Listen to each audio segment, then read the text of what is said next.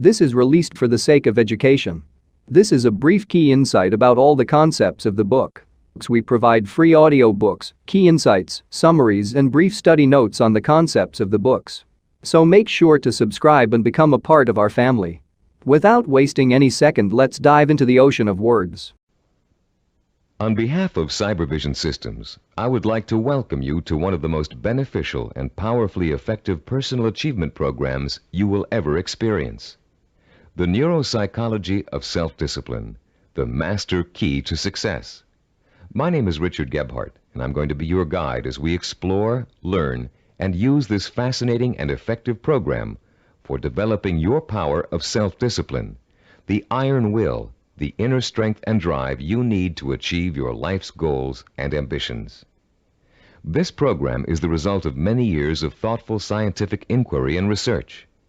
In an attempt to discover and understand the main driving force, the core source of inner power that separates the dynamically achieving person from the unfulfilled, underachieving masses, Cybervision Systems has directed its financial and human resources to find the answer.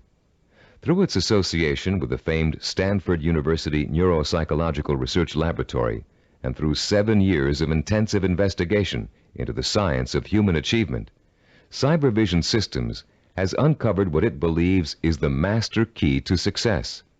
The master key which unlocks the raw potential that lies dormant within the heart and mind of man. Simply stated, we call this key self-discipline. Self-discipline. What's the first thing that phrase makes you think of? Unfortunately, for most people, the term conjures up images of strictness, long stretches of boring or irritating work, of self-sacrifice and self-denial. Nothing could be further from the truth. Truly self-disciplined people are not bored, unhappy, or suffering from any kind of deprivation. In fact, they have learned to give themselves the true joy that comes from pursuing and achieving their most cherished goals and dreams. What, then, is self-discipline really all about? The simple answer may surprise you. Self-discipline is your ability to systematically and progressively work towards a goal until you have reached it. It includes acquiring knowledge and skills. It's your ability to become positively obsessed, single-minded, and efficient, to strive without giving up, to work consistently day after day, week after week, and year after year until your purpose is fulfilled. Self-discipline is the power to say, this is what I really want in life, and this is how I'm going to get it. And if I have to give up some other things, I will, because it's worth it in the long run. To be self-disciplined, you must learn to develop the kind of obsession that glows like a beacon in a storm. You must learn to watch that light and steer your course towards it, no matter what gets in your way or how long it takes. Like a sailor, you must learn to use the skills that will point you in the right direction, and you must keep on using all your knowledge, skill, and energy to stay on course until you have reached your destination. Self-discipline is the single ingredient that makes success possible for anyone who dreams of achieving great things. Without it, there would be no Olympic gold medal winners, no great artists, musicians, or writers, no brilliant inventors, Grand Prix winners, or multimillionaires. Every person who has made an enduring success of his or her life used self-discipline to get there. If self-discipline is so effective, why don't more people have it? Unfortunately, we live in a quick-fix society where old-fashioned effort isn't appreciated. Nearly everyone wants to be an overnight success. People spend their money as soon as they make it to get instant gratification through material things. And then the same people wonder why they're not getting anywhere. The truth is, without paying the price and without making an effort, most people will fail at what they set out to do. It takes years of hard work and discipline to master a skill or craft. Years of putting in 7-day work weeks to build a business from scratch into a multi-million-dollar operation. Years of schooling and internship to get a medical degree and start a doctor's practice. And years of tempering and seasoning to become a prima ballerina. We all greatly admire successful artists, business people, and doctors, among others. But how many of us are willing to put in the years of work it took for these people to get where they are. The late Ray Kroc, the founder and guiding genius behind McDonald's restaurants, told a wonderful story about the contrast between the self-disciplined achiever and the wishful thinker in a speech he gave to MBA candidates at Dartmouth College. He said, "I'm reminded of a story about the great pianist who gave a concert, and at the end a lady rushed up to him and said, 'I'd give anything in the world if I could play like that.' And he said, 'No, you wouldn't.' She could have if she wanted to. Anybody could. I know, as a piano player, that piano playing is mechanical to a great extent. But it's the dedication, the disciplining to practice that makes the difference. And when you're talking about a concert pianist, he has been practicing for years. Years of practice, several hours a day, every single day. Practice, practice, practice, practice. Sacrifice and discipline. That's what it gets down to. And so he said, 'No, you wouldn't,' meaning that what she said she wanted to attain, she wouldn't pay the price to get. To discipline herself to do the studying and practicing required to be a concert pianist.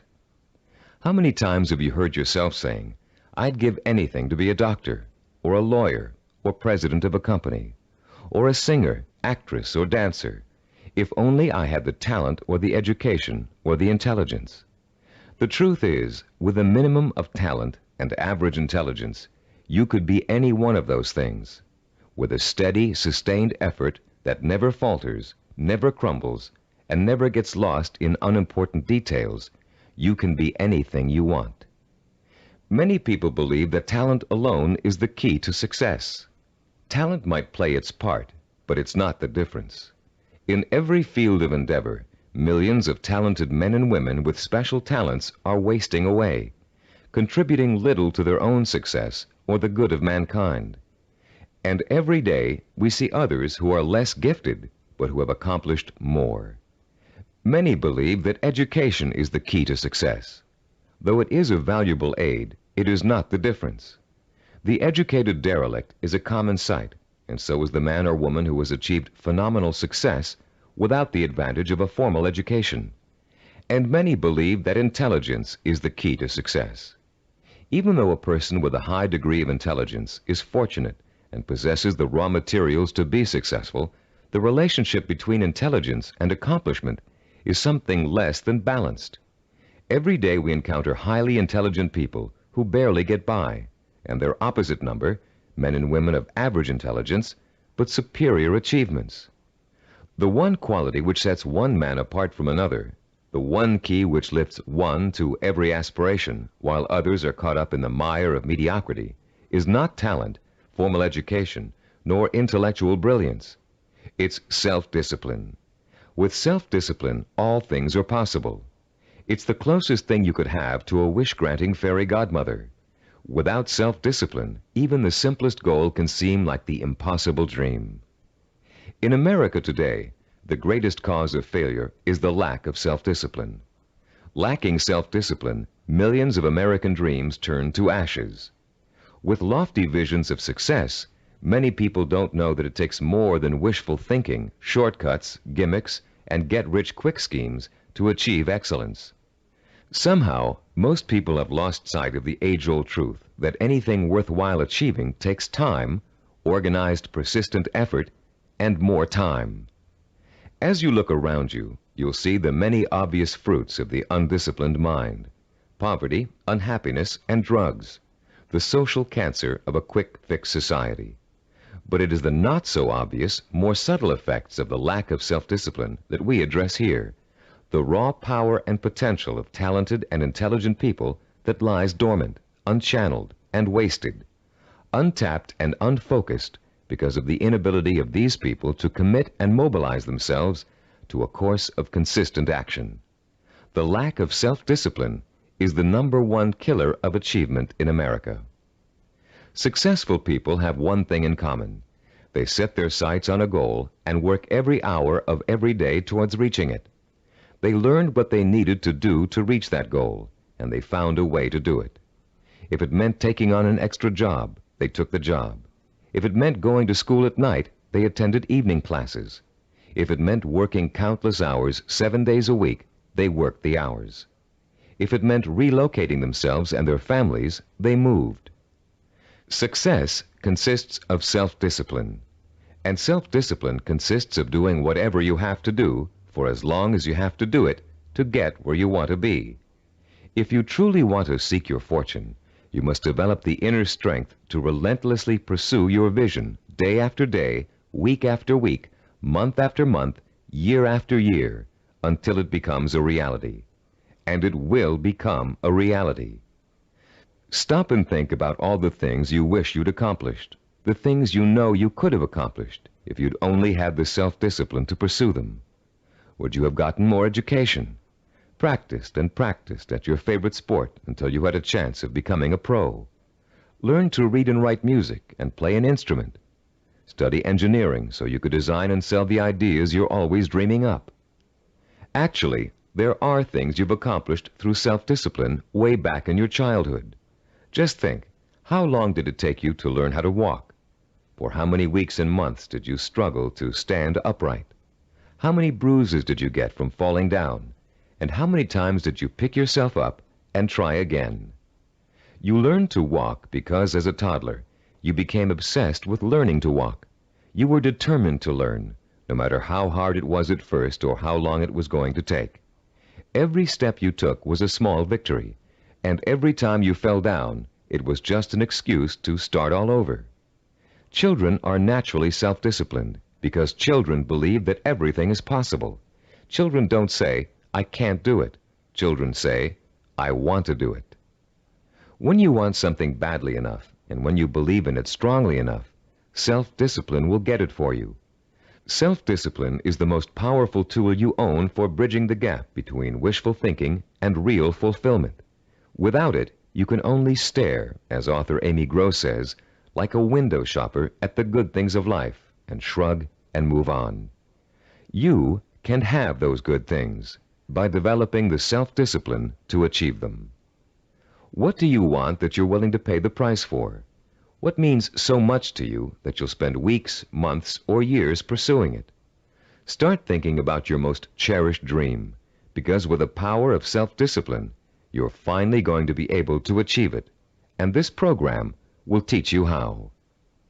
The neuropsychology of self-discipline, your master key to success, will show you how to take the raw materials you already possess, your talent, intelligence, strength, and motivation, and turn them into the assets you need to achieve your life's goals. You'll learn how to gain the knowledge and skills that will set you on the path to success.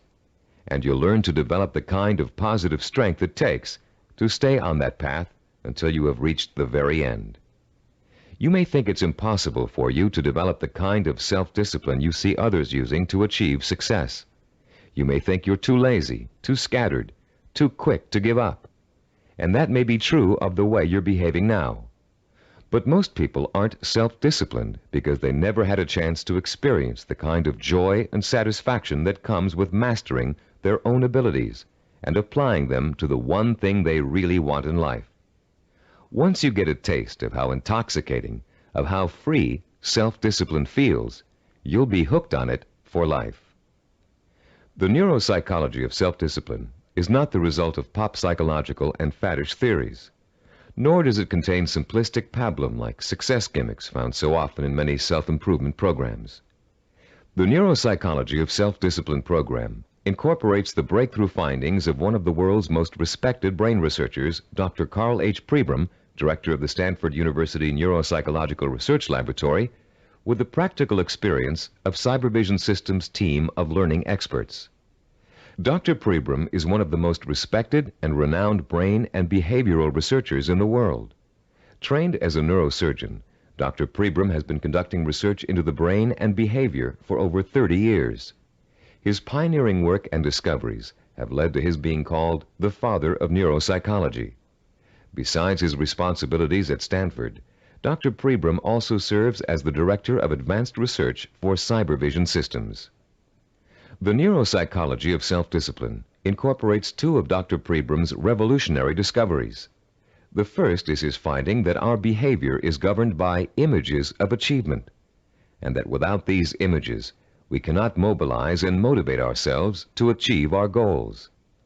The second is Dr. Prebram's discovery of how the human brain forms visual and sensory images and how these images affect our emotions, our power to commit ourselves to a course of action and see it through to the end with excellence through perseverance and persistence. Dr. Prebram's cutting-edge work lets us understand for the first time the relationship between thinking, sensing, motivation, and behavior. And by collaborating with Dr. Prebram, Cybervision Systems has been able to develop a powerful technology that enables you to harness your own mental processes and motivate yourself to develop the kind of iron will that will carry you through thick and thin to achieve your goals, achieve them well and completely, and enjoy the journey every inch of the way. You don't have to be a scientist to understand, apply, and benefit from these principles. All of the complex research, development, and testing has already been done for you. We've turned Dr. Prebram's research results into a simple but powerful technology anyone can use to learn the beauty and joy of true self-discipline. Your neuropsychology of self-discipline program centers around 3 points of organization. First, in Session 2, you'll be introduced to a description of 10 characteristics of goal-achieving, highly disciplined people. Countless hours of research and interviewing went into gathering this information, all to discover the tools these people used to develop and exercise their powers of self-discipline.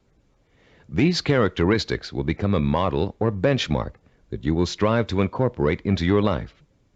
By keeping these characteristics close in mind, you'll have an achievable ideal against which you can measure your own behavior and habits as you strive to acquire and make permanent the skill of self-discipline. The second crucial section of this program is what we call the Knowledge and Information section.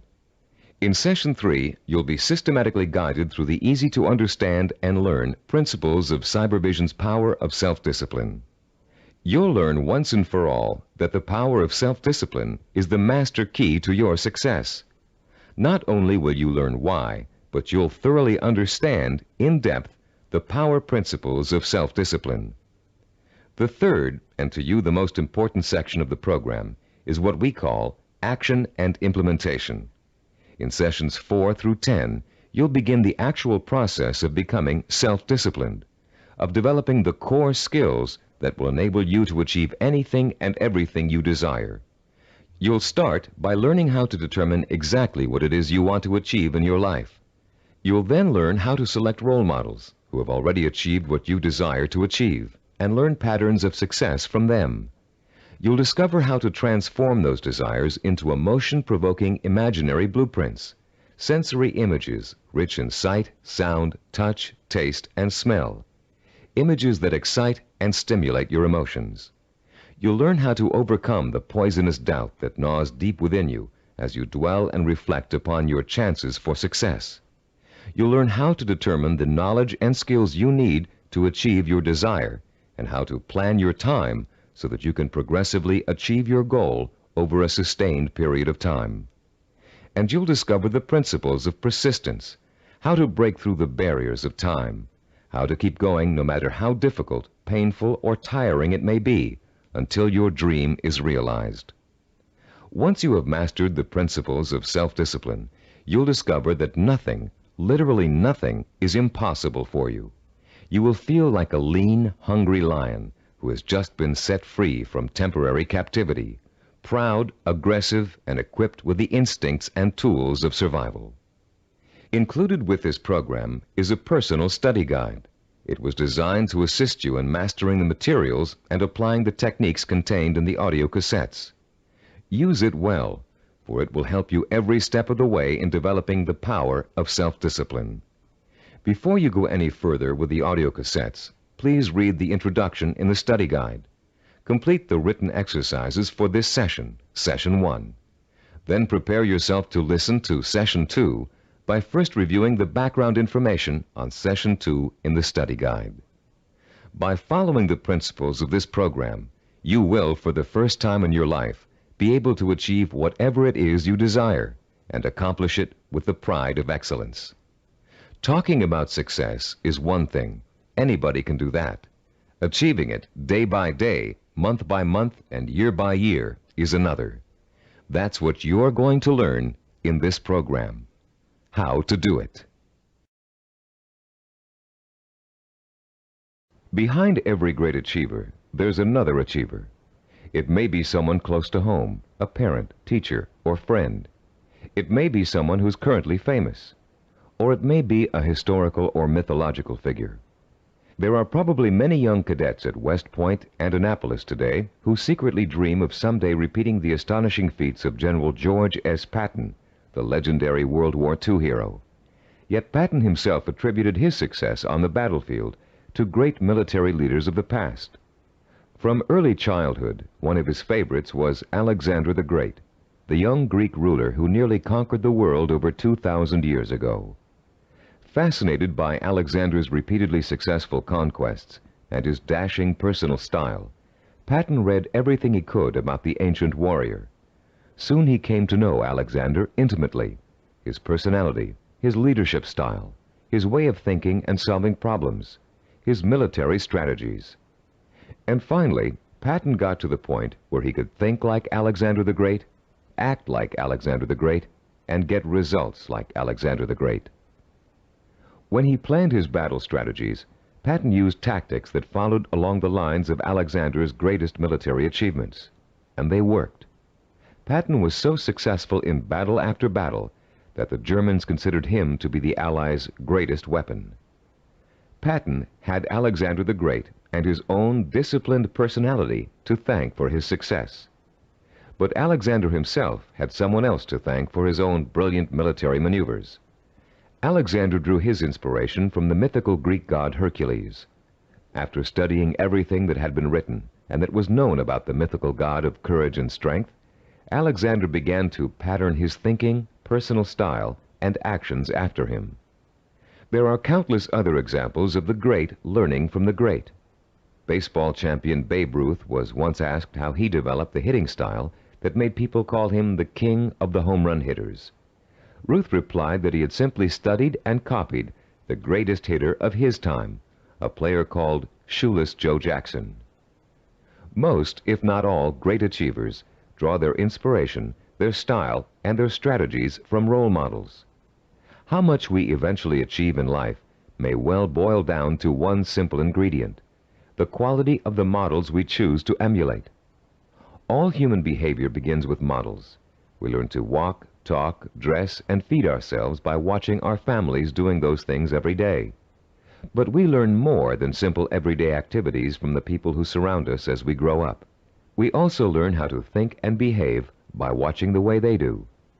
Some people have excellent role models, successful parents, or a family friend who has achieved far beyond the ordinary.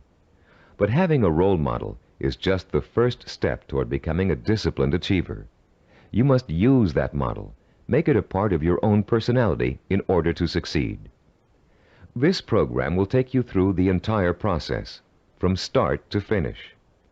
In this session, you're going to start by being given a role model of your own, a model of the disciplined, motivated achiever. You'll learn the 10 dominant characteristics of that model and be able to compare your own behavior to it. And you'll also learn about its opposite, the undisciplined underachiever, and why that person is destined to fail. Years of research have gone into the creation of this model. Cybervision has studied people who have been successful in business, education, science, the arts, and other fields. These people were tested for the possible presence of dozens of characteristics and attitudes. And when all was said and done, Cybervision found 10 qualities that were common to every one of them. Understanding the characteristics of the highly disciplined achiever can be as inspiring to you as Alexander the Great was to George Patton. Together, they will form a living, breathing picture of the type of person who is highly self-disciplined and who gets things done. With this picture in front of you, you'll have a model to pattern your own behavior after, and you'll be able to begin to reshape your life along rewarding, achievement-oriented lines. As you listen to these 10 characteristics, compare your own behavior to each one. The idea isn't to become discouraged because you're not living up to an ideal. Rather, concentrate on rating your strengths and weaknesses so you'll understand from the beginning what areas you need to work on the most. Recognize that, as a Chinese philosopher once said, the journey of 1,000 miles begins with a single step. You've already taken that first step by acquiring and beginning to use this program. Now, let's discuss the 10 characteristics common among highly disciplined achievers. The first characteristic of a self-disciplined achiever is a strong, well-defined sense of purpose. The self-disciplined person knows precisely what he or she wants and will go for it, even if it means sacrificing other things in life to get it. Take Norwegian explorer Roald Amundsen, for example. In 1887, when he was a boy of 15, Amundsen read the story of Arctic explorer Sir John Franklin. He was so inspired by Franklin's adventures that he secretly resolved to dedicate his life to polar exploration. And since no man had yet physically found the South Pole, Amundsen set his sights on being the first. His mother had other ideas. She wanted her son to be a doctor and insisted that he attend medical school. At first, Amundsen gave in, but then, unhappy and frustrated, he quit school, joined an exploration party, and went to sea. Amundsen spent years apprenticing in the treacherous Antarctic. It was hard physical work, and there was a lot to learn. He studied nautical techniques until he became a master sailor, and then he began to organize his own expeditions. 24 years after Amundsen chose his goal, he succeeded in achieving it. In 1911, he became the first man to find the South Pole. Contrast Amundsen's single-minded pursuit with the profile of a person who isn't sure what he or she wants to accomplish. The purposelessness personality drifts through life uncertainly, always searching, never finding. This is the type of person who changes jobs, leaves relationships, and starts projects but never finishes them. It's someone who never stays with anything long enough to become successful at it. People today are becoming more and more afraid of commitments. They're afraid of committing themselves to one career. They're afraid of committing themselves to one relationship. They're even afraid to commit themselves to staying in one place for very long. They talk about leaving their options open. Ironically, these people are very much committed to failure, because without a sense of purpose, they can't apply themselves to any one thing, and without applying themselves, they can never succeed. Look around you, and you'll see 40-year-olds and 50-year-olds who are still jumping from job to job, from relationship to relationship, always searching for an answer somewhere. They'll never find it. The second characteristic of the self-disciplined person is that he or she seeks out and uses positive role models, often called mentors. Patton found and learned from Alexander the Great. Roald Amundsen got his inspiration from Sir John Franklin. To be self-disciplined, you must find a mentor who can inspire you with his or her own example of discipline. This person will instill you with a sense of real possibility, the belief that if he can do it, so can I. The person who has no self-discipline tends to identify with and tries to emulate people whose values are quick fix. The undisciplined think success can be achieved through gimmicks, luck, or who you know. For this reason, they actually distrust and resent the truly successful. They cannot bring themselves to admit that it takes hard work and consistent effort to reach a lifelong goal. Rather than working to get their own lives in order, these people blame their lack of success on bad breaks. They will always have bad breaks until they give themselves a break. The third quality that distinguishes the self-disciplined person is the strength of his or her imagination. Self-disciplined people use a goal-setting technique called sensory vision. Robert Kennedy's immortal words explain it very well. Kennedy, himself a highly disciplined achiever, said, "Some men see things as they are and ask, why? I see things as they could be and ask, why not?" The key to developing this kind of vision is learning to use your imagination in a clear, creative way. Once you've decided on a goal, you must learn to visualize the outcome with strongly detailed, sensory-rich images. You must learn to clearly imagine the rewards of success through sight, sound, touch, taste, and smell. The French have an expression, déjà vu, which means already seen. The self-disciplined, when they reach their goal, have this sense of déjà vu, because they have already been there thousands of times in their imaginations. You can be sure General Patton knew what victory felt like long before he fought his first battle. And for Roald Amundsen, reaching the South Pole must have felt like a homecoming. The great film director Alfred Hitchcock said that the actual process of directing a film was almost anticlimactic for him. By the time production started on each of his films, he had already visualized every single frame and every single camera angle so clearly in his own imagination that making the movie consisted of just going through the motions. Hitchcock began each project with a template of what he wanted clearly and firmly set in mind. Those who lack self-discipline also lack vision. They have only the vaguest images of goals they might, maybe, someday want to achieve. These people are quite capable of creating sensory-rich visions, but unfortunately, they tend to apply those visions to scenarios of failure rather than success. The fourth quality exhibited by the self-disciplined individual is what we call a positive sensory orientation. Achievers dwell on their own past accomplishments as proof of their ability to succeed. They won't admit to failure. In fact, it can truly be said that they don't know the meaning of the word failure. If things don't first turn out as planned, they just chalk it up to experience and keep on working toward their goal. Self-disciplined people are so eager to learn that they feel every bit of life experience just brings them closer to achieving success.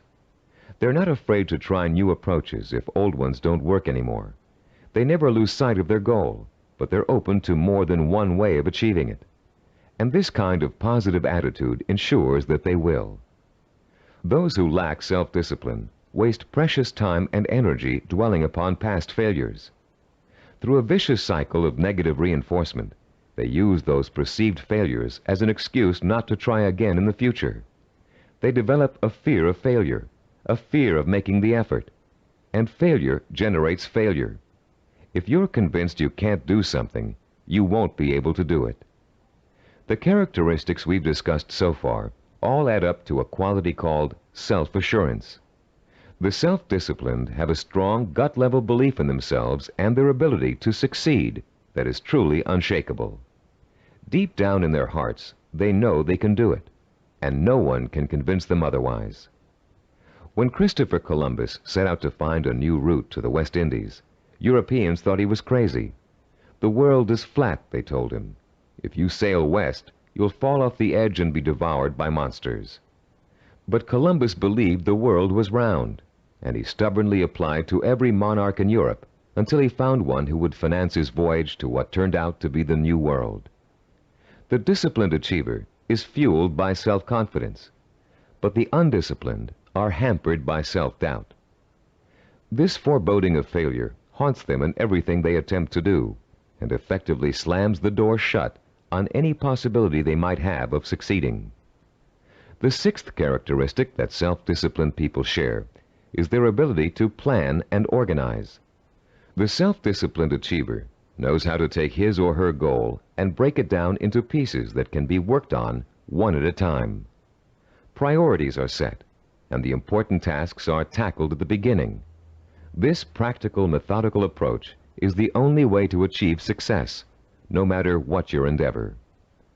When Henry Ford designed the Model A, he had a goal in mind. He wanted every American to be able to afford to own a car, his car. But in those days, cars were hand-built, and the time and effort involved in making one resulted in a very expensive price tag. Ford knew he had to find a faster, cheaper way to build cars, so he patiently worked and planned out a radical new idea, the assembly line.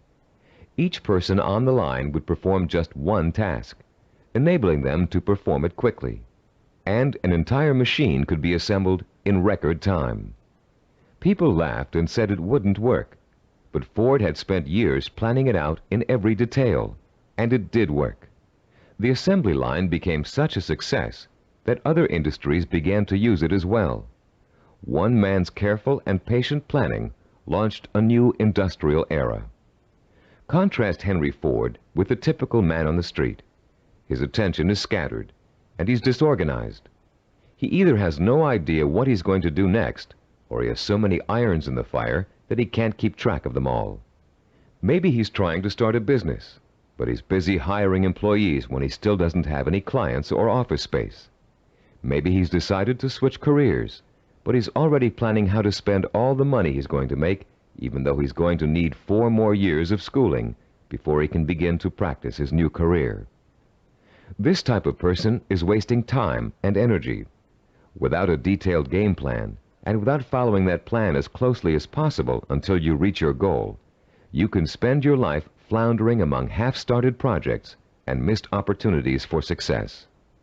Many people think all you need to be successful is a great idea, but without planning, organization, and hard work, the most brilliant ideas aren't worth a dime.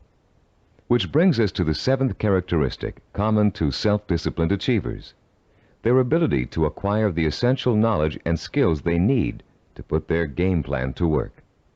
Achievers recognize how important it is to learn, and they're willing to make the necessary sacrifices to complete their own personal education. Sometimes this means going back to school. Sometimes it means spending weeks or months gathering information on a particular subject and talking to the kinds of people who can help. Sometimes it means taking a new type of job just to acquire certain skills. What it always means is a commitment to learning what must be learned in order to make a goal achievable. If you want to become a doctor, you must first study pre-med, then go to medical school, and then complete your internship before you can set up a practice. Anyone who thinks he can become a physician without doing all of those things is just dreaming. If you want to run your own business, there are ways of approaching your business education. You can go to graduate school and get an MBA. You can work for someone else in the type of business you want to start and get hands-on experience before going off on your own. You can find a partner who knows how to run a business and take on less responsibility in the beginning, watching what your partner does and learning the essentials. Those without self-discipline are always looking for shortcuts. They take weekend courses and think they're highly qualified for a new profession. They listen to one person's advice and think they've heard it all. They try to start a business without business plans. Going through a real learning process is too much trouble. Why is it so much trouble? Because the undisciplined person lacks patience, the 8th quality on our list of self-disciplined characteristics. The kinds of patience Christopher Columbus and Henry Ford exhibited. The kind of patience engineer Washington Augustus Roebling demonstrated in finishing the building of the famous Brooklyn Bridge. Roebling's father, John Augustus, was the brilliant engineer who designed the Brooklyn Bridge and began overseeing the building of it in 1869. It was going to be the first steel suspension bridge in the world, a feat of engineering for its time. But the project had hardly begun when the elder Roebling suffered a fatal accident, and someone had to carry on. That someone turned out to be his son. Washington Augustus Roebling took over where his father left off, but just 3 years later he contracted Caisson's disease from spending so much time underground. The illness left him almost completely paralyzed, in great pain, and confined to a wheelchair for life. Some people would have given up the project under those conditions, but Washington Augustus didn't. Instead, he moved to an apartment in Brooklyn Heights that overlooked the bridge, and he sat all day at the window, watching the work as it progressed and supervising it from his living room. Messengers ran back and forth, conveying his instructions to the workers on the bridge. Washington Augustus worked this way for 11 years, until the bridge was opened in 1883. Obviously, the younger Roebling's patience paid off, mostly because he, like other self-disciplined achievers, was not intimidated by time. Roebling would have sat at that window without complaint for 20, 30 years or more in order to finish his project. It meant that much to him. Later in this program, we'll explore further the special relationship between the highly self-disciplined and time. For now, we'd like to point out that time becomes immaterial to those immersed in pursuing a goal. Hours pass as if they were minutes, weeks as if they were days, years as if they were months. The self-disciplined do not worry about time. They also see time as a tool. Accomplishment takes time, and people who wish to achieve have all the time in the world. Because every moment they're working towards their goal, they know they are coming 1 minute closer to reaching it. And for the self-disciplined, getting there is at least half the fun. The undisciplined view time as an enemy, something to beat. You'll hear them say, "I want it all now. I can't wait."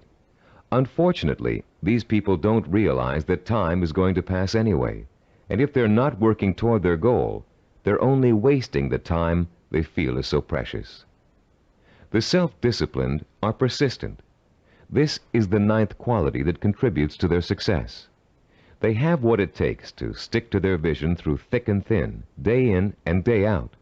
They don't give up in spite of rejection, hardship, setbacks, or other people's opinions. They are relentless in their pursuit of their own dreams and goals. The self-disciplined are actually very stubborn. They succeed against all odds. When they get discouraged, they draw new inspiration and motivation from their sensory-rich visions of success. And that's enough to fuel their emotional drive to keep on making the effort. Ellie Hawkins, a mountain climber, is a good example of someone who just wouldn't give up even when the odds turned against her. She set out to climb a particularly difficult face of Yosemite's treacherous El Capitan.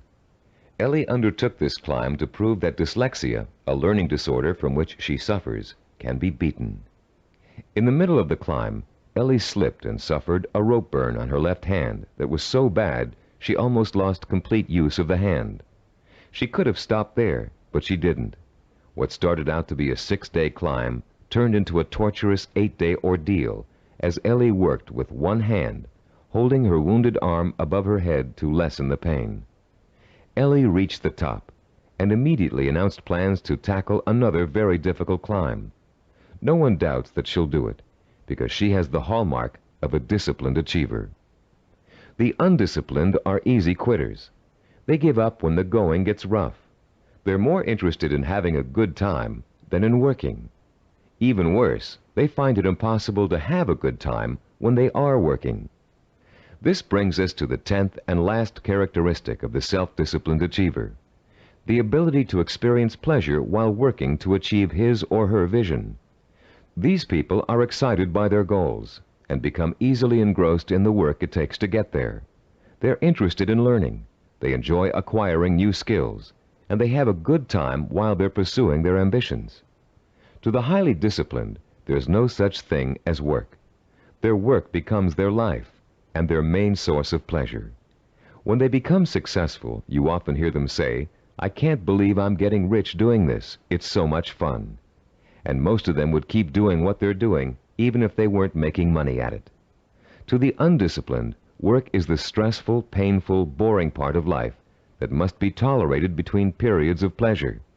These are the people who live for the weekend, who are willing to work only because it gives them the disposable income they can spend on fun. And these are also the people who don't want to put in overtime or take work home unless they're being paid extra for it. If taking on more work will only get them a promotion or a crack at a better job, they won't do it. Now that we've identified the 10 qualities common to all self-disciplined achievers, we'd like you to begin comparing yourself against the model characteristics we just discussed. This self-assessment will give you a good idea of your own strengths and weaknesses. After you've finished listening to this session, turn to page 11 of your study guide and follow the instructions for using the personal assessment form you'll find there. Let's summarize the characteristics of self-disciplined achievers. First, they have a strong, well-defined sense of purpose. They know what they want. Second, they seek out positive role models for inspiration and learning. Third, they use sensory-rich visions and a vivid imagination to set the stage for their own achievement. Fourth, they have a positive sensory orientation. They expect to succeed rather than fail. Fifth, they have a deep-rooted belief in their ability to achieve. They are immeasurably self-assured. Sixth, They have the ability to plan and organize.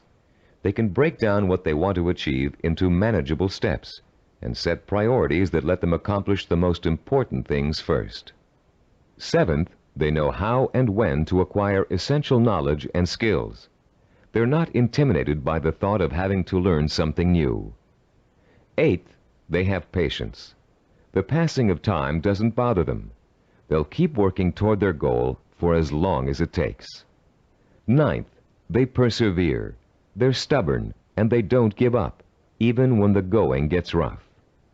10th, they view work as pleasure, because work is bringing them closer and closer to the realization of the goal that will be their final reward. Turn off the tape now and score yourself on the personal assessment form. When you're done, turn the tape back on.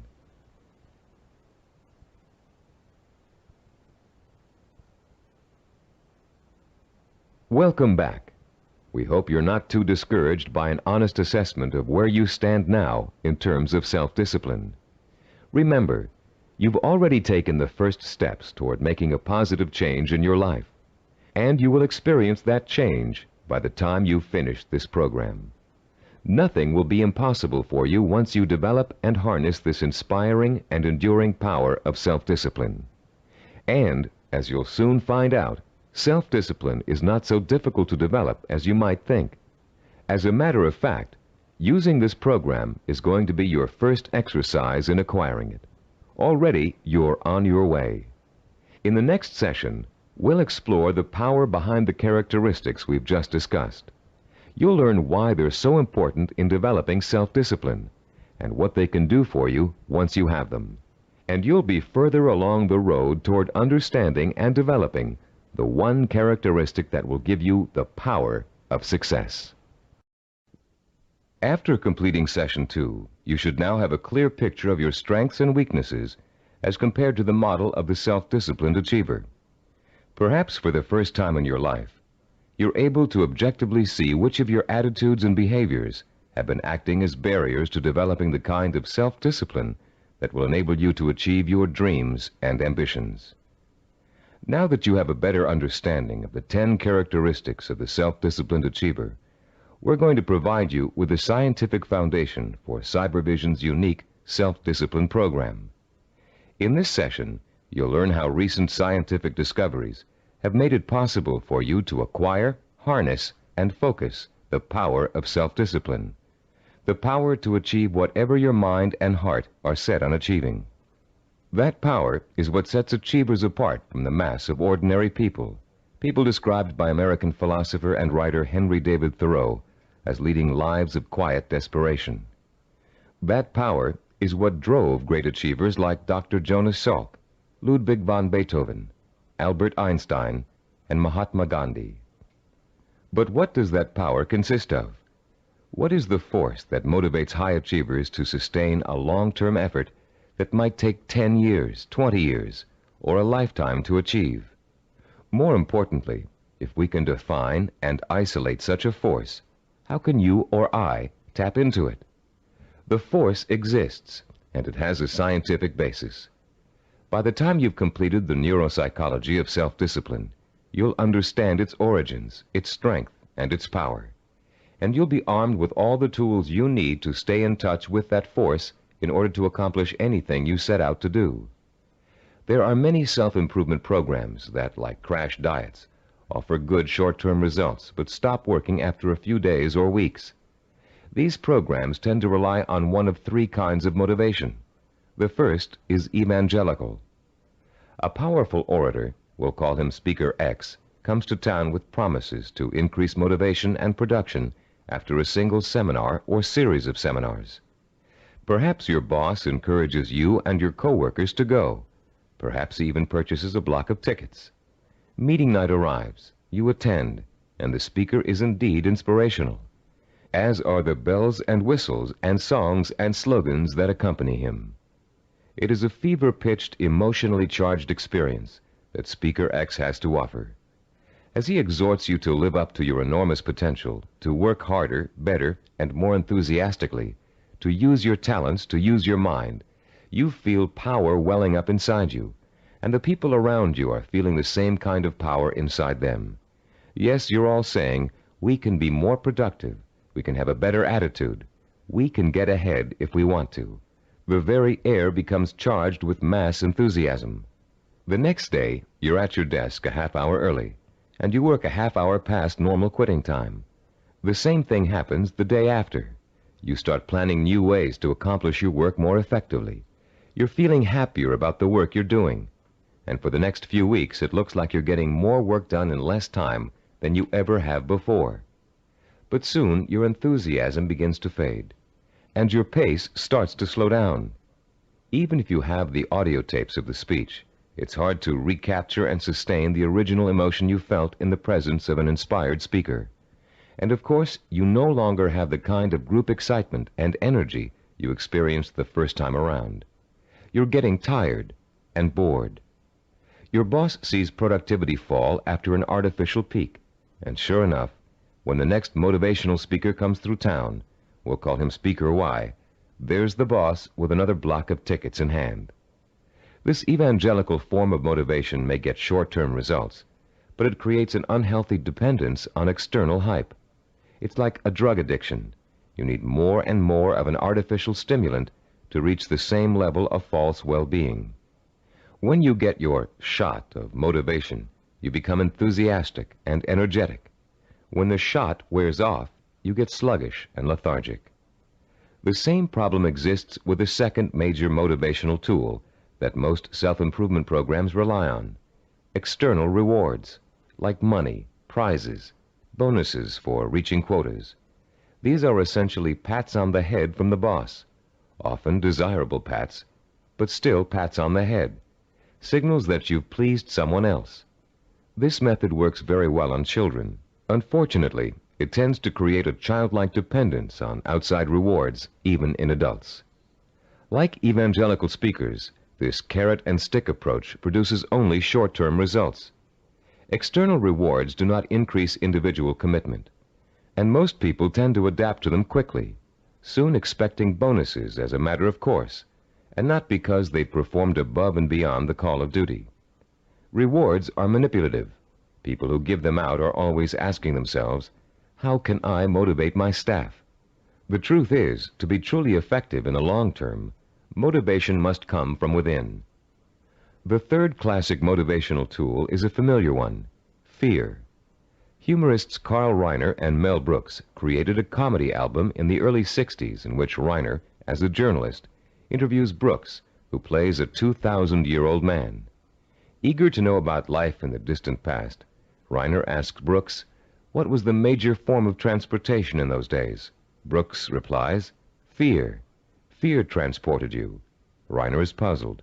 Fear, he asks. Brooks responds, yeah, fear. You see, an animal would growl, and you would go 2 miles in a minute. It's true, fear is a great motivator.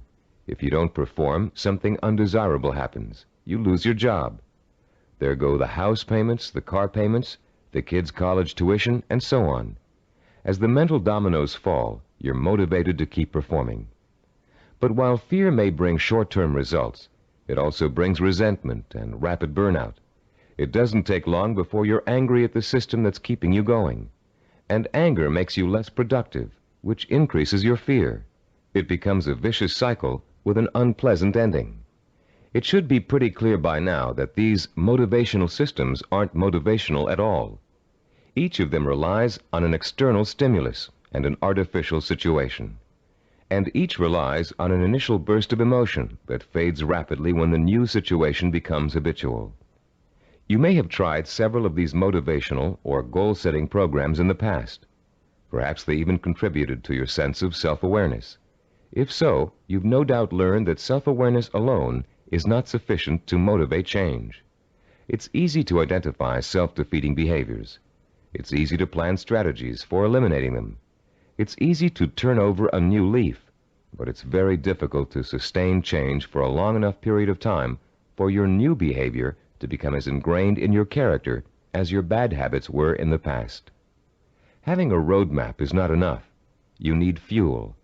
The key to developing self-discipline, the power to persistently pursue a long-term goal without giving up until the goal is achieved, is the fuel of internal motivation. It would be nice if we were all born with the patience, drive, and skill it takes to achieve any long-range goal or complete any long-term project. But we're not. Self-discipline is a learned behavior. Years of research at major American universities, primarily California's Stanford University, have proved it. And Cybervision's own research into the latest learning theories of behavioral scientists have confirmed that self-discipline is an acquired characteristic with a basis in behavioral science. The neuropsychology of self-discipline has been developed according to materials gathered from two major sources.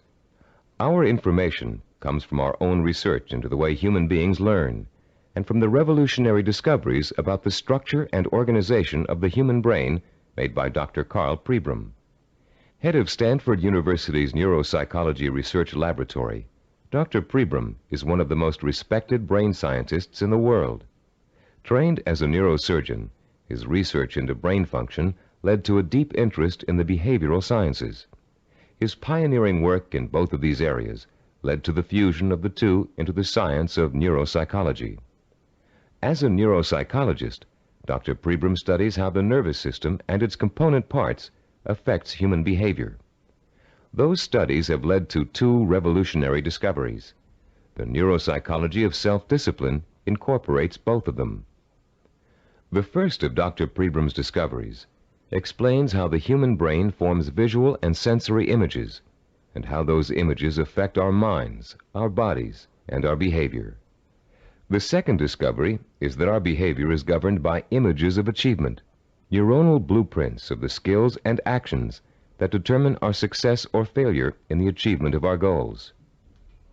Let's discuss how each of these scientific discoveries leads us to understand the power and the origins of self-discipline. Many scientists and psychologists have believed for years that the human brain barely distinguishes a real experience from an imagined one. Best-selling self-help books like Psycho-Cybernetics, Think and Grow Rich, and others have used this belief as their foundation for motivation and change. This idea has also been the cornerstone belief of people involved in metaphysics and the human potential movement. The idea that the brain cannot tell the difference between a real experience and an imagined one has never been scientifically proven until Dr. Pribram's research showed us that it is true. But Dr. Pribram's research did not prove that, as many people think, all you have to do is imagine what you want, and through the magical power of the mind, you will achieve it. If this were true, achievement would be easy. And as anyone who has tried to achieve a long-term goal will tell you, it is not. Put into its proper perspective, this concept of imagination is critical to achievement, but not because imagination possesses a magical power to attract success like a magnet. Imagination is critical to achievement because it evokes the power and emotion that stimulates and sustains the drive to achieve. The human nervous system responds emotionally to imaginary images rich in sensory detail, in sight, sound, touch, taste, and smell, as if they were real. In fact, the brain doesn't distinguish between sensory-rich imagination and reality. That's why the sight of a hand reaching for a murder victim on a movie screen can inspire the same terror, the same rapid heartbeat, and rush of adrenaline as a real threat does.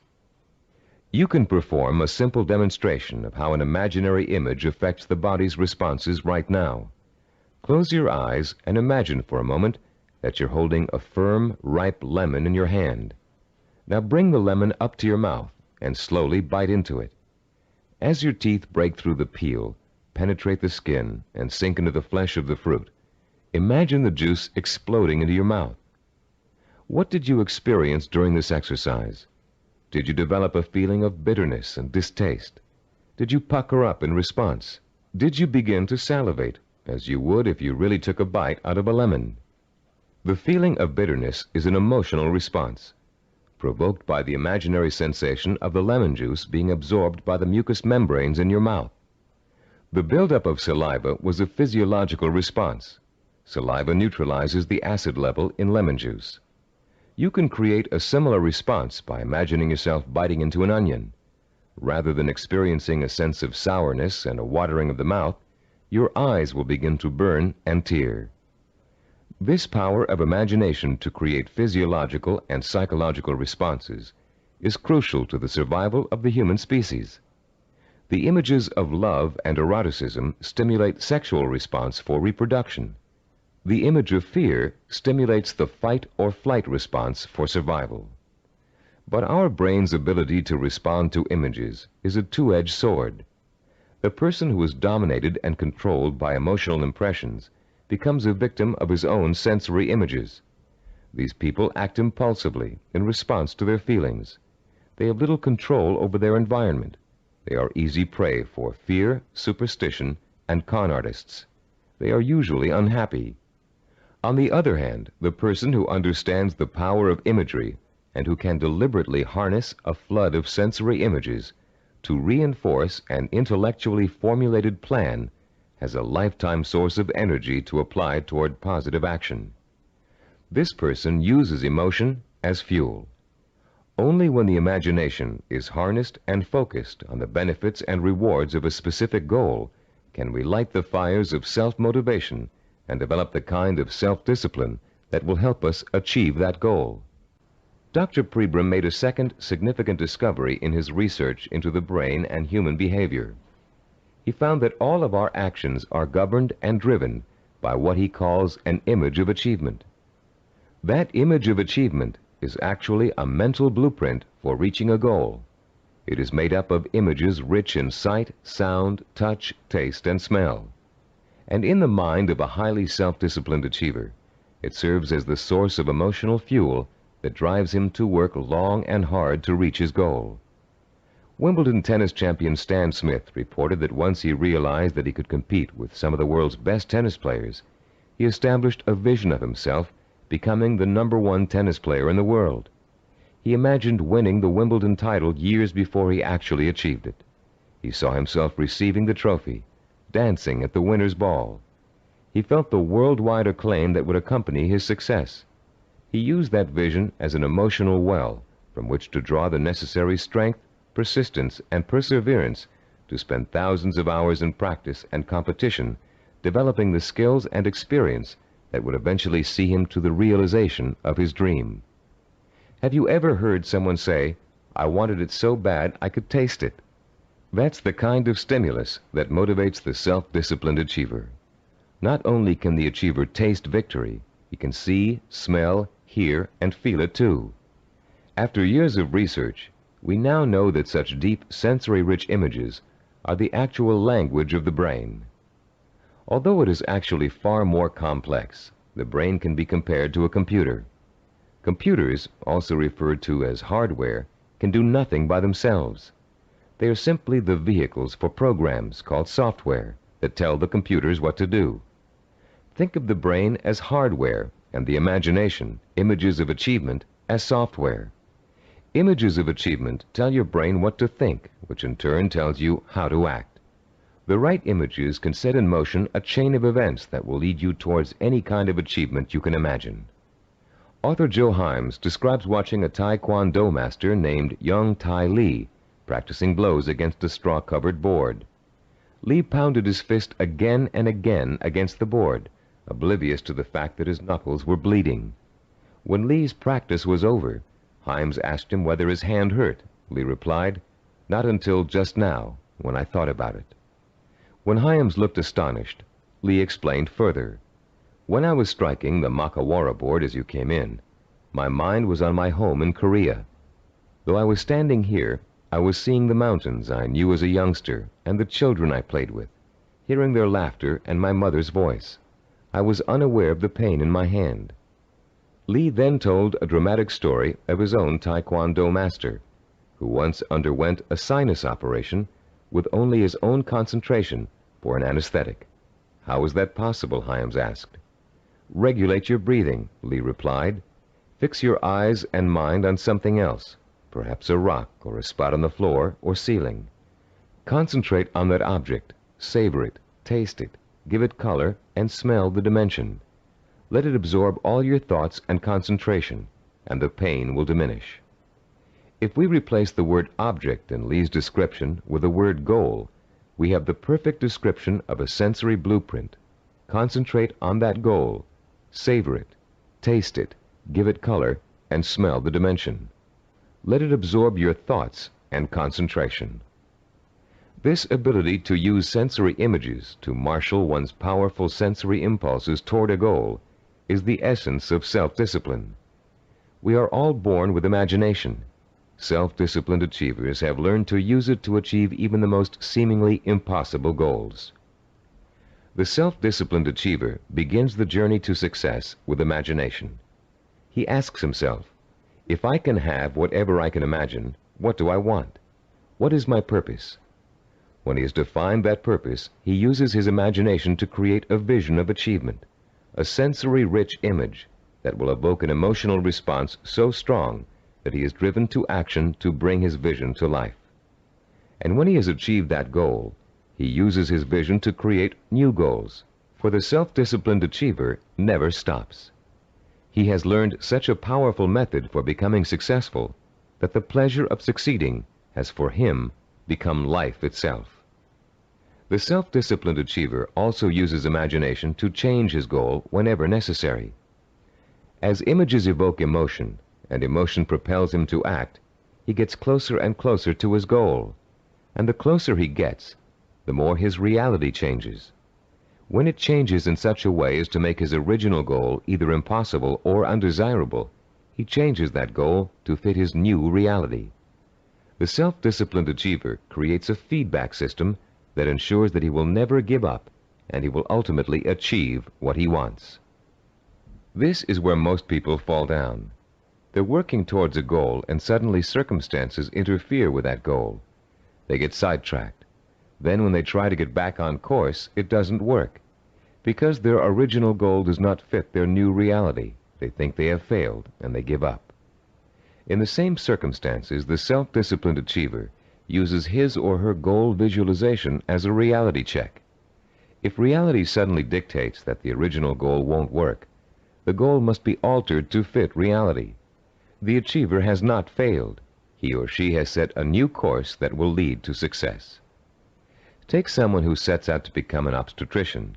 After 4 years of pre-med and 2 years of medical school, our self-disciplined achiever suddenly realizes that she's far more interested in becoming a neurologist. Should she drop out of medical school? Of course not. She'll simply switch her visual blueprint to another field of medicine and change her plans for where she'd like to intern after medical school. She doesn't think of herself as a failed obstetrician. She thinks of herself as a successful neurologist. Or take the businessman who wants to open up a retail store in his neighborhood. During the knowledge-gathering process of talking to other business owners, discussing loans and insurance with bank officers, and looking into buying franchises, he discovers that a retail operation won't really fit his particular talents or expectations. Instead, he realizes he's a perfect candidate for starting a direct marketing company. So he changes his vision and his direction to fit his new goal. For these people, the fire still burns, but the trial and error process of working towards their goal has led them in directions they wouldn't originally have thought to go in, and they will be successful because they're flexible enough to grow and change as their goals grow and change. The relationship between vision, self-motivation, and achievement can be condensed into an easy-to-understand 7-step formula for developing self-discipline. As we explain that formula, you can refer to your study guide and follow along as we talk about the 7 keys to self-discipline outlined in diagram 3.1. The first step in developing the power of self-discipline is to create a purpose. You must define a cause to which you can wholeheartedly commit your time, resources, and energy. This cause points you in a direction. It gives you a reason for making the effort. It lights a small spark inside you that will soon begin to burn with emotion and drive. The second step is to find role models who have already achieved what you want to achieve. Study their life patterns, their methods and techniques for reaching their goals. Let their example inspire you. and realize that they are normal people just like you, but they are self-disciplined people. With the power of self-discipline, you can achieve as much as they have. With a firm purpose in mind and an exciting sense of possibility sparked by your role models, you'll find yourself developing a strong-willed emotional belief in your ability to succeed. The first small spark of hope is turning into a glowing ember of possibility. In the third step, you'll translate your feeling of possibility into a sensory-rich vision of success. At this point, with a vision rich in touch, taste, sight, smell, and sound in front of you, you'll make the leap from the possible, "I think I can do it," to the heartfelt, "I know I can do it." Your vision and your belief will fan the embers of conviction until they burst into a flame of emotion that incites you to action. This all-encompassing flame of emotion is the fourth step of the formula. It is what gives you the energy, the creative power, and the desire to single-mindedly see your vision through to its successful completion. Motion is the root word for emotion. The original meaning of the word emotion is, in fact, a moving, a stirring, an agitation, which is precisely what happens when belief in your goal catches fire. The fifth step in our formula is planning, the first bit of action inspired by your emotion. Through effective planning, you can identify and map out the steps you need to take in order to make your vision a reality. You'll figure out exactly what you need to do to accomplish your goal and how long it will take. And turning your vision into a concrete goal will further fuel the fires of emotion and action. Once your vision has become a plan, you must acquire the knowledge and skills necessary to implement that plan. This is the sixth step in the formula for developing self-discipline. No matter how difficult the learning process might be, you continue to draw inspiration and fortitude from your vision. And each time you master a skill, your confidence in your ability to achieve increases. The seventh and last step in our formula is what we call persistence and perseverance. Persistence is staying with your vision, seeing it through to its completion, no matter how long it takes or how difficult it is. Perseverance is persisting in spite of setbacks, disappointments, and hardship. Once you begin acting to achieve your goal, your drive to sustain the forward motion, to persist and persevere, is constantly fueled by the strength of your initial vision. And as you get nearer and nearer to accomplishment, the vision becomes more and more real. As your vision fuels reality, and reality fuels your vision, your drive to achieve begins working like a giant breeder reactor. You've put into motion a self-perpetuating spiral of vision, belief, emotion, motion, and reality. This formula for harnessing the essence of self-discipline will change your life. For the first time, science has given us the power to truly be able to change our own circumstances from the inside out, to understand what makes men and women overcome tremendous odds and obstacles to achieve greatness. For the first time, greatness is within the grasp of each of us. Through the understanding of the scientific principles that govern our thinking and behavior, we can, for the first time, program ourselves for success. In the next session, you'll begin to put the principles you've just learned into action. You'll learn a powerful sensory exercise which will let you determine your true goal. And once you've taken that vital first step, you can begin the exciting journey of action that will propel you towards the ultimate achievement of your heart's desire. At a recent workshop based on the neuropsychology of achievement, Cybervision President Stephen DeVore was asked an interesting question by a young corporate product manager. Mr. DeVore had been outlining the principles of goal setting when the product manager said, "You know, there's one problem I haven't yet solved. We talk about opportunities and goals, but there are so many opportunities to choose from, so many different directions we can go. How do you figure out exactly what you want to go for? How do you focus in on one choice among so many?" This session addresses that very problem, the problem of finding a purpose, and it isn't always easy.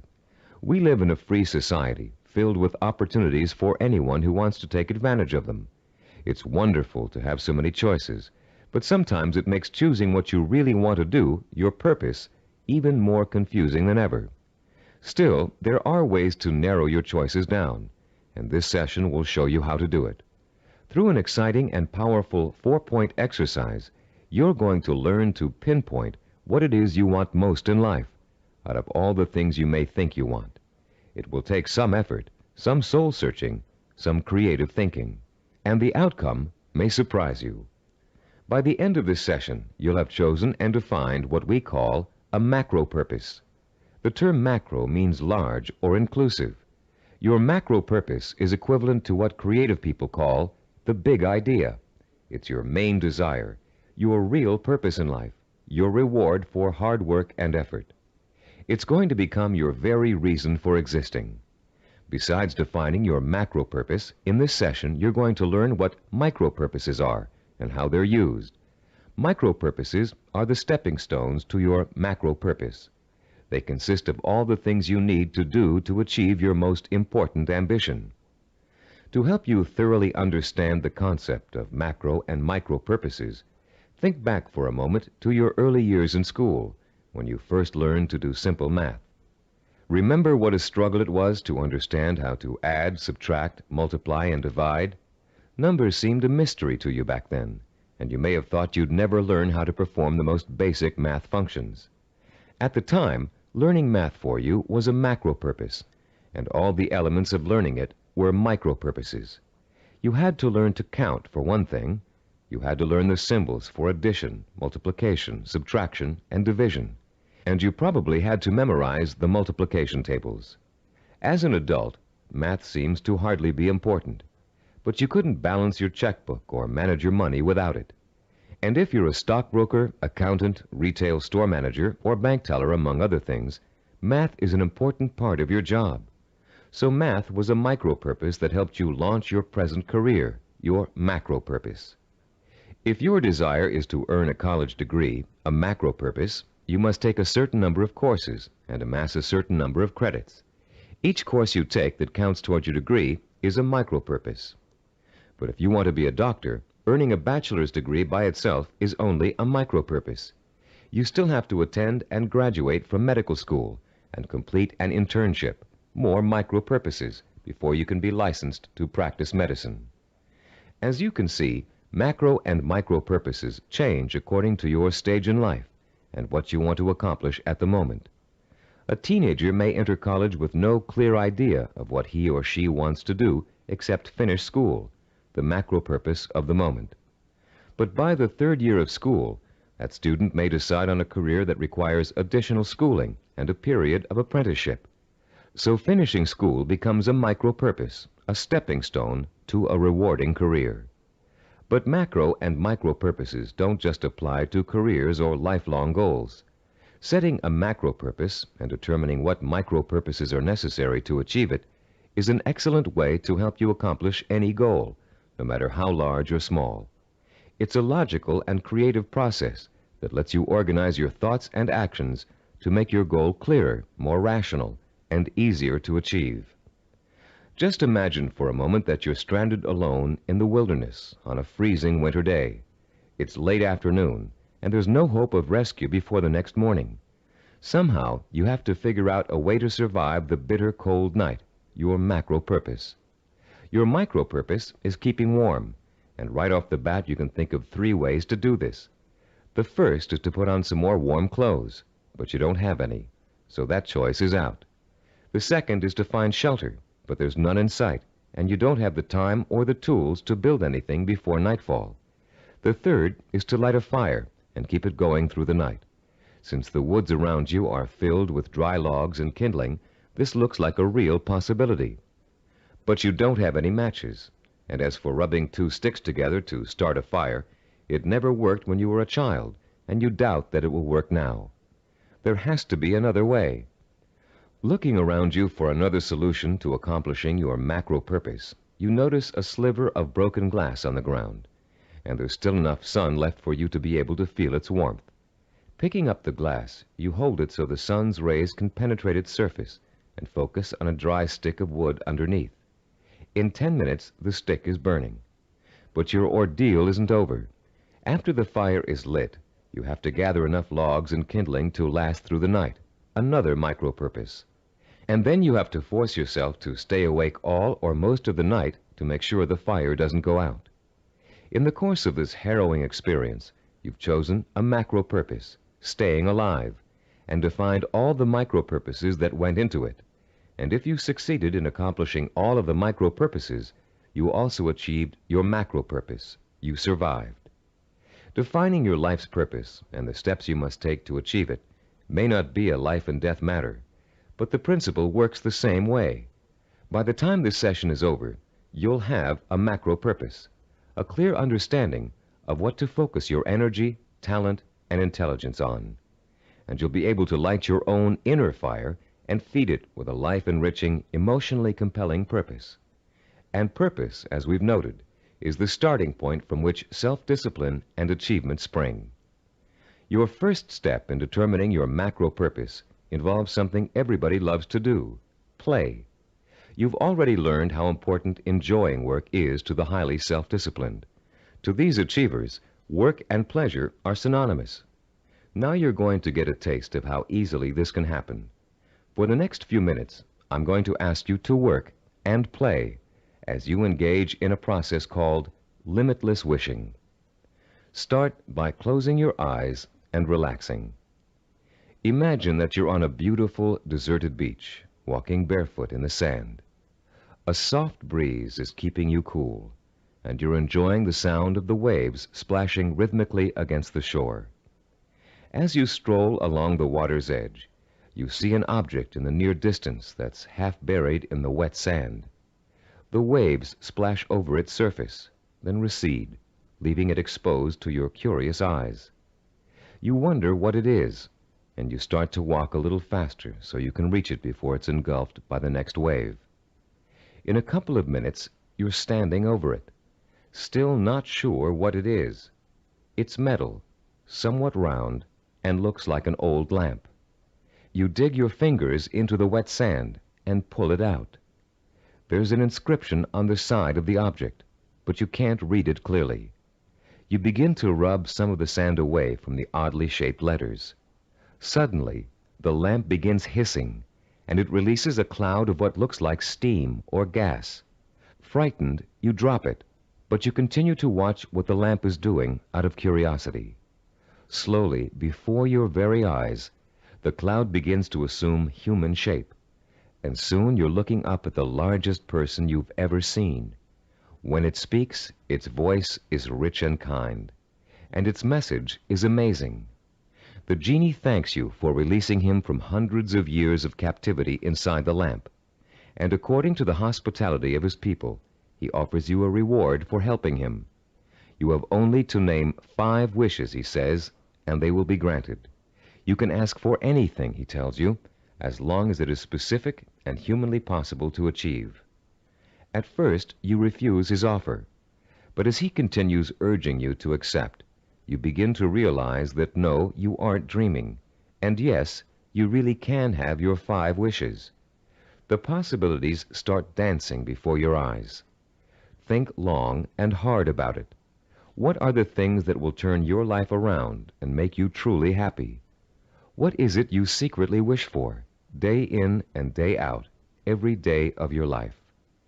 Take your time in deciding. This is too important for you to rush over. You may change your mind about your first choices after you've thought about it some more. When you do make your final selections, write each one down in the space provided on page 18 in your study guide. Start each wish with the term, I want, and write it in clear, specific language in the present tense. Turn your tape off now and decide what you will wish for.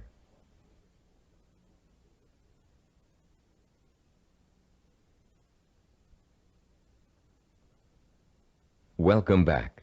You now have in front of you a list of 5 wishes that your mind and heart told you are the most important things in life to you. Now, with a little imagination, you're going to create a scenario in which each of these wishes is fulfilled. This second step of our 4-part process is called wishful imagining.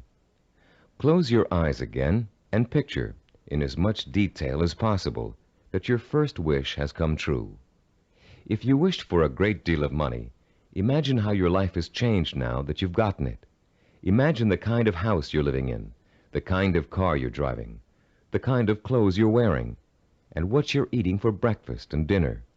Maybe you've got a private plane or a swimming pool, a new career, new friends, or the same friends you have now, but with a new attitude toward you. Try to imagine that you're having dinner or drinks with your best friend, and you're explaining to that friend how your new life feels. This is a friend you trust completely, so you can say anything, positive or negative. Really imagine you're there, in the restaurant or bar, being served food or drinks, with people talking around you and soft music in the background. Imagine what you look like. Are you younger, thinner, better dressed? Is your friend looking envious? Picture every single detail, down to the season, the location, the restaurant, the plates and glasses on the table. Repeat this process for every one of the 5 wishes you wrote down. And as you imagine each one coming true, pay attention to your emotional response. Are some wishes easier to imagine than others? Did 1 or 2 really make your pulse quicken with excitement? Are there any that felt particularly comfortable, as if you could just walk right into the scenario and feel at home? Which one seemed to draw you in like a magnet? There will be one wish that unmistakably evokes the greatest emotional response in you. That wish will be your final choice, and you'll be ready to proceed to the 3rd step in defining your purpose, the step we call creative biography. When truly accomplished people pass away, they've generally left behind a legacy of achievement in art, finance, politics, or the social sciences. Biographers and historians then catalog those achievements so others can read about them for inspiration. For example, here's the entry on a man named Thomas Arnold from the Britannica Junior Encyclopedia. The text of this biography also appears in your study guide on page 18.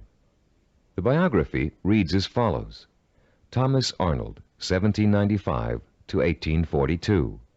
Some people are loved without being respected, and others respected without being loved. Arnold of Rugby was loved by many, respected and admired by everyone who knew him. Born at Cowes, Isle of Wight, this great headmaster and scholar was educated at Winchester and at Oxford in England, where he distinguished himself in classics and history.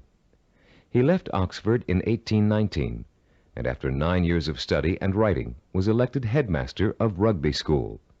His powerful personality set its mark on the school from the first, and made it great in a new sense. He was very religious, and he inspired his boys with new and more serious ideals of scholarship and life. He found time, too, during the 14 years of his headmastership, to publish sermons, an edition of the Greek historian Thucydides, and a history of Rome. In 1841, he was appointed professor of modern history at Oxford, but died the following year.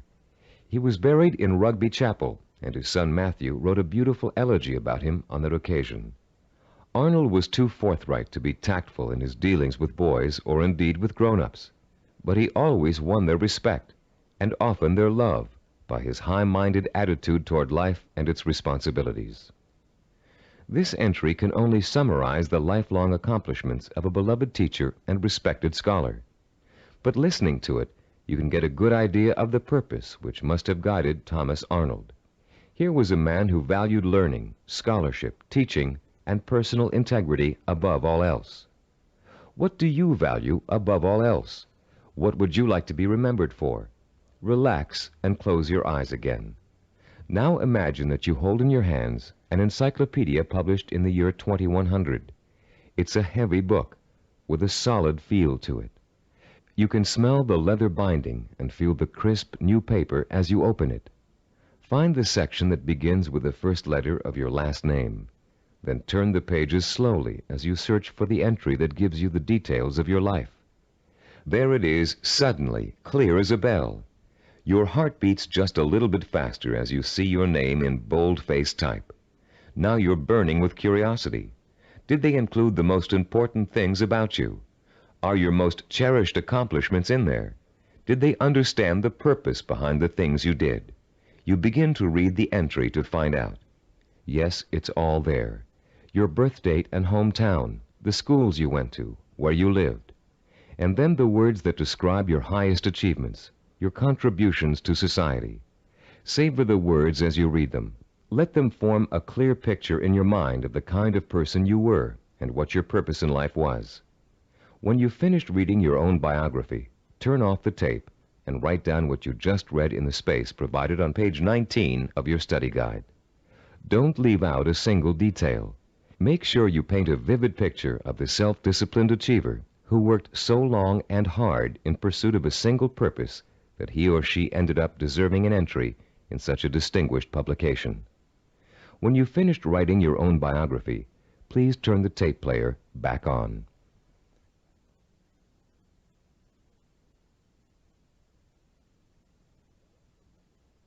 Welcome back. Now that you've completed the limitless wishing, wishful imagining, and creative biography exercises, a clear pattern should be emerging. You should now be able to answer the question, what do I, deep in my heart, really want to do? What is my purpose in life? Your fourth step in determining your purpose is writing this, the answer to that all-important question, down. You're now going to compose a personal statement of purpose. But before you do it for yourself, imagine that you're going to do it for someone else, a famous historical figure, for instance. Try George Washington. What do you think his statement of purpose might say? After all, he accomplished a great deal, not the least of which was becoming the first president of the United States. But George Washington never actually intended to become the first president. He was elected because of the kind of purpose he really had. A purpose statement for George Washington might read, I would like to use all my strength, courage, knowledge, and resources to secure liberty and freedom for all my fellow colonists. George Washington was a great statesman and public servant, but there are other kinds of achievers. Amelia Earhart, for example. Even in childhood, she had a definite purpose in mind.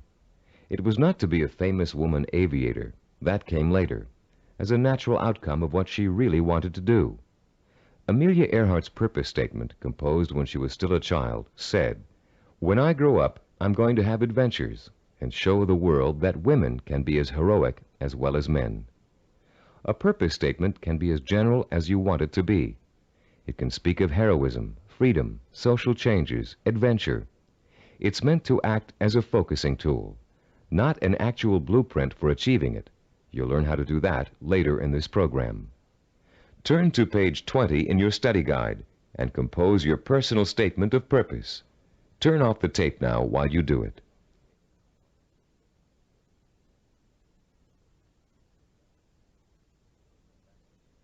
Welcome back again. You've come a long way in this session. You've learned to use limitless wishing, wishful imagining, creative biography, and a statement of purpose to narrow down your options and make a final choice about where you're going to focus your efforts. You've just used this four-part process to make a major decision about what you really want to accomplish and achieve in your life. But you can use it again and again, anytime you feel it's necessary, to aid you in making any kind of decision, from the smallest to the most important. This process works equally well for macro and micro decision-making. Whether you know it or not, you're now well on your way to becoming a self-disciplined achiever. You've learned to use one of your richest natural resources, your intuition and imagination. You've discovered what it is you really want to achieve and have written it down as a statement of purpose. You've laid the solid foundation upon which the power of self-discipline is built. We'd like to congratulate you on what you've already accomplished. In our next session, you're going to learn how role models can inspire and teach you to achieve your lifelong ambition. In Homer's The Odyssey, one of the oldest surviving epic poems in the world, there is a character named Mentor. A wise and practical man, Mentor kept everything running smoothly at home, while Odysseus, the hero of the tale, went off for 10 years to have adventures. Mentor played his role so well and gave such wise and true advice that his name has become part of the English language as a representation of what he stood for. The American Heritage Dictionary defines a mentor as a wise and trusted counselor or teacher. This session is about mentors. Few achievers can ever reach their goals without them. Mentors provide you with the kind of inspiration, motivation, and example that can make the difference between achievement and failure. Mentors help you to develop the belief that anything is possible. And mentors allow you to learn through modeling, that is, emulating the person you'd like to be. In ancient civilizations, mentors were revered. In the 18th century BC, there lived a wise Babylonian king named Hammurabi. One of his greatest achievements was developing and drafting mankind's first set of civilized laws, known today as the Code of Hammurabi. This king was so wise that one of his laws required all men of learning and craftsmanship to pass on their knowledge and skills to the young through examples their students could follow. Hammurabi realized that without modeling, no civilization would last very long. There have been many changes in the past 3,800 years, but one thing has remained the same. Without modeling, learning and achievement are not possible. It is a rare person who can forge a new path in society without consciously or unconsciously imitating someone that came before him. It is a rare artist who develops a new style without first having worked in the style of a master he or she has always admired. But actual skills aren't the only thing you learn through modeling. Values, attitudes, and behaviors are also passed on from mentors to students. And whether you realize it or not, you've been a student of behavior all your life. As an infant, your eager mind quickly grasped everything that was going on around you. You watched and later imitated what your parents, siblings, friends, and teachers were doing. If you had good models, models of integrity and achievement, most likely you grew up to be an achiever yourself. But if your models reflected apathy or failure, you probably grew up to imitate many of the self-defeating and negative behaviors you witnessed in your early years. Most of us had models who could best be called middle of the road. Your parents may have had specific skills and abilities they were proud of, but fell short of being a good example to you in other ways. An older brother or sister may have possessed exceptional talent in an area where you couldn't possibly compete. As a result, you've probably been instilled with a mixture of negative and positive attitudes about yourself and your abilities to succeed. It's time for you to develop the kind of positive outlook that is critical to developing self-discipline. It's time for you to throw off the cloak of self-doubt and realize that when you acquire self-discipline, you have what it takes to achieve your goal. It's time for you to use that self-discipline to develop the knowledge and skills you need to achieve. And in order to do all those things, it's time for you to find mentors who have already accomplished what you want to achieve. You're no longer a helpless infant who can't pick and choose good models to learn from. As an adult, you have the intelligence and power to go out and find the kind of mentors who will inspire and teach you with examples of their own persistence and positive attitudes and behaviors. By the time we finish this session, you'll know how to find your own personal mentors and use them to their fullest ability. And you'll be able to overcome the negative attitudes and lack of self-discipline that have been holding you back up until now. You'll learn how to identify your own personal role models using historical figures and the people surrounding you today. You'll find out how to actually learn new attitudes and behaviors from them. You'll learn how to use them to create a blueprint for your own actions, starting right now. And more importantly, you'll learn how to draw inspiration from them, the kind of inspiration that empowers your purpose, what you want to achieve, with a sense of possibility. If others have achieved it, then it's possible for me too. How do you go about finding mentors? At first glance, it may seem that there's nobody even remotely accessible to you who has the same kind of hopes and dreams as you do. But high achievers always find a way, and so can you. In our research, we discovered that achievers draw their inspiration from role models in two ways: indirectly, from reading and watching films, and directly, through day-to-day observation and contact. Let's first discuss how self-disciplined achievers indirectly find their mentors. Indirectly, they learn through media portrayals, mostly through the reading of biography and autobiography, reading profiles of achievers in magazines and other periodicals, and watching inspirational films and television programs. You may not be able to meet and talk to George Washington, Charles Lindbergh, Margaret Mead, or Agatha Christie, but each one of them has left behind a legacy of accomplishments that have been covered extensively in print and film. Stop now and think of all the people you've read about, heard about, or seen portrayed in films. Whom did you admire most? Whose story elicited a throb of recognition from you, a feeling that if you could be in anyone's shoes, that was the person you'd like to be? It could even be a fictional character, a great detective or explorer created by an imaginative writer. But there had to be, and still has to be, someone you've always greatly admired and wished you could be like. After he made the film Rocky, Sylvester Stallone talked in an interview about the power of mentors and how his movie worked to inspire millions of people around the world. "I think there's a definite formula in reaching audiences," he said. "Provide them with heroes and heroines who have to pull themselves up from the depths of despair. And as they struggle and claw and finally attain their goal, the audience says, 'That's the kind of person I want to be.'" Stallone's character Rocky is the embodiment of a man obsessed with and driven by a vision rich in emotion and purpose, a self-directed achiever who overcame the odds through hard work, effort, persistence, and perseverance. Browse through the New York Times nonfiction bestsellers list this Sunday in your local paper. You'll find that half the books listed are biographies or autobiographies, testaments to people of enormous self-discipline and high achievement. Examples of the power of self-discipline are all around you. You only have to visit your library, your local newsstand, the closest movie theaters, or your local video store for inspiration. Your first step in finding a self-disciplined mentor is to search out books, magazine articles, and movies in which the main characters, fictional or real, have achieved something similar to what you want to achieve. And after studying these people, you can begin to answer the questions. What is it I must do to achieve my goal? What skills do I need to learn? How must I behave? What actions do I need to take? Your mentors will provide you with the answers. The self-disciplined have 3 direct methods of finding role models to learn from and emulate. The first is through personal acquaintances. They may have a friend whose business or personal successes have inspired them to take similar routes to the top.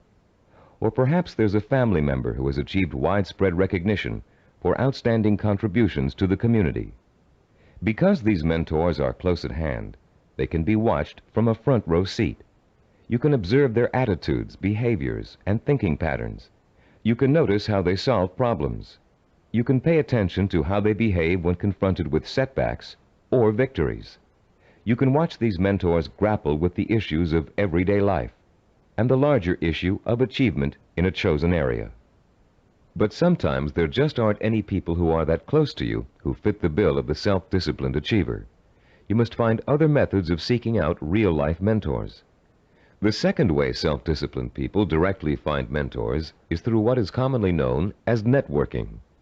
Networking consists of building relationships with the people who can introduce and expose you to positive role models. Networking is not to be confused with social climbing. The primary motivation of the networker is to learn as much as he can from as many successful people as he possibly can. The main benefit from networking is the quality of the contacts you can establish. Contacts that will create greater opportunities and put you in the mainstream of successful, self-disciplined role models. The third source of finding models directly is apprenticeship, learning directly from a master mentor. The concept of apprenticeship may seem old-fashioned in a world of computer-assisted learning and mass public education, but most of the high achievers we studied apprenticed themselves in some fashion to a mentor who could pass on his or her skills through intentional, personalized learning. Apprenticeship is extraordinarily common in the arts, trade crafts, business, medicine, law, politics, teaching, and sports. Leaf through any encyclopedia and notice how many of the achievers profiled learned their skills under the tutelage of a master mentor. Some people are obvious masters of their craft and easy to pick as mentors, but sometimes it isn't so obvious, especially when it comes to business or professional achievers. How can you choose among several possible candidates? How can you pick the person who is most likely to provide you with the inspiration and example you need? In Session 2, you used an assessment form to compare your own behaviors, habits, and thought patterns against the 10 positive characteristics of the self-disciplined achiever. On page 25 of your study guide, you'll find a similar form that you can use to identify the strengths and weaknesses of prospective mentors, with instructions on how to use it. Put this form to work for you as you seek out that special person who can help you achieve your most cherished dreams and goals. When choosing a mentor of any kind, pay particular attention to how he or she developed the knowledge, skills, and abilities it took to reach his or her goal. Was there special schooling involved, particular reading materials, an apprenticeship with a mentor of his or her own, carefully sought-out teachers? How many hours did your mentor work every day toward achieving his or her goal? Also, pay close attention to your mentor's way of thinking. Be sure to choose someone who handles stress and pressure well, someone who responds to difficult problems by coming up with creative solutions, someone who loves what they do but still finds time for important personal relationships. The highest achievers work hard but are not workaholics. They still find time to enjoy their friends and families. Look for a mentor who has learned not to waste time and who has mastered the art of juggling a heavy schedule while staying calm and in full control. This will be an important trait for you to imitate, and find someone who neither capitulates to everyone around him, nor is so arrogant he won't listen to the opinions of others. You'll want to learn how to listen well, and then make your own decisions. In looking for all these traits, remember that your mentor is still going to be human and have faults. This is one of the most important things you can learn about your role model. In spite of great success, wealth, and the admiration of friends, family, and the community, he or she makes mistakes just like you. Rather than being disappointed in your mentor, you should rejoice over his or her human failings, because those failings mean that anyone can succeed just as they did. If it was possible for an imperfect person with one all-important goal in life to make that goal come true, you can do it as well. At Cybervision Systems, we've developed a number of sports training video cassettes that use a new and revolutionary learning technique. These video cassettes feature some of the world's greatest athletes, highly self-disciplined achievers who have won world championships and Olympic gold medals. And in the casual conversations we've had while working with these athletic stars, each one has revealed that he or she had a mentor whose skills, attitudes, and behavior served as an example of how to achieve. One of the things that struck us during these conversations was the fact that most top athletes were just as intimidated as you and I might be the first time they met their role model heroes, for lack of a better word. The idea that a major league ball player of undisputed talent might be quivering like a school kid in the face of their lifelong hero made us feel pretty normal, actually. I think we all feel a sort of psychological barrier when it comes to measuring ourselves against our role models. But as the athletes we talked to discovered, that barrier can be overcome quickly and easily. Each of them described the eventual realization that came from playing on a team with a personal hero or from riding the same pro circuit. The realization? As Olympic gold medal skier Jean-Claude Killy put it, everybody puts his pants on, one leg at a time. What each of them realized was that they too could easily perform like the role model they idolized. The idols, viewed close up, turned out to be as ordinary as the worshippers. They realized how great an opportunity they had to learn from their hero. Discovering that their idols were human and fallible, they began to believe deep within their hearts that they could equal or even surpass their idols' accomplishments.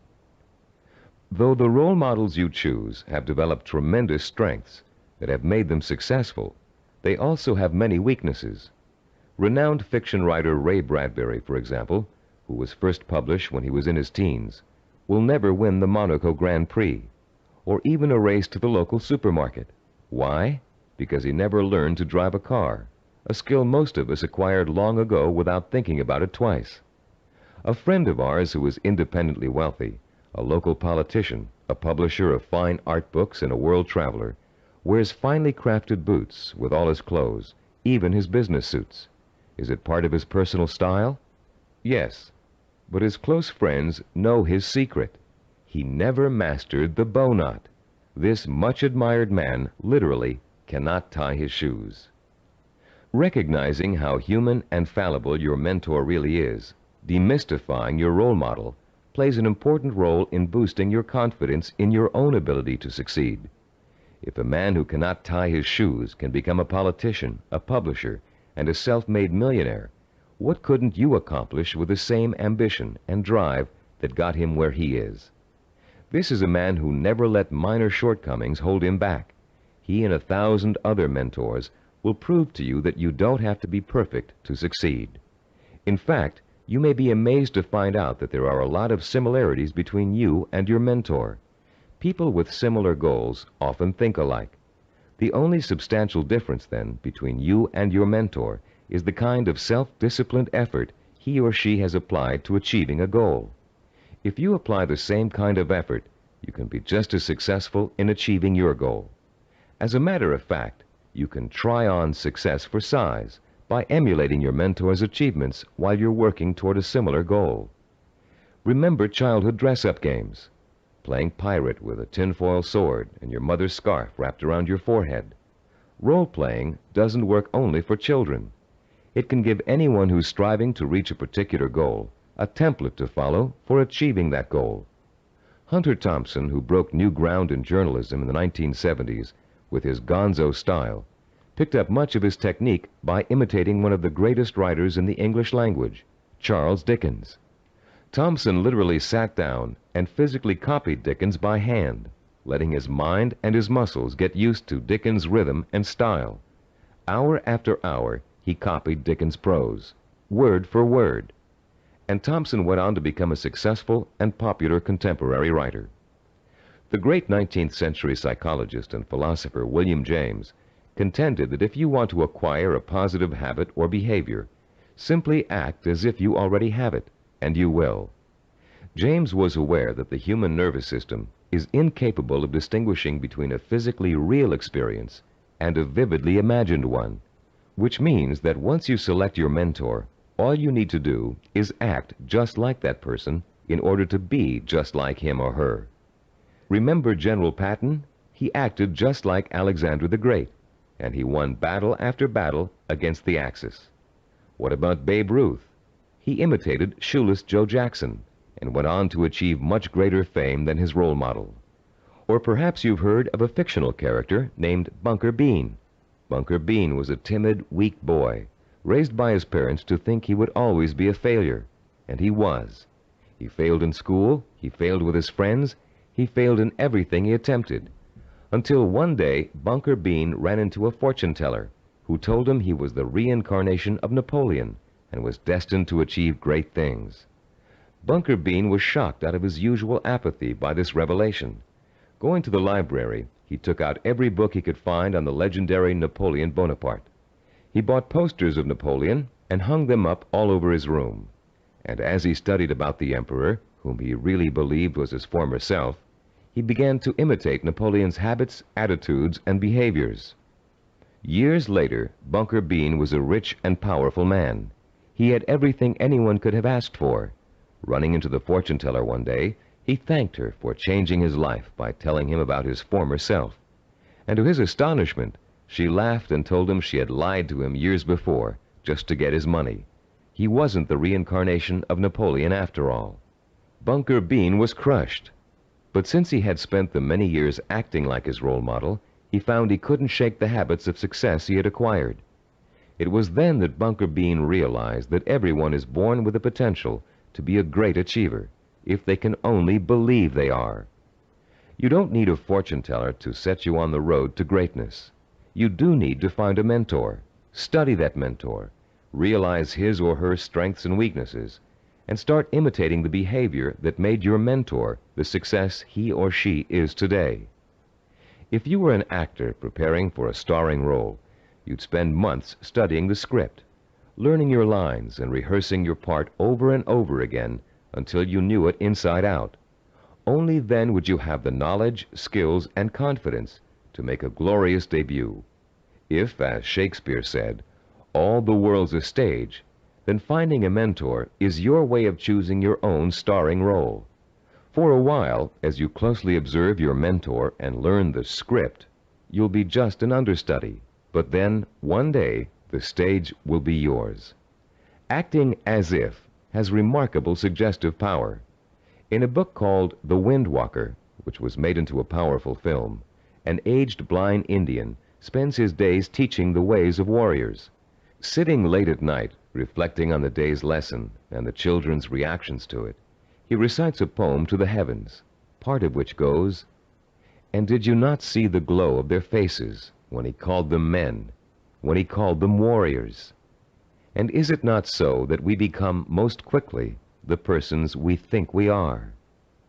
And later, this passage appears. He was making the children feel important, that one day they could be important. That was the way of a teacher, of a true man. Once you select your role models and learn about them and from them, you, like the young Indian children, should feel important, so that one day you will be important. This power of importance you draw from role models is really the power of possibility. Once you learn about your role models, their strengths and weaknesses, they become real and human to you. You stop worshiping them and begin to believe that you can become like them, or even surpass them. Once you make this realization, then your purpose becomes more real, more possible, and the fires of desire, fanned by the sense of possibility, begin to burn deep within your heart. And then, and only then, can you successfully begin the process of working persistently and progressively toward your vision and purpose. We're now reaching the heart of the action section of this program. In this session, you're going to learn how to transform your purpose into sensory-rich, emotion-provoking images of achievement. But before we do, let's quickly review the kinds of actions you've taken so far to begin your journey to achievement. In Session 4, you learned how to determine your purpose, the goal that represents the true desire of your heart and mind. This purpose is so important to you that you're willing to dedicate a great deal of time and energy to achieving it. It gives you a reason for living, and a reason for becoming the kind of self-disciplined achiever who can make it happen. In Session 5, you learned how to identify models of achievement, people who have already attained goals similar to yours. You learned how to turn those models into personal mentors, people who can inspire and teach you to achieve in much the same way they did. You found out how to isolate and identify their talents and habits. You also learned to use your mentors to create a strong sense of possibility, a feeling that if they could do it, so can you. With a clearly defined purpose and a strong feeling of "it's possible for me," you have already broken through the chains of failure that shackle and bind more than 90% of mankind. Most people don't have a purpose. They don't think that they're capable of achieving anything worthwhile. Now you're ready to take another giant step on the road to achievement. In this session, you're going to learn just how to translate your purpose into an emotion-provoking vision. This vision will become so real in your imagination that it will inspire and motivate you to work towards it every minute of every day until you make it come true. What we call your vision of success is a clear, sensory-rich, highly detailed mental picture of what you want to achieve and the rewards you'll experience as a result of its achievement. When this vision of success is linked to your purpose and a strong sense of possibility, it will, like a hot branding iron, burn itself deep into every fiber of your being. Not only will you become obsessed with this vision, but you'll also develop a sense of deep belief in your ability to achieve it. Your vision allows you to make a quantum leap from the sense of possibility to the sure-fired conviction that I know I can do it. You're about to learn a simple but powerful 4-step process for transforming your purpose into a sensory-rich goal. Once you have done that, we're going to give you 5 easy-to-use guidelines that will help implant the goal deep into your mind and nervous system. It will then become a permanent part of you and serve as the fuel that fires your emotion and incites you to purposeful action. Let's now begin to learn about the process of sensory goal setting and how you can use sensory goals to develop what we call a magnificent obsession, a burning desire to achieve your purpose. The first step you must take is to translate the statement of purpose you developed in Session 4 into what we call a sensory goal statement. As you recall, your statement of purpose was a general statement of what you would like to achieve. Your sensory goal statement is going to be much more specific. There are 3 main elements to the statement you are now going to write. First, it must be result-oriented. It must focus primarily on what you want to get out of your achievement. Second, your sensory goal statement must be time-specific. You must determine a point in time when your goal will be achieved. And third, it must be measurable. You must specify a criterion that lets you know when your accomplishment is complete. If you want to become a doctor, for example, your criterion might be finishing your internship and setting up your own practice. If you want to start your own business, your criterion of success might be the day you move into your own offices or hire your first employee. Having a measurable goal gives you the motivation to work towards a specific end. It also lets you measure your progress along the way and take corrective action if you're moving off target.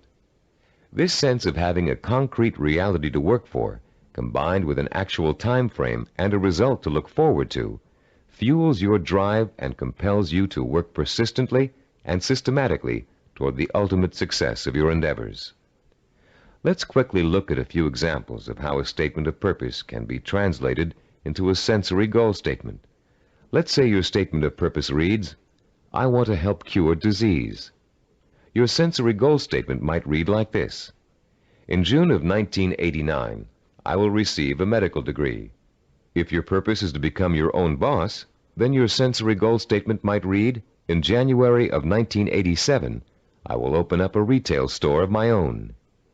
If your purpose is to run a marathon, your sensory goal statement might read, "In June of 1986, I will enter the Boston Marathon and complete the 26-mile run in under 5 hours." Now turn to page 29 of your study guide and look at Form 6.1. There's a space there for you to write your goal statement down. Take a moment now to compose and write your sensory goal statement in the space provided. I'll pause for a minute while you do this.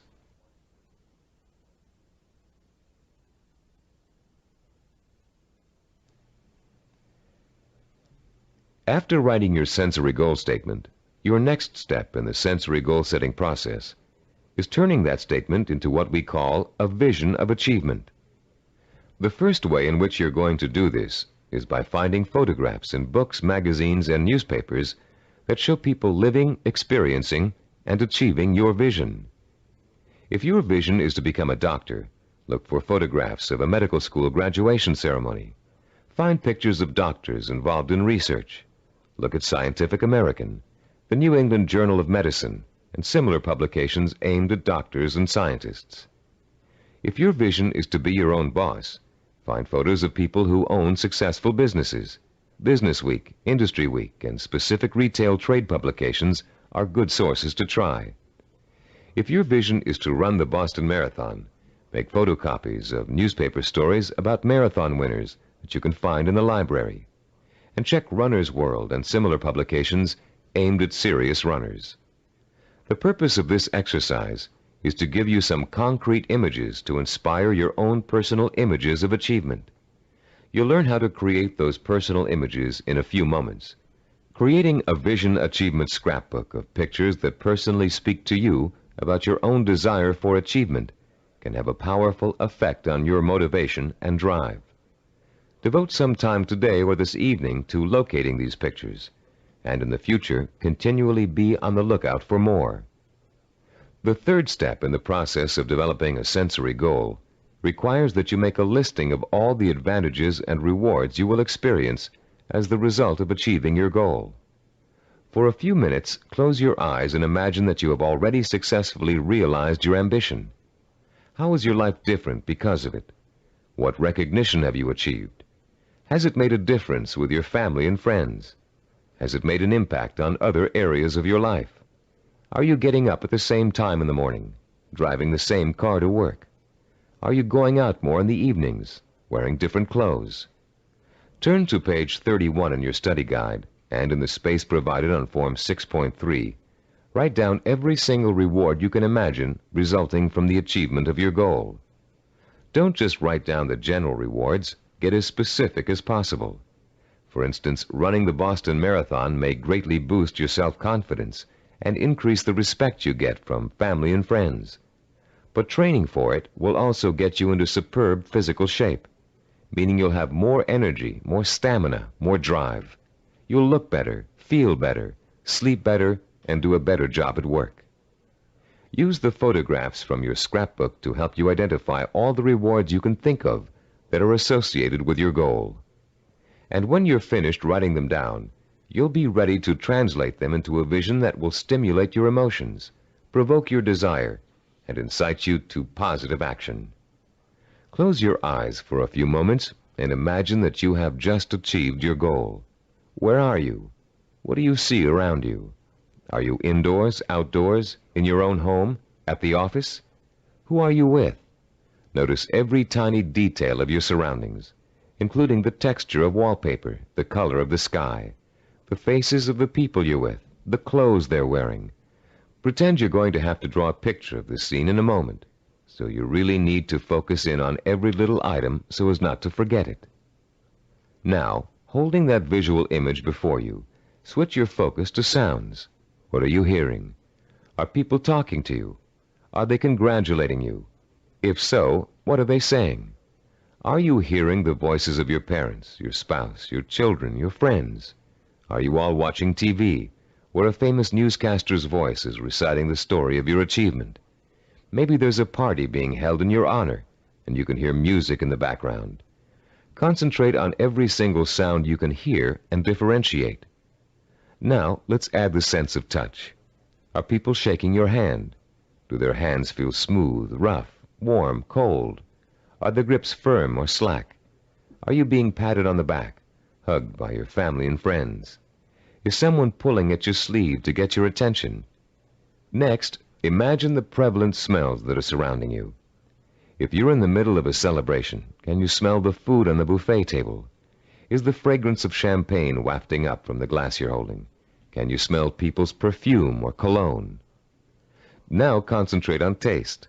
Are you sipping that champagne you were holding a moment ago, eating hors d'oeuvres? Or is the taste of success so sweet that you don't need or want any food? Finally, what are you feeling emotionally?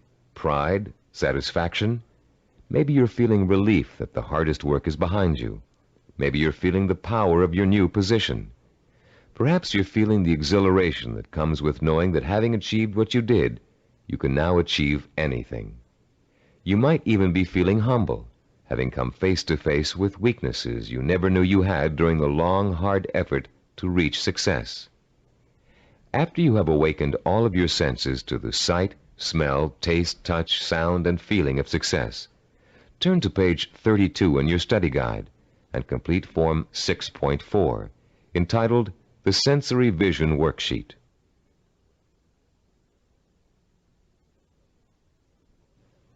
The four-step process we have just outlined takes you on another emotional journey that gets progressively richer, clearer, and more potent. You start with a specific statement of what you want to achieve and when you want to achieve it. Then you gather inspirational photographs of others who have achieved what you want to achieve. You imagine and list the rewards and benefits you'll experience as a result of achieving your goal. And finally, you bring these three steps together into an imaginary scenario rich in sight, sound, touch, taste, smell, and emotion. This scenario is your vision. It is the driving force behind all of your thinking and activity.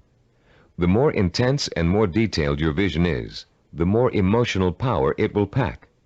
The more often you conjure up your vision, the more drive and sustaining power you'll have behind you. This drive and power will in turn enable you to develop working plans, working habits, knowledge and skills you need to achieve your goal. And it will help you to persist and persevere until it is accomplished. Now that you've imagined reaching your goal in all of its sensory detail, you're going to have the opportunity to record it on tape. Don't leave out a single sensory detail. The richer your description, the more powerfully it will affect your ability to keep striving to reach your goal, day after day, week after week, month after month. Use as much enthusiasm as you can during your description. You should be enjoying yourself. After all, it's your vision of success you're describing. After you've finished recording, play back your description and listen to it carefully. Did you falter in places? Were there things you couldn't describe fully? Did it sound as if you didn't quite believe what you were saying? If the first version of your story doesn't satisfy you, erase it and create another one. Do this over and over until you have a version that completely satisfies you. It should be highly detailed and utterly convincing. And if, along your path to achievement, you find your goal changing shape or form, just record a new version that better fits your new goal.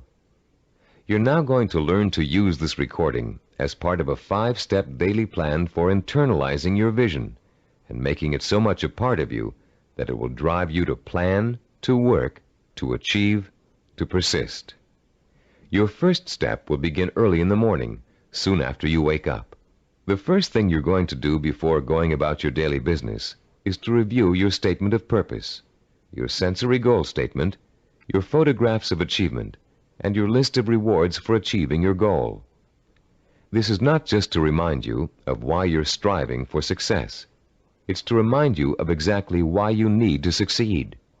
Your statement of purpose, your list of rewards, your photographs, all speak of your deep need for achievement and the ways in which it will satisfy you and enrich your life. This is what you need to awaken in yourself anew every single morning. After you've reviewed those materials, your second step is to listen to your recording of your sensory goal description. The sound of your own voice, filled with enthusiasm, describing the joy and pride you feel in achieving your goal, will light a fire inside you that will give you the energy and stamina to persist in your efforts to reach success every single day. And during the day, as part of step 3, you must take a few moments out from whatever you're doing, close your eyes, and imagine your sensory goal in all its richness and brilliance. Recall the touch, taste, smell, sight, and feel of success. Relive your emotional reactions to it. Keep the obsession to achieve burning in you all the time by remembering this vision as often during the day as possible. For step 4, at night you must mentally review all the events that occurred during the day. Did you have new experiences that could help you fuel your vision and make it richer and clearer? Make another recording that reflects your new thoughts and feelings. Step 5 consists of listening once more to your sensory goal description before going to bed. And as you're falling asleep, play your sensory-rich scenario of achievement over and over again in your head. This 5-step plan will refuel and reinforce your motivation for achievement, and it will help to give you daily feedback on how well you're progressing toward your goal. But remember, there will be setbacks and mistakes along the way, and there will be readjustments in your thinking and planning about what you want to achieve and how you want to achieve it. You'll find yourself adjusting your course just as you adjust your steering wheel while driving on a winding road. This is to be expected because there is no effortless path to achievement. For this reason, we suggest you record your vision over again at least every 2 weeks. That way, it can keep pace with your daily experiences and changes in outlook. You've come a long way in this session. You've turned a general statement of purpose into a specific statement of what goal you want to achieve. You've put an achievement date on that goal. You've gathered pictures of it. And you've learned to turn it into a living, breathing vision of success that evokes the kind of strong emotions you need to sustain a long, hard effort of achievement. Now is the time to record your vision. Take your time and do it as many times as necessary until you are satisfied with the results. Remember, you're going to be listening to it twice a day, so it needs to be rich and rewarding. You may find you need several tries before you successfully record a vision that satisfies you in its richness of detail and intensity of emotion. Do as many versions as you need until you get the one that sounds just right. If your goal changes, record a new version. If you've reached your goal and want to pursue another, create a new vision and record it. Remember, include all the details and be as enthusiastic as possible. Now, begin your own narration of what it would look, taste, touch, smell, sound, and feel like to achieve your goal. What you can do, or dream you can do, begin it. Boldness has genius, power, and magic in it. These immortal words, written by the great German philosopher and dramatist Johann Wolfgang von Goethe, perfectly set the stage for what you're going to learn in this session.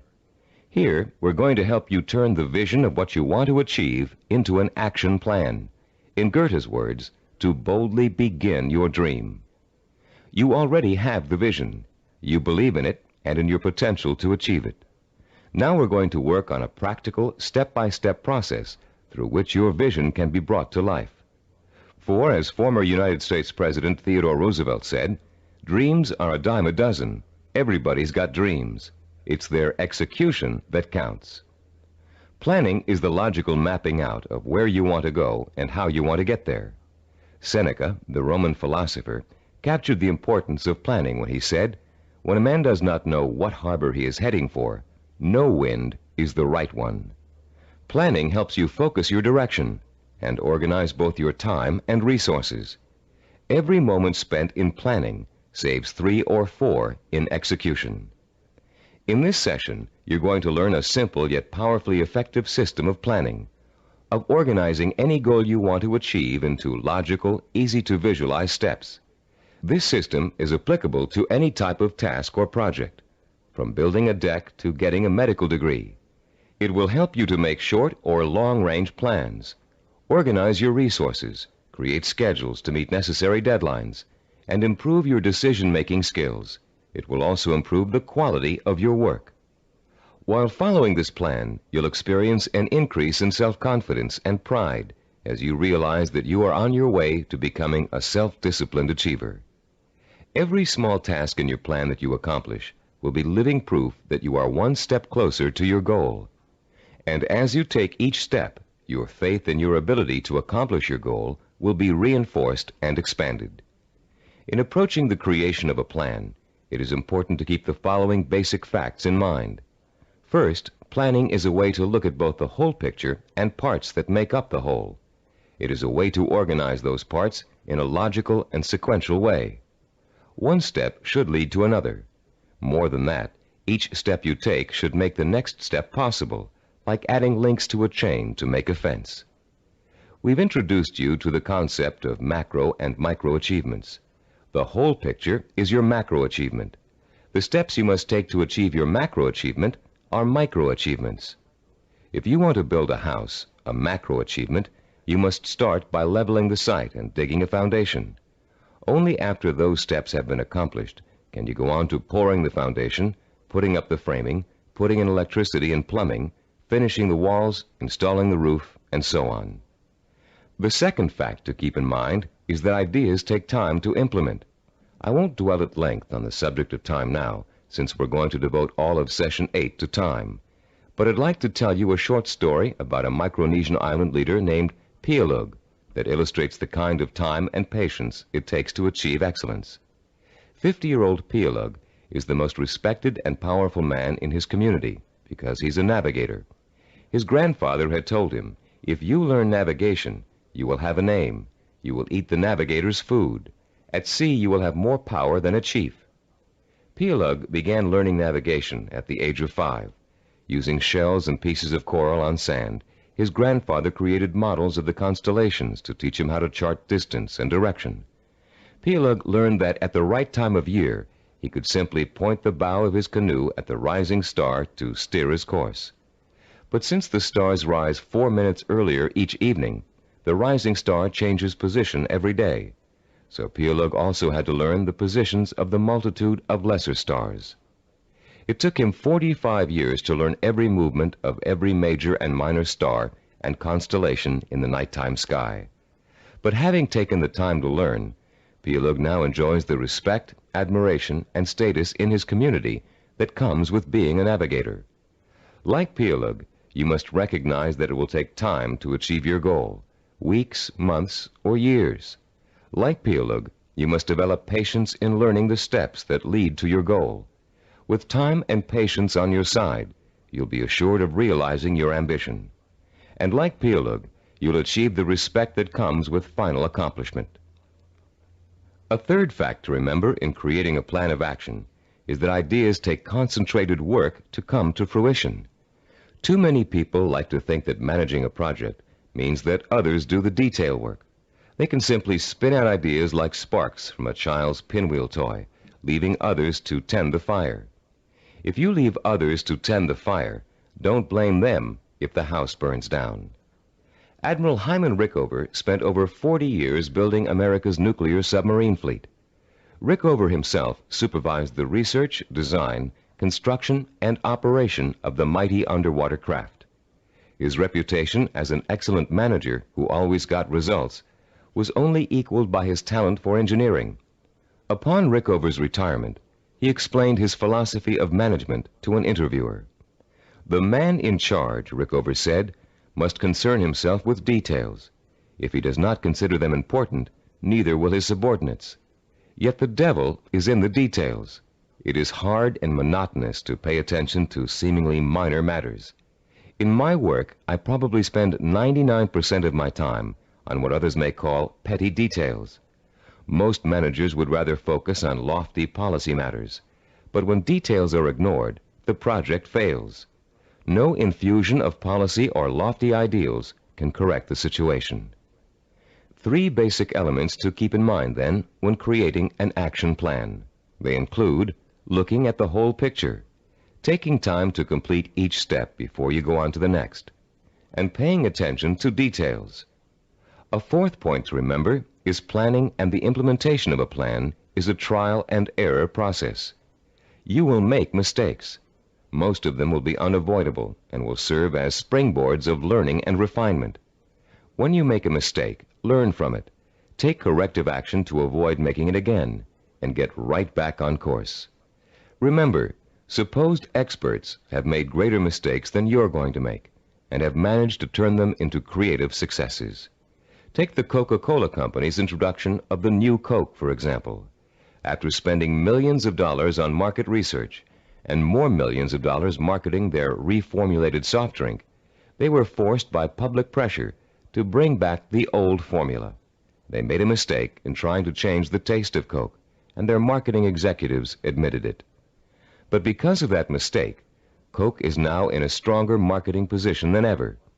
The Coca-Cola Company has brought back their old formula, now sold under the name Classic Coke, and they still have their new formula on the market, which was formulated to appeal to Pepsi drinkers. Was Coke's surprise move really a mistake? Nobody thinks so now. By correcting its mistake, Coke has the potential to win over an even larger share of the market than it had before.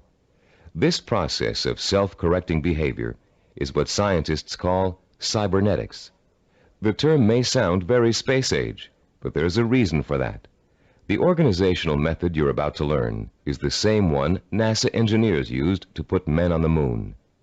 In the early 1960s, when former President John F. Kennedy ordered NASA to put a man on the moon within a decade, NASA's engineers and systems designers rose to the challenge, accomplishing the task by July of 1969. How did they do it? They took their macro objective, putting a man on the moon, and broke it down into a series of micro-objectives that would lead to the final great accomplishment. When the project started, NASA scientists and organizers immediately began preparing flowcharts, identifying each step they would have to take in order to put a man on the moon. First, they had to build a new type of rocket. Then, that rocket had to successfully orbit the Earth for longer and longer periods of time. They had to design spacesuits that would be able to protect the astronauts from the moon's atmosphere. Each step got them closer and closer to achieving their objective, until that historic day when they got the job done. You can duplicate the same process of planning simply and easily. You can apply it to any job you might be called upon to handle. We call the system of planning you're going to learn in this session visual network planning. Visual because it helps you to look at, identify, and visualize each of the steps necessary to complete an objective. Network because each of the steps are connected together to show how they lead to your goal. The instructions and examples that follow will show you how you can quickly and easily put the visual network planning system into immediate operation. There will be 7 steps involved. First, you'll write your objective. Second, you'll break it down into major steps we call activities. Third, you'll organize the activities in logical order. Fourth, you'll design a visual network. Fifth, you'll estimate how long each activity will take to complete. Sixth, you'll determine what we call critical path and float. And seventh and last, you'll assign actual calendar dates to each activity. Don't worry about remembering all of these steps now. We'll go over them one by one with examples to help you understand them. For now, as we begin our discussion of this powerful planning system, you'll need to refer to your study guide and follow along as I explain each concept. I'll pause here for a few moments while you locate the page. First, let's discuss the 4 basic elements of visual network planning. Look at diagram 7.1 on page 36. The first element is what we call an activity box. An activity is a step or task that must be completed in order to achieve a goal. The name of the activity is listed in a box. One activity is linked to another activity by a line with an arrow. This linking of activities is the second element of a visual network plan. The third element is the activity's reference number. Each activity is assigned a number for the purpose of identification. The number is circled and located in the upper left-hand corner of the activity box. Any number can be assigned to an activity box, and the numbers you do assign don't necessarily have to follow in numerical order. Activity number 23 can follow activity number 15. The fourth basic element of a visual network plan is what we call duration. Each activity takes a certain amount of time to complete. That amount of time is called its duration. Duration is listed at the bottom right-hand corner of the activity box. It can be represented in minutes, hours, days, weeks, months, or years. Now let's use these elements to build a simple network, a group of linked activities that lead to a goal. Refer to diagram 7.2 on page 36. This diagram assumes that you have some hard winter wheat and a wheat grinder, and you want to make some fresh, hot, whole wheat cereal. How would you develop a simple visual network plan to illustrate all of the steps you must take to end up with a bowl of piping hot cereal? Your first step would be to get a piece of paper and pencil and list your objective on the top. In this case, it would read something like, cook whole wheat cereal from scratch. Your second step would then be to break your objective down into its major steps or activities. In this case, there are 2 major activities involved. The first is grinding the wheat. The second is cooking the wheat. Third, you would then put the activities into their logical order. In our example, the wheat must be ground before it can be cooked. And fourth, you would construct a visual network plan in which the 2 steps are placed in activity boxes with reference numbers, durations, and linked arrows. We have already developed the visual network plan for this objective in diagram 7.2. As you can see, activity number 2 is grinding the wheat. Activity number 4 is cooking the wheat. When activity number 2 has been completed, having taken 2 minutes, activity number 4 is ready to begin. Activity number 4 takes 7 minutes. Reaching your goal of making a bowl of fresh, hot, whole wheat cereal takes a total of 9 minutes. This simple visual network plan shows you how many activities you need to complete before your goal can be accomplished. In this case, 2. and how long each activity will take. In this case, 2 minutes and 7 minutes. The example is very elementary. If you look at diagram 7.3 on page 37, you'll see a slightly more complex visual network plan. In this case, our goal has 2 activities that are dependent upon the completion of 1 activity. Here our goal is to get both a car and a motorcycle out of a garage. Neither can be accomplished without opening up the garage door. Notice also that activity 5, labeled Getting the Car Out of the Garage, is independent of activity 7, labeled Getting the Motorcycle Out of the Garage.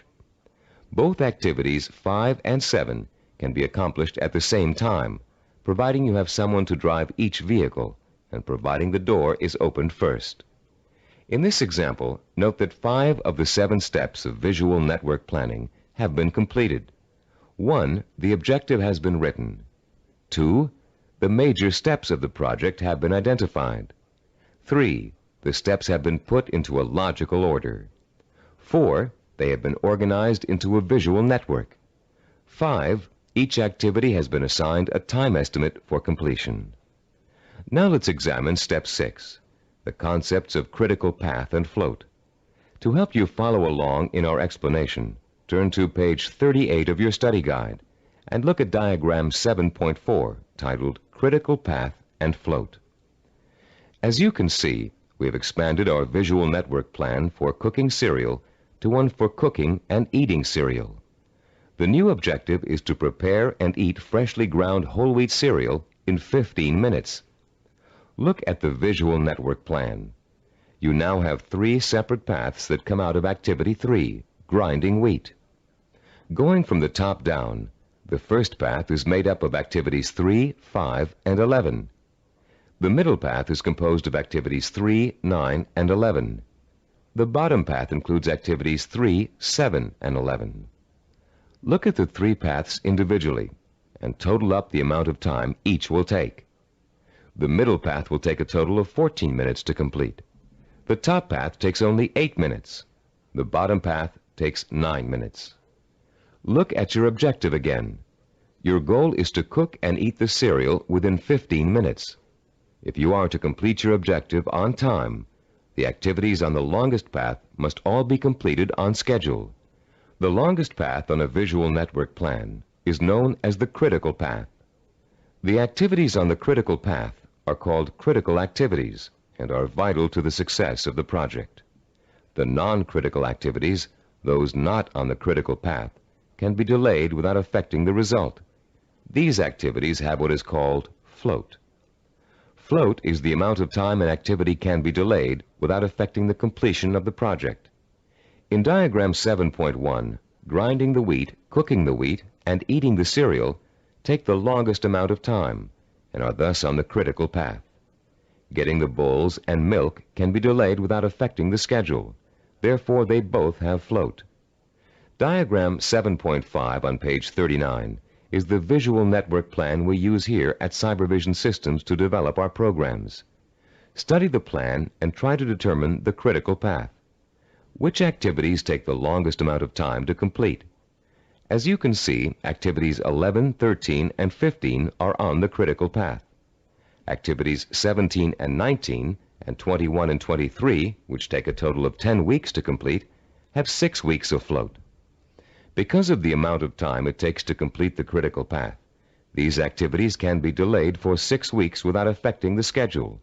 On the other hand, if any of the activities on the critical path are delayed, the whole project will be late. Identifying the critical path of your project enables you to gain control by knowing what your priorities are. You can then concentrate your efforts on getting those priority items done, letting the others float until you have time to take care of them too. The 7th step in developing a visual network plan is to assign calendar dates to each of the activity boxes. Once you're ready to commit your project to firm starting times, you must insert completion dates for all activities along the critical path. For example, if we were to begin our audio program development on January 5th, and the first activity on the critical path, developing a program idea, has a duration of 1 week, then the activity box showing the completion of this task would have a target date of January 12th. That date, and all others on the critical path, must be met in order for the project to be completed on time. A delay in finishing a critical path activity will result in the delay of the project. But critical path dates have another function besides keeping your project moving on time. These target dates also serve as guides for the float events that lead to your goal. You can position your float activities to coincide with your critical target dates in such a way as to complete them when it's best or easiest for you to work on them. These activities can be worked into your schedule because they can be delayed until it's most convenient for you to do them. Visual network planning works for macro goals and for micro goals. You can create one visual network plan for a macro goal, such as becoming a doctor, and create another visual network plan for getting through medical school. In diagram 7.6 on page 40 of your study guide, we've outlined a simple visual network plan for someone with a macro goal, becoming a neurologist. Each of the activities listed on this plan, which takes a total of 15 years of post-high school study, can be turned into a micro-network plan of its own. Any project that has a beginning and an end will benefit from visual network planning. Before embarking on your plan for accomplishing your macro goal, we suggest you try this organizational method out on something smaller, so you can see the results in a matter of a few hours or a few days. Apply it to a project around the house that you've been putting off for weeks, pruning your trees or repainting several rooms. This will give you a chance to get used to organizing your activities in a logical and systematic way. In using this plan, you'll learn the meaning of hard work and patience. You'll find yourself tempted to skip certain steps and leap ahead to something you feel like doing right away. But when you do go off your schedule, your project won't be completed in time, and you'll begin to see how important it is to stick to dates and schedules if you want to realize any goal. Using this plan will also reward you with a sense of self-disciplined accomplishment. As you complete each task on your path to success, you can mark it off on your chart and be proud that you've done it. You'll also be able to look at your chart at various times during your project and see how far you've come. Before we go on to complete this planning session on cassette side 10, I'd like to say a final word about the planning system you've just learned. No one can be totally certain about the outcome of a string of planned events. Mistakes, unforeseen problems, and outside events over which you have no control can and will contribute to the changing of your plans. Your visual network plan is not carved in granite. It's a living, working system that must change to accommodate the changes in your life.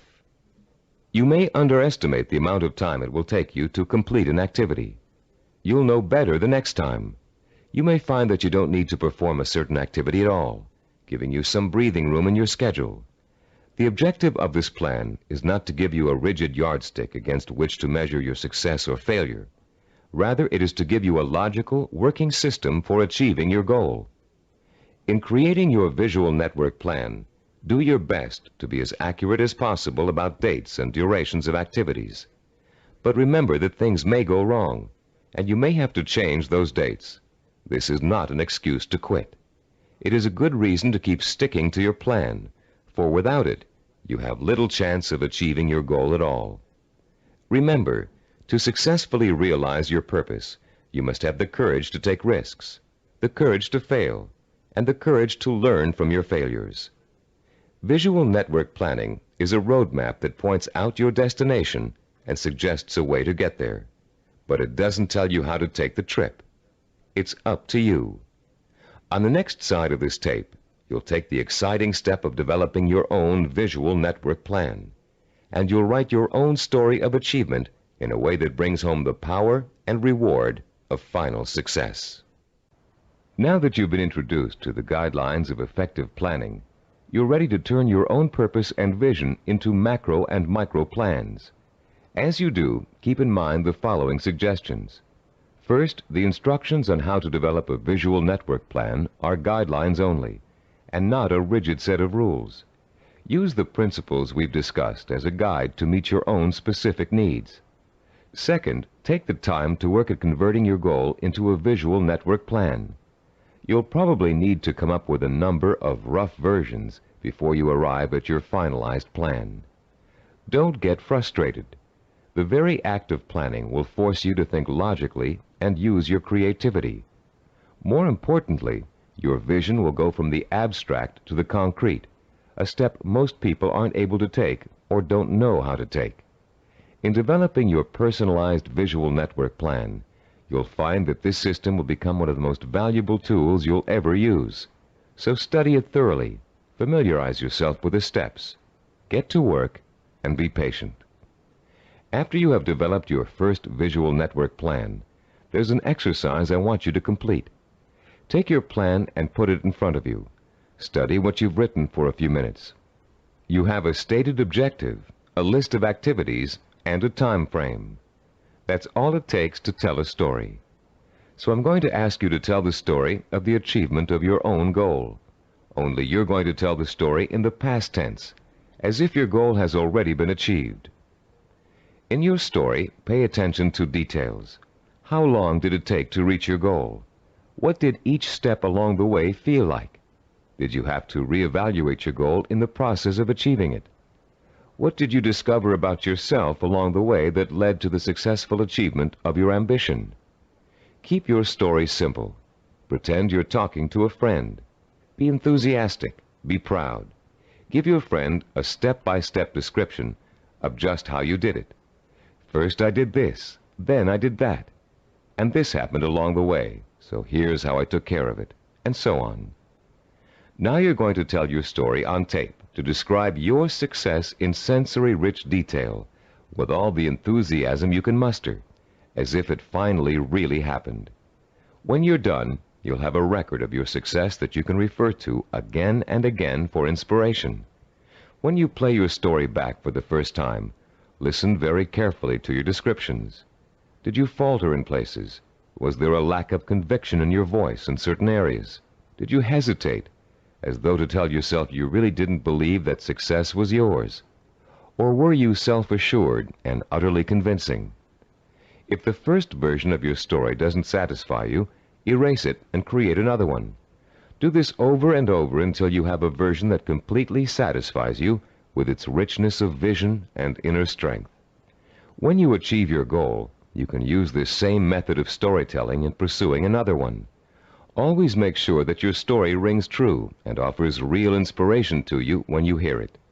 Remember, don't be afraid to brag and relive the success you've already accomplished in your imagination. You've already taken an important step in mastering the science of self-discipline by learning how to turn your most important goals into step-by-step plans for achievement. Now comes the time to roll up your sleeves and learn how to put these plans into action. This is an exciting moment for you and a turning point in your quest for success. Up until now, you've learned how to prepare for achievement. Now you're going to learn how to actually tackle the hard, efficient work that is the bread and butter of achievement itself. Notice we said hard, efficient work, not just hard work. Hard work alone doesn't guarantee success. In fact, many unfortunate people spend a great deal of time working very hard and never get anywhere in spite of it. Making intelligent and efficient use of your time is of paramount importance in achieving your goal, especially when that goal may take years to achieve. In this session, you're going to learn how to manage your time and effort so efficiently that you won't waste one valuable moment in your journey to achievement. You'll learn how to find time in an already busy schedule to work on the micro tasks that make up the stepping stones to your macro purpose. You'll find out why what we call seasoning, a special way of looking at time, is so critically vital to your success.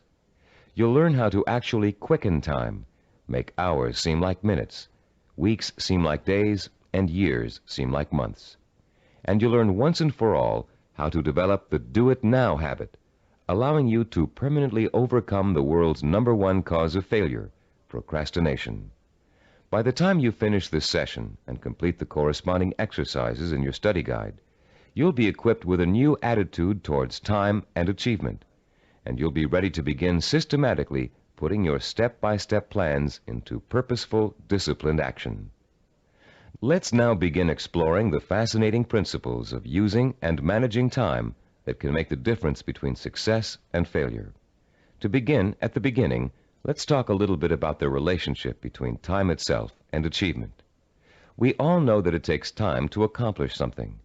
Depending on what you'd like to accomplish, it may take a little bit of time or a great deal of time. The same goal can also sometimes be achieved in less time or more time, depending on how good a job you want to do in achieving it. Think about any small task you might be confronted with around the house. Let's say one of your doors is stuck and needs planing in order for it to open and close easily. There are lots of ways you could accomplish that task and lots of shortcuts you could take. But in order to do a really good job, you know you should measure the door and doorway opening, figure out how much wood you need to remove, take the door off the hinges, and mount it on a sawhorse and plane it down until it reaches the right size. This approach may take longer than some others you can think of, but it's the best way to achieve your goal. And when the job is done properly, you know that door will never get stuck again. The person who takes the time to do the job right is the epitome of the self-disciplined achiever. Someone who has learned not to worry about time, but use it to its full potential to achieve a goal in the best way possible. None of your goals are going to be as simple as this one to accomplish, but the principle remains the same. To achieve with excellence, you're going to need a long period of time in which to allow your knowledge and skills to mature and grow. This is the concept of time that we call seasoning. Seasoning is a law of nature. All things take time to come to fruition. People, in their impatience to get what they want without going through this growing process, often end up stunting their own personal growth and making true success impossible. Shortcuts only lead to mediocrity and failure. Scientists, philosophers, artists, and statesmen have always recognized the importance of seasoning in accomplishing any goal. When asked by an impatient student how long it would take to become a master teacher, the Roman philosopher Epictetus replied, "Nothing comes into being all at once, not even the grape or the fig. If you say to me now, 'I want a fig,' I shall answer, 'That requires time.' Let the tree first bring forth tender blossoms. Let the blossoms endure the weathering of the sun, wind, and rain. Let the tree then put forth its fruit, and finally, let the fruit ripen." Cybervision founder Steve DeVore recalls learning about seasoning the hard way. "When I was 5 years old," he said, "I planted a garden in my backyard. Because I didn't understand how seeds grew, I would go out and dig them up every day to see if they'd sprouted yet. I hardly watered them, and I didn't weed them regularly as I should have. Because I was so impatient and neglectful, my plants never got the chance to grow properly. And when harvest time came, my vegetables were pitifully small and undeveloped. I had a friend next door, a slightly older boy who understood the principles of gardening. He let his plants grow and ripen in their own time, helping them along with regular watering, fertilizing, and weeding. He enjoyed a bountiful harvest that summer, and I learned a lesson about patience and self-discipline." All great achievers not only understand the concept of seasoning, but they value it greatly. They know that success cannot be hurried. They know that to try to hurry it is to ruin it. They understand that every step along the road to achievement is a necessary one and a small achievement in itself. And they also know that getting there can and should be half the fun. Self-disciplined achievers are willing to pay the price of time to realize their ambitions. They are not intimidated by the thought of having to work and study for 5, 10, even 15 years. Their commitment to a goal is absolute, and their vision of success is unwavering. The self-disciplined achiever knows that if what he wants will take 5 years to achieve, the 5-year effort will be worth it. He knows that those 5 years are going to pass anyway, and he has a choice about whether to spend them preparing for success or wasting the time thinking and dreaming about what he'd really like to do. For the self-disciplined achiever, there is no choice. He'll gladly spend those 5 years working and studying to achieve his goal. Does several years seem like a long time to you? Think how fast the last 5 years of your life have gone by. What did you do during that time to make achievement possible? If you had been working steadily towards your goal all that time, you could have achieved it by now. Let's say you're 34 years old and your dream is to become an architect. You know it will take you 6 years of schooling and apprenticeship before you can get a good job with a respected architectural firm. But that means you'll be 40 years old by the time you reach your goal, and you feel you just can't wait that long. Stop and think. You're going to be 40 years old in 6 years whether you study architecture or not. And if you choose not to study it now, in 6 years, you'll be in the exact same position, wanting to be an architect and knowing it will take you 6 years to get there. Only by then, you'll have to work until you're 46 to achieve your goal. You can get there in 6 years by starting now, or you can choose to give up hope of ever getting there at all. If you really want to achieve your goal, 6 years won't seem like such a long time. As you'll find out later in this session, to the self-disciplined achiever, the 6 years will go by very fast. Impatient people want things to happen overnight. In the words of French philosopher Blaise Pascal, they anticipate the future as too slow in coming. And in being unwilling to devote hours of time to the kind of seasoning it takes to become accomplished at anything, they waste their lives by doing nothing at all, and they wonder why they always feel so unfulfilled. How many youngsters have you known who came home from a rock concert determined to learn to play the guitar? It looked easy when the group on stage was playing, so the youngster goes out and buys a guitar and takes his first few lessons. And all of a sudden, it becomes apparent that it's not easy. It's going to take years of hard work and effort to learn to play really well. So the youngster loses interest and gives up, bored with the tedium of practicing scales for hours. Yet the professional musicians he's watched have put in years of practice to get where they are, and where the youngster would like to be. The great artist Pablo Picasso was once approached by an admiring woman in a restaurant. Having recognized him, she asked him to draw something, anything, on a napkin for her. She told him she'd pay him whatever he thought was fair, if only he would provide her with this impromptu work of art. Picasso agreed and spent 5 minutes drawing a picture on the napkin. When he was finished, the woman picked the napkin up in delight. How much did he want for the picture, she asked. Calmly, Picasso replied, $10,000. Dumbfounded, the woman began to argue with him that a picture drawn on a napkin in 5 minutes couldn't possibly be worth that much. But Picasso just smiled and said, Madame, it may have only taken me 5 minutes to draw the picture, but it took me 40 years to learn how to draw it. 40 years. Does that seem like an interminable amount of time? To a master artist seeking the ultimate expression of his talent, a great scientist seeking a cure for disease, or an ambitious businessman trying to turn a small company into a Fortune 500 corporation, 40 years can seem to fly by overnight. To the dedicated, self-disciplined achiever, time is nourishment for what he wants to accomplish. And that time is well spent, taking step after step in a continuous effort to achieve a specific goal. The achiever does not get sidetracked. Every day he concentrates on the micro tasks that make up his macro purpose. And each completed micro task becomes a source of pleasure and a reward in itself. Top newscaster Eric Sevareid achieved his macro purpose by actually ignoring it. Instead, he concentrated on the micro purposes that would help him accomplish his goal. Sevareid tells the story in his own words.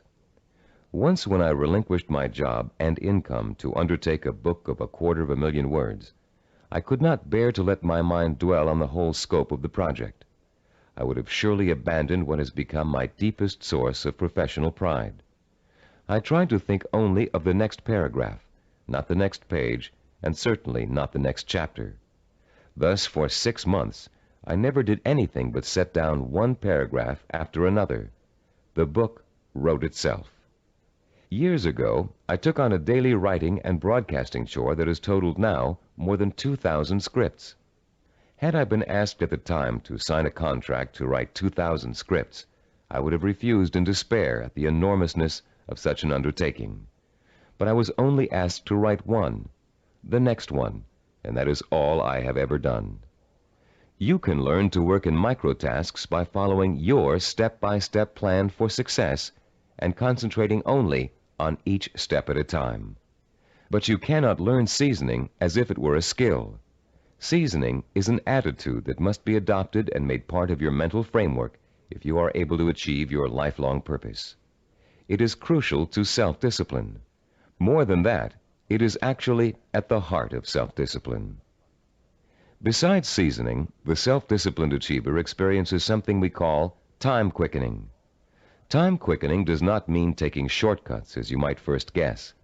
Rather, it represents what happens to your perception of time as you become involved in the pursuit of your goal. Time quickening is an almost magical experience where time seems to disappear and you know you're in complete control of what you're doing. When it happens, you feel energetic, concentrated, and completely absorbed in your task. We've all experienced time quickening when we're doing something we particularly enjoy. For you, it may have happened while you were reading an exciting murder mystery, watching an action-filled movie, playing a game of tennis, or even weeding a garden. Time quickening takes place whenever you find yourself completely engrossed in something to the point where nothing can distract you. The moments fly by so quickly, you're just not aware of them. Past and future seem to disappear, leaving only you and the task you're engaged in. And after what only seems like minutes, you look up and notice in shock that a great deal of time has passed. Dreams are a reverse example of this phenomenon.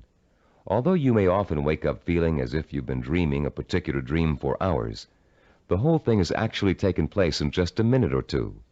The human mind has the amazing ability to alter our own perception of time. Once you learn to use this ability to your advantage, you will no longer be discouraged at the thought of having to spend so much time pursuing your goal. Scientific research has shown us how to trigger the experience of time quickening. You can actually learn to consciously create the sensation that time has stopped. You can do it by becoming single-mindedly and uninterruptedly involved in an activity for a significant period of time.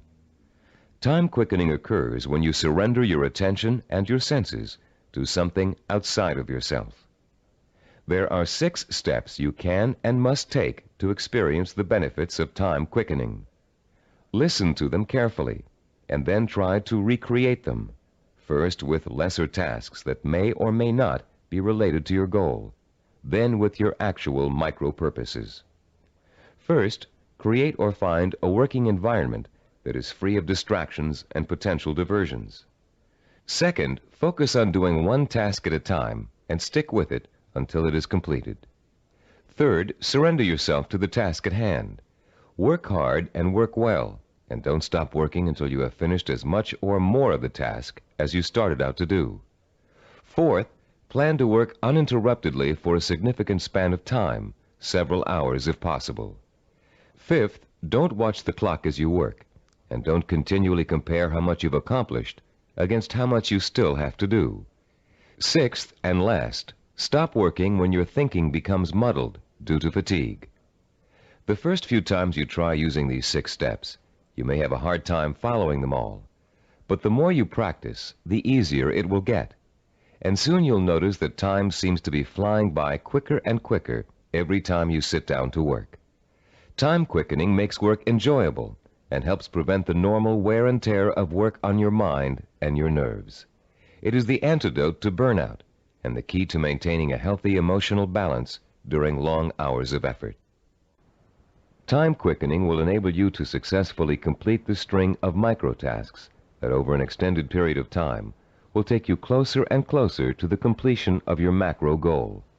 And if your goal is years away, time quickening will make it seem to all happen so quickly that the illusion of overnight success will almost seem as if it's coming true. Using time quickening to follow a step-by-step plan for reaching a goal is one way to make that goal appear closer than it really is.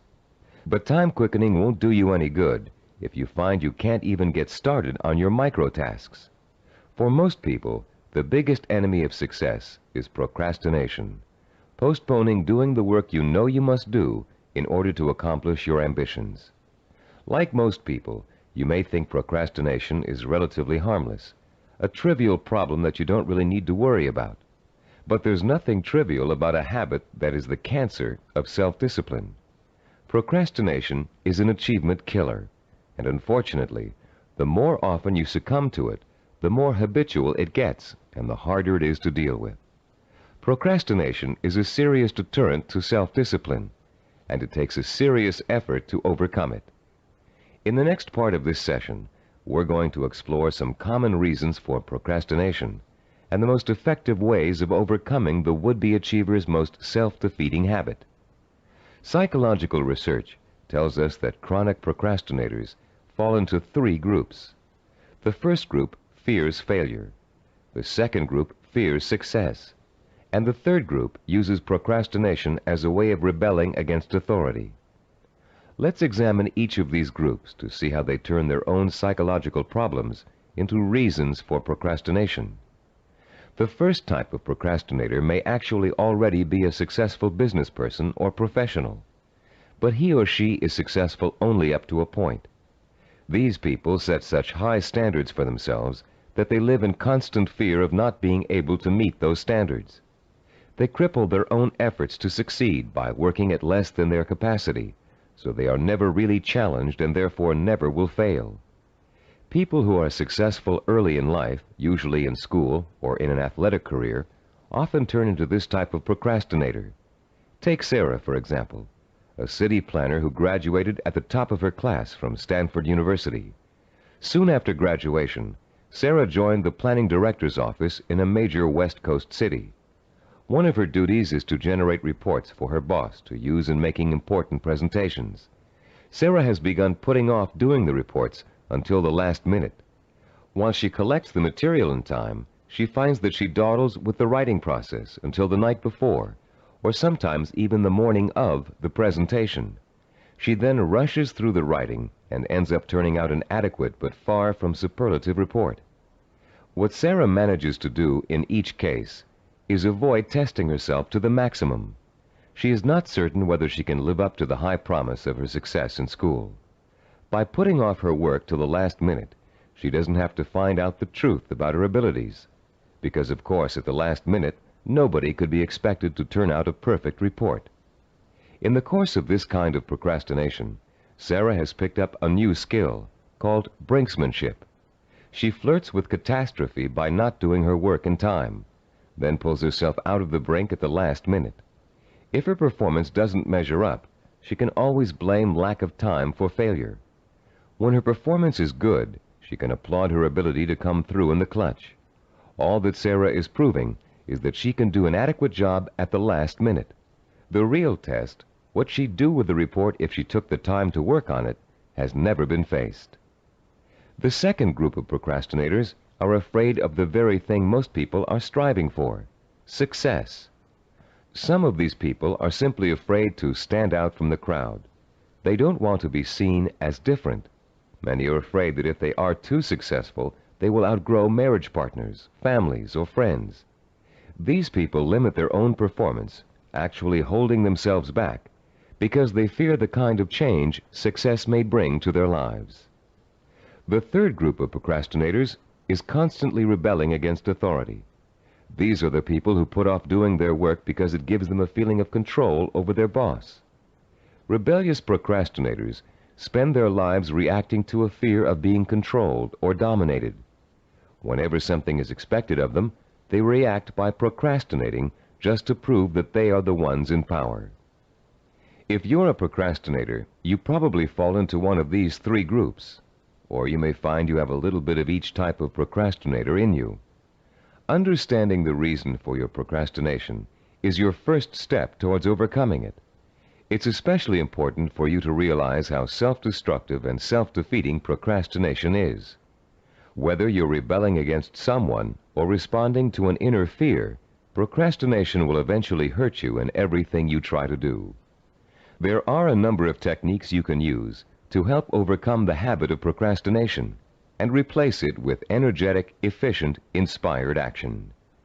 William James, the great Harvard University psychologist and philosopher, who already taught us in Session 5 the value of acting as if we are what we want to be, has a very practical solution to procrastination. James suggests, do something every day for no other reason than you would rather not do it at all. Listen again. Do something every day for no other reason than you would rather not do it at all. What James is really telling you to do is to replace the habit of procrastination with the habit of action. As soon as you catch yourself thinking, well, I won't do that now, I'll do it later, you must immediately do whatever it is you're procrastinating about. Self-disciplined achievers also use two special time management techniques to overcome the tendency to procrastinate. The first is called Swiss cheesing. The second is called unscheduling. Swiss cheesing is another term for dividing a macro purpose into a series of micro tasks. The management consultant who invented the term conceived of it as a way of poking holes in a large task to make many smaller tasks. If you have a task that will take 2 hours, Swiss cheesing it creates 8 15-minute segments, or 4 30-minute segments, or however many smaller segments you need to get the task done. Breaking a macro purpose down into micro tasks makes it seem much less formidable. In fact, this one-step-at-a-time approach is the only way to achieve a major goal. Without losing sight of what you want to achieve, you should never go around thinking about the enormity of your major purpose. You must concentrate only on achieving one small step at a time. Unscheduling also helps you to overcome procrastination and get on with your project in the most efficient way possible. Sometimes you know you're going to need so much time to complete a task that you won't even start it. You rationalize that you'll never find the time to finish it anyway. But often people overestimate how much time it really will take them to do something, and they don't realize that by Swiss cheesing, they can find the time to do it in an otherwise busy schedule. Turn to page 45 of your study guide and look at Form 8.1. You'll see a chart with the days of the week listed along the top row, and the hours in a day listed vertically along the left side. There are 7 days listed and 16 hours per day.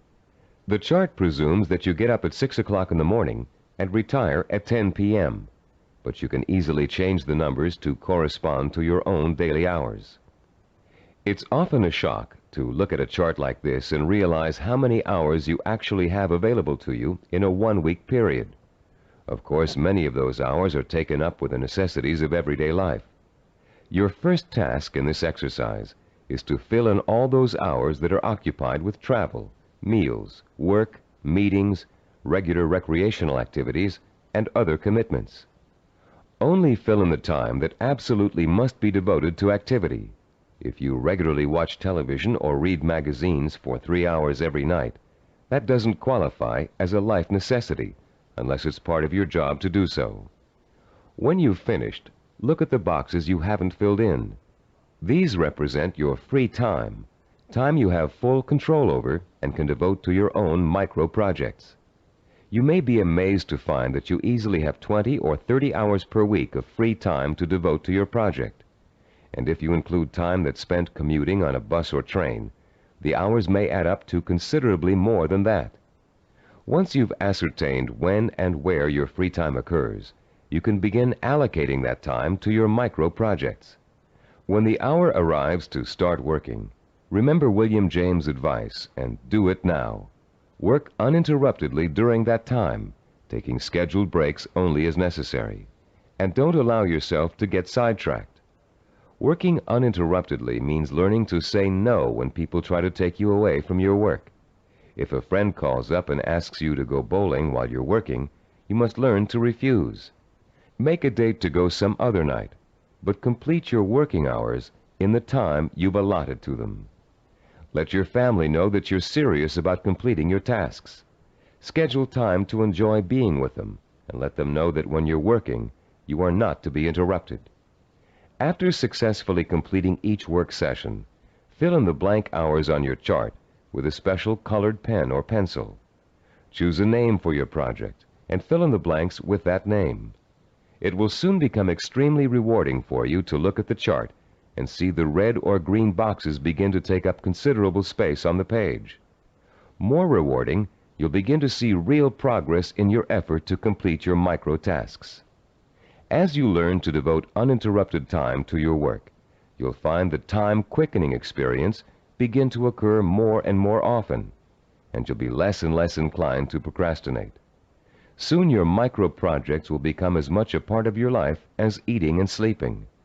And an excitement will take hold as you begin to realize that, yes, you are working steadily toward your goal. And not only can you really do it, you are really doing it. Be careful not to overcommit yourself in terms of time spent on your project. Your goal is not to exhaust yourself. And beware of trying to go in too many directions at once. That can cause the kind of anxiety that will make you want to give up before you even get started. Concentrate on accomplishing one task at a time. That task will get done, and then you can start on the next, which will also get done, and so on. Keep in mind through all of this that your objective is not to punish yourself with work in every free hour you have during the week.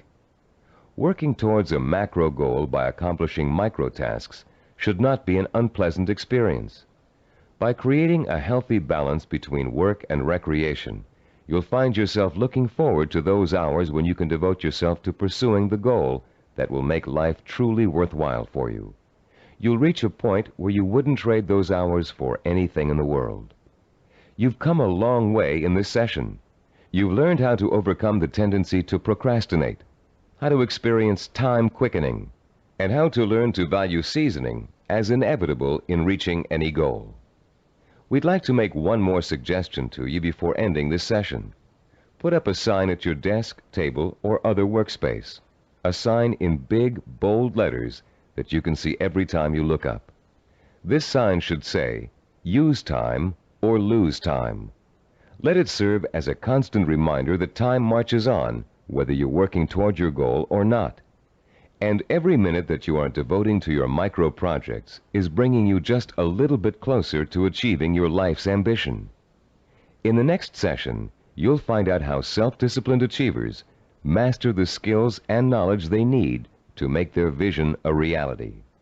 And you'll learn to broaden your own new field of knowledge by overcoming your learning blocks and harnessing your built-in powers of intelligence and discipline. In this session, we're going to talk about how you can identify and learn the knowledge and skills you need to master in order to achieve your vision and purpose.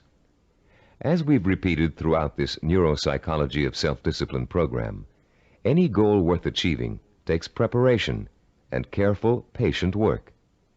As easy as running is, as natural as it seems, you wouldn't go out today and run a marathon without months of preparation, slowly working up to 3 miles a day, then 7, then 10, then 15, gradually working toward the 26-mile goal.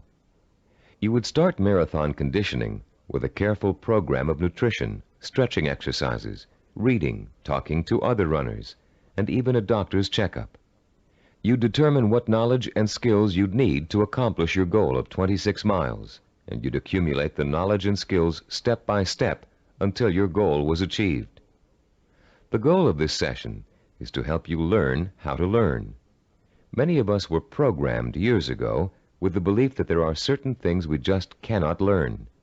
We were tracked in school into one path or another because of test results which told us we had no aptitude for a particular subject area, or by teachers or counselors who believed we were best suited for one discipline over another. In some cases, the stereotype was as blatant as girls take home economics, boys take shop. In other cases, the grounds for tracking could have been racial or economic, or some other person's perception of our intelligence.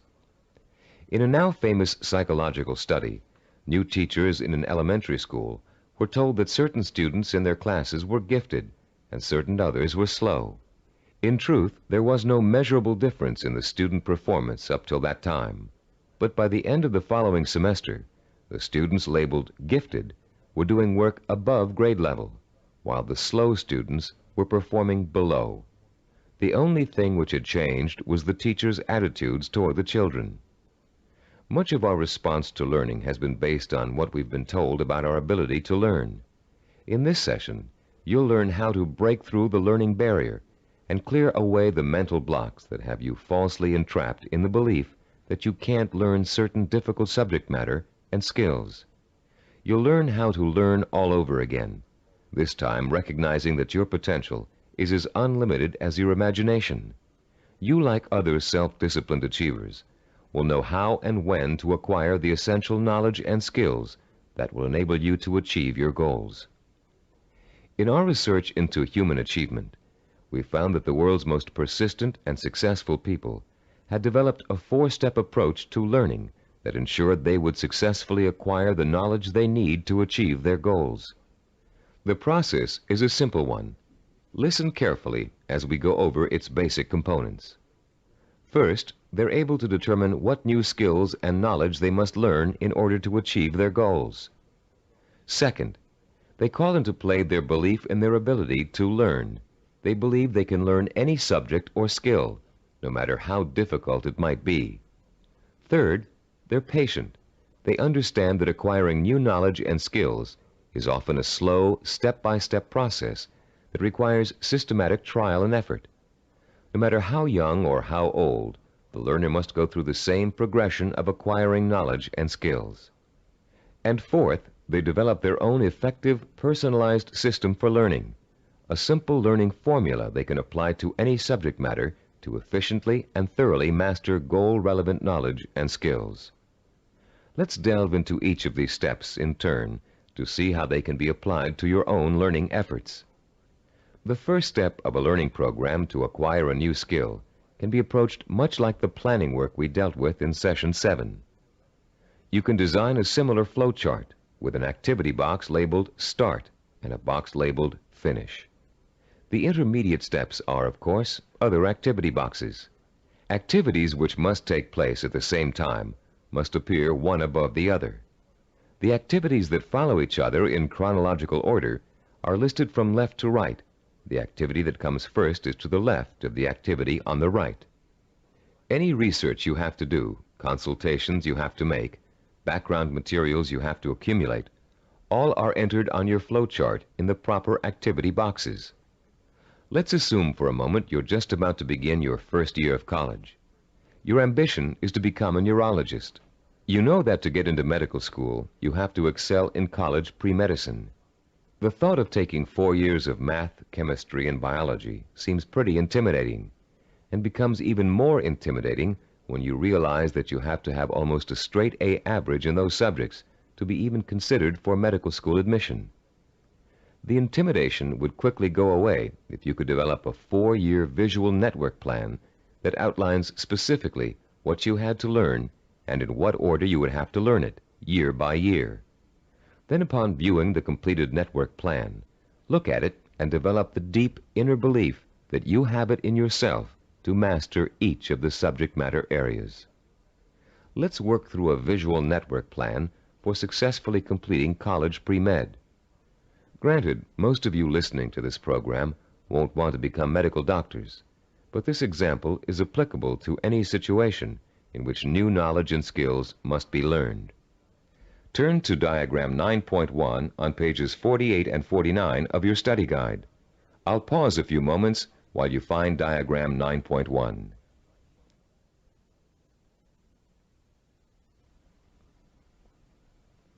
As you can see, there are 3 visual network plans. The first one outlines the chronological steps to becoming a neurologist. We call this a macro plan, with the objective of becoming a neurologist. Below that is the micro plan with the objective to graduate in pre-medicine in 4 years with a minimum 3.5 grade point average. The micro plan is broken down into 2 levels. The first level is visually represented in 2 steps: the Start, labeled number 1, and Graduate with a Bachelor of Science in Pre-Med, labeled number 3. This first level has actually been extracted directly from the macro plan. Now look at page 49 and the Level 2 diagram. As you can see, Level 2 is an expanded version of Level 1. Through the study of the college course catalog and after talking at length with college advisors, you have identified the pre-med requirements and have broken them down into a prerequisite chronological order. This visual network plan then serves as the step-by-step map for completing your pre-med program, the first step in your macro objective of becoming a neurologist. As you look at the visual network plan for completing pre-med, what type of emotions do you experience? Do you feel intimidated at the prospect of excelling in the hard sciences? Do you doubt your ability to learn such difficult subjects and to learn them so well that you finish each course at the top of your class? If you feel intimidated and experience doubt, then you probably won't make it. If you look at the plan and feel deep down inside that with enough effort, study, and application, you can master each of the courses, then you'll probably succeed. The difference, you see, is really not in ability or intelligence. Rather, it is an attitude, your belief in yourself. The belief in yourself as someone who is capable of learning is 90% of the learning hurdle. The other 10% is single-minded application mixed with ability. The belief in yourself as someone who has the ability to learn is the second step involved in the self-disciplined achiever's pursuit of goal-related knowledge and skills. Much of your own belief in yourself as someone who is capable of learning complex material may have been educated right out of you in school for a variety of reasons, some of which we explored at the beginning of this session. One major reason for this belief is a vicious cycle people get caught up in early in their learning experience. Take math, for example. Many people have learning blocks when it comes to math. They feel that they just don't have the aptitude to learn complex mathematical concepts, and they can prove this lack of ability to you from their grades and success in math classes. What most of these people lack is not the aptitude for math, but the application of self-discipline. Math requires progressive learning. You have to master one concept before you can go on to the next. If you miss a few steps in between, then it's really easy to get lost. And once you get lost, it's nearly impossible to catch up. To stay on top in math requires a daily effort of study. Most people who enter math because of their lack of self-discipline think that they can get by with a minimum of effort. Most of these people are intelligent. They can get by in most other courses by just coasting. They think they can do the same thing in math, but soon they get behind and can't catch up, and usually do poorly in the course. Then, after such an experience, they label themselves as poor in math. They carry this label with them throughout their lives. This label shades most of their decision-making when it comes to choosing courses of study and careers. Such people will avoid careers that require mathematical understanding because they think they don't have the aptitude. Actually, they probably had and have the aptitude, but not the attitude. Their life's potential was stunted by a false assumption. All they needed was someone to teach them the value and skill of self-disciplined application. Most of the people we studied in the creation of the neuropsychology of self-discipline program were not extra intelligent, but they did have a firm belief in their ability to learn anything and everything. To them, 90% of their ability to learn was their belief in their ability to learn. If you examine your own positive role models, you'll probably discover that few of them test out at genius level on intelligence tests. Most people think that Albert Einstein, for example, was a mathematical genius, when in actuality he flunked his college entrance exams and was a poor student in mathematics. As a youngster, he envisioned himself one evening riding through space on a beam of light. In his imagination, he sensorially experienced the theory of relativity. He knew what it was, but he was not able to explain it to others in a language they could understand. The only language was mathematics. Driven by his vision, he forced himself to learn mathematics. For Einstein, it was a day-by-day struggle, but he finally developed enough mathematical knowledge to simply express his experience mathematically. Einstein's theory of relativity and its mathematical expression ushered in the age of nuclear energy. Another scientist, whom most people attribute genius, was the inventor of the laser, Dr. Theodore Myman. While at Stanford University, he flunked his PhD oral exams and had to take them over again. Learning didn't come easy for him. It was a daily, step-by-step struggle. Baseball hitting great and cybervision role model for its baseball neuromuscular training video cassette, Rod Carew, didn't make his high school baseball team because his coach thought he wasn't a good enough hitter. Since then, through thousands of hours of practice, Carew has won 7 American League batting titles and is one of 13 players ever to get more than 3,000 career hits. The list goes on. Famous author, philosopher, and scholar Leon Uris flunked high school English 3 times. Malcolm Forbes, publisher of Forbes magazine, one of the most successful business publications in the world, did not make the staff of his college newspaper. The editor said he lacked the basic skills of reporting and editorial writing. Stephen DeVore, who founded Cybervision, speaks the Finnish language, considered by language experts to be the most difficult language for Western tongues to learn.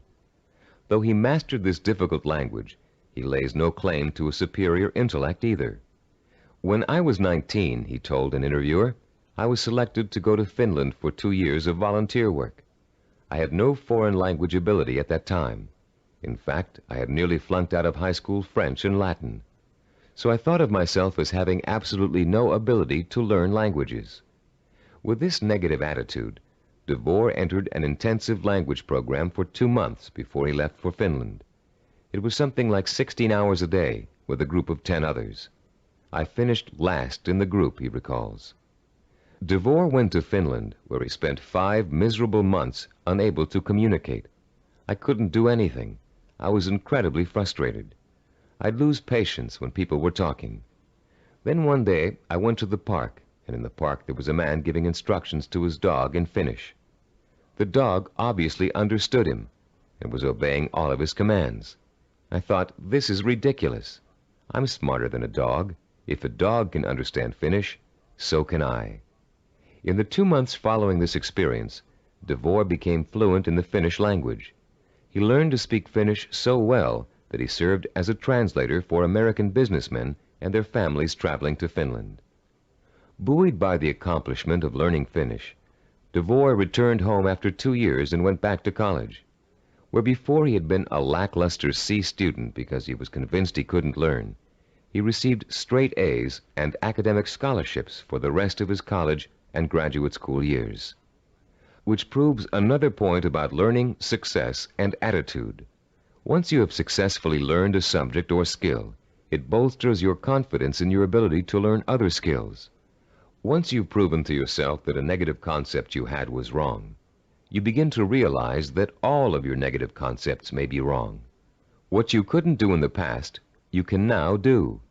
You can do it because finally you believe you can do it. Breaking the cycle of a negative attitude may not be easy, but once you do, you'll be far less inclined to get back into the cycle.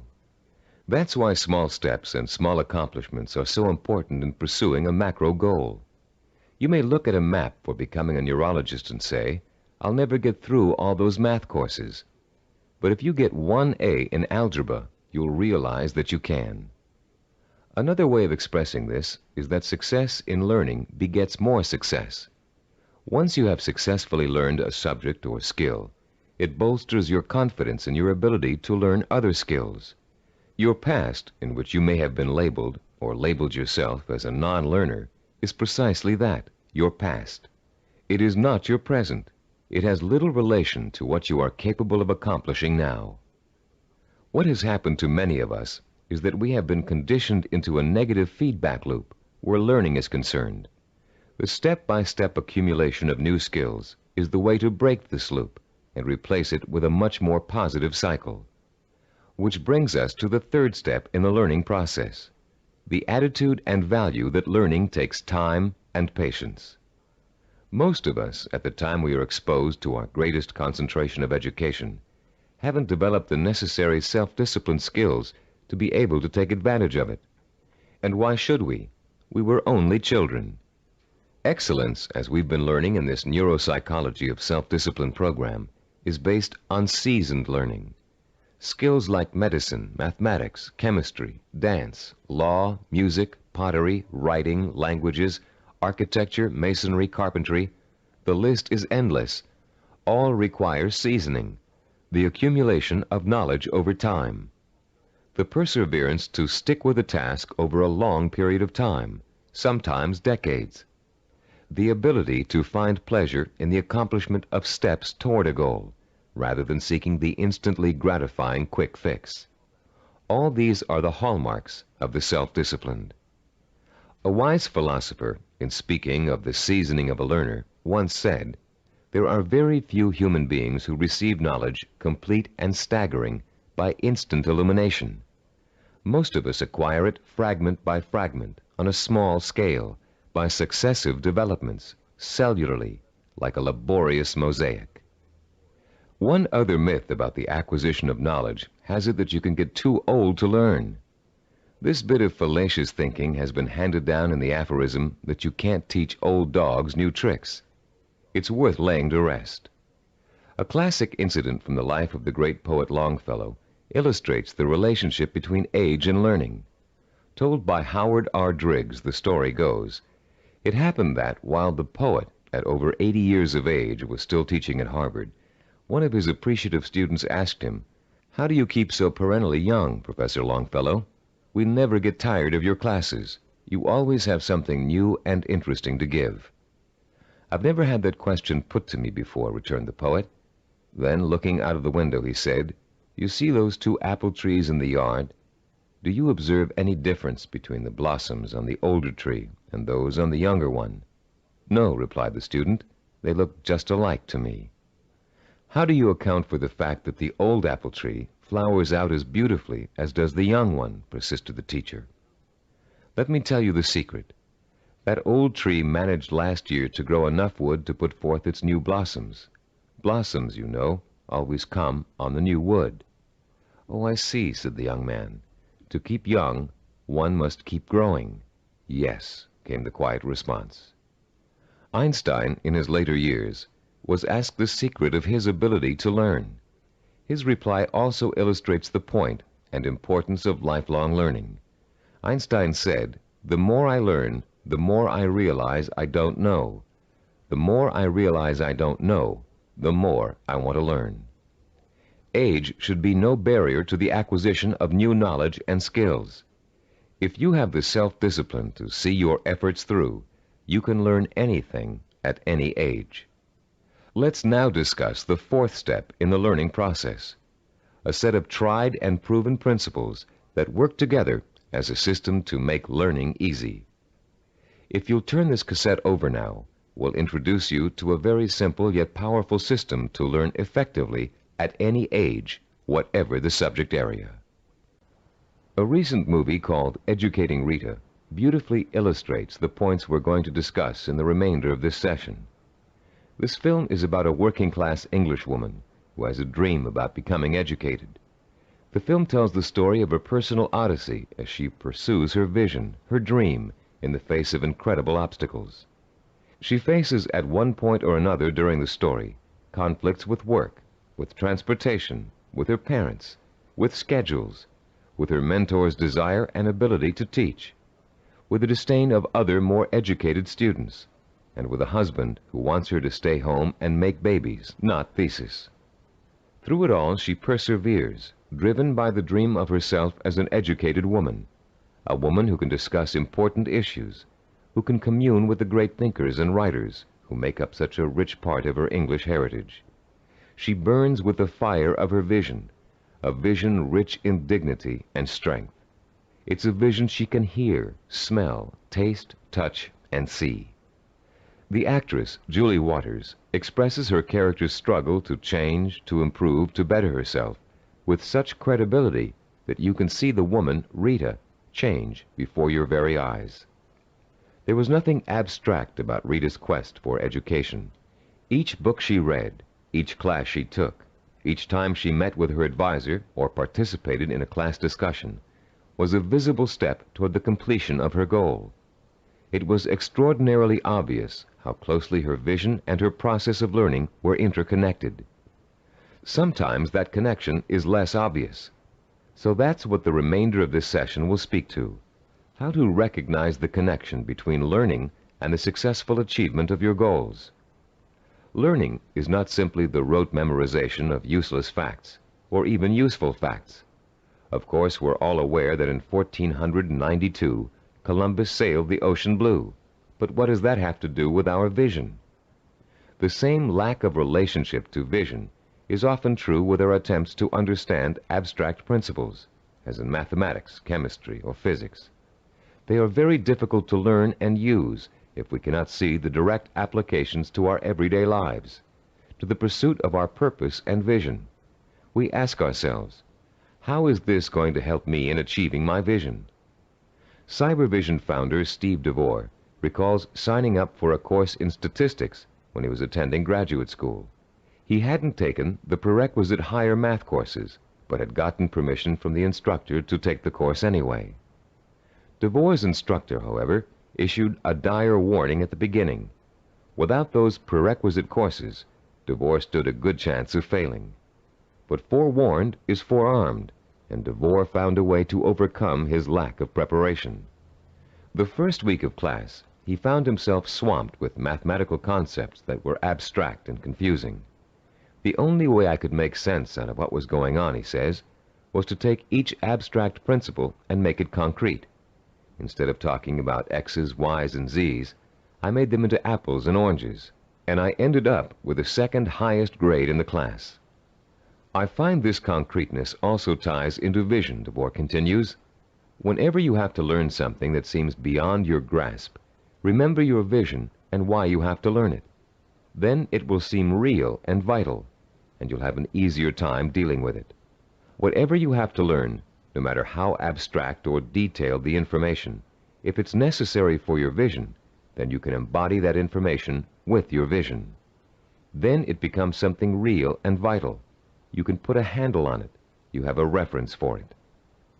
You've been learning the importance of vision all throughout this program.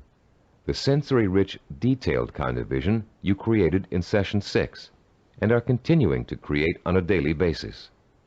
Making those visions concrete, you'll recall, sometimes even involved putting clippings or photographs of a desired goal upon the wall. This kind of work to strengthen vision is also at the heart of learning.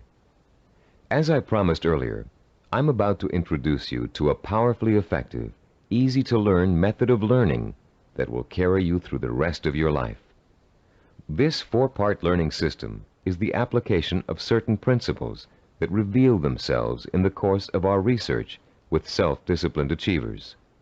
Learning and applying these principles will enable you to approach any subject matter with confidence and thoroughly learn the material no matter how difficult it might be. We call this system mega learning. We use the word mega to connote power. The power to achieve you acquire through the acquisition and application of knowledge. Let me quickly preview each of the 4 steps and then look at the process in greater detail. First, recognize the need to learn a principle. Second, relate the principle to your personal vision or goal. Third, internalize the principle by relating it to your own experience.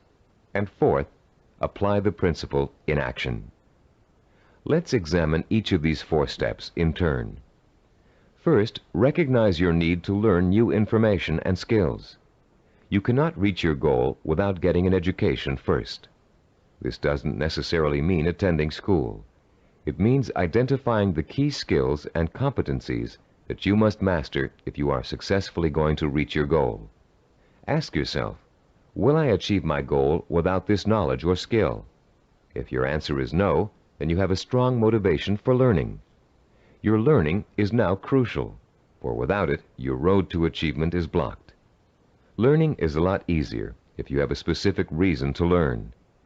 Once you recognize that you have a need to learn, you've taken the first step toward achieving your goal. Step 2 is simply asking yourself, how can I use this? How will it help me fulfill my vision? Imagine yourself achieving your goal and using the new knowledge and skills you are about to learn. See how each skill and bit of knowledge applies directly to your future success. no matter how unrelated or trivial it might seem to be in the beginning. This process is akin to putting a jigsaw puzzle together. You have a picture of what you want to achieve on the jigsaw box. Inside the box are hundreds of related but unrelated pieces of the puzzle. You put two pieces together. You pick up a third piece. You toy with it, mentally turning it over, looking at its edges, its contours, its unique characteristics, looking at the ways it might fit into the whole picture. Then comes the aha moment. You see exactly where the new piece of puzzle fits, how the contours of the piece are shaped to fit the pieces already in place. And as you place the piece in the puzzle, you get an idea of what the larger picture will look like. Perhaps you refer back to the picture on the jigsaw box, which is analogous to the mental picture you have of the goal for which you're striving. The very act of studying the information and putting it in its proper place helps you bring the picture on the box to life. The third step in our learning process is internalizing the principle by relating it to your own experience. If you're learning about electrical waveforms and frequency, for example, think about the times you've thrown a pebble into a pond and seen ripples form on the water.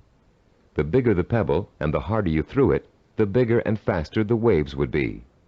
In Newtonian physics, you can easily understand the law that states, for every action there is an equal and opposite reaction, by remembering how you stand up from a sitting position. Do you just shoot straight up, or do you have to first push your weight down on the chair to stand up? In order to stand up, you have to first push down.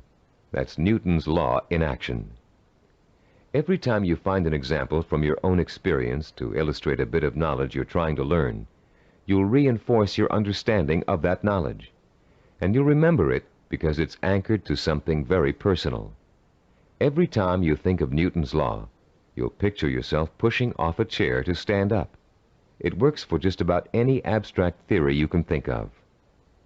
The fourth critical step in learning is the actual application of the principle you're trying to grasp.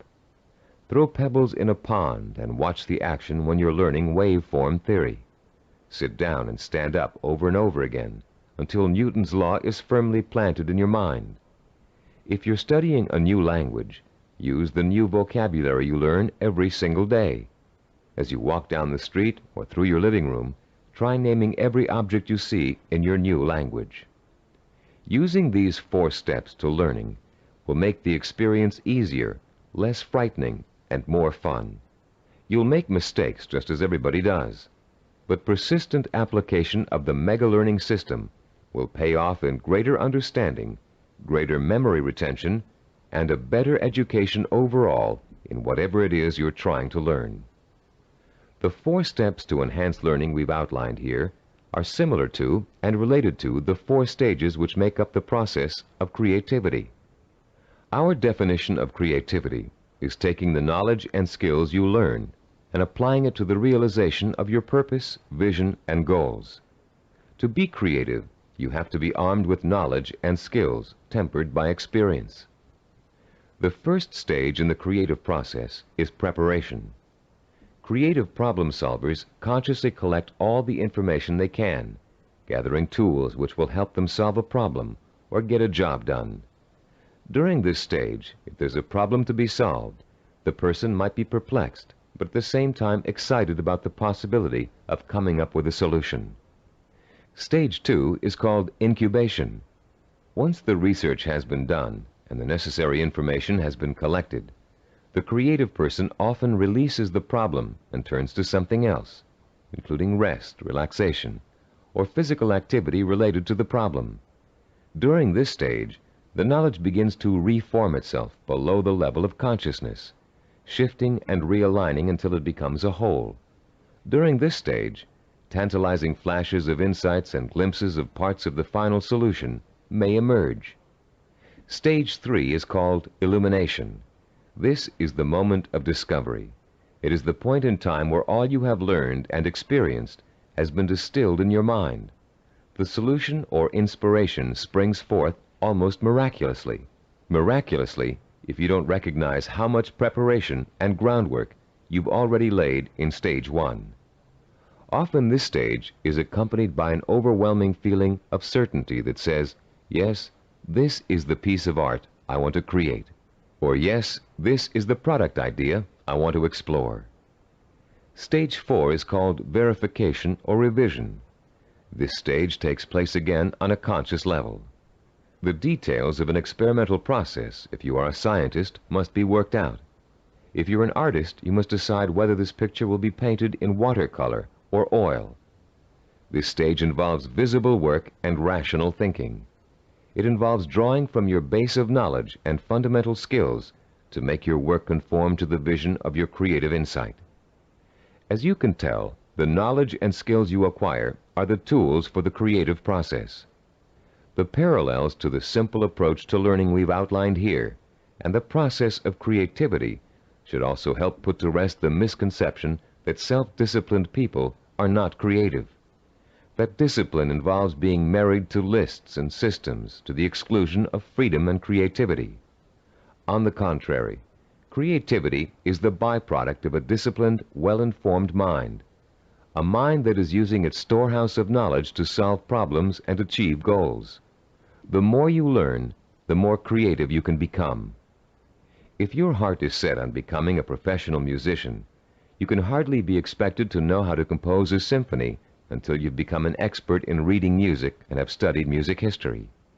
If you want to become a heart surgeon, you can't expect to pioneer new techniques in heart surgery until you've thoroughly mastered all the existing techniques. If you want to start a business, you must first study how other businesses are run, and then make your own decisions about how your company will work. If the realization of your vision requires the mastery of new knowledge and skills, I hope that learning will now be a stepping stone rather than a barrier to the creative realization of your goals. In our next and last session, you'll learn how to develop the twin pillars of the self-disciplined character, persistence and perseverance. And you'll be well equipped to begin your long and fruitful journey towards the goal you've chosen as your most important ambition. I'd like to begin this final session with two true stories that illustrate the value of persistence and perseverance in any of life's endeavors. The first story is about a mountain climber named Don Bennett. After successfully scaling 14,000-foot Mount Rainier, one of the highest mountains and most difficult climbs in the United States, Don Bennett was interviewed about the experience by a local reporter. "How did you do it?" the reporter wanted to know. "How did you keep going for 14,000 feet and not giving up?" Bennett thought for a moment before answering.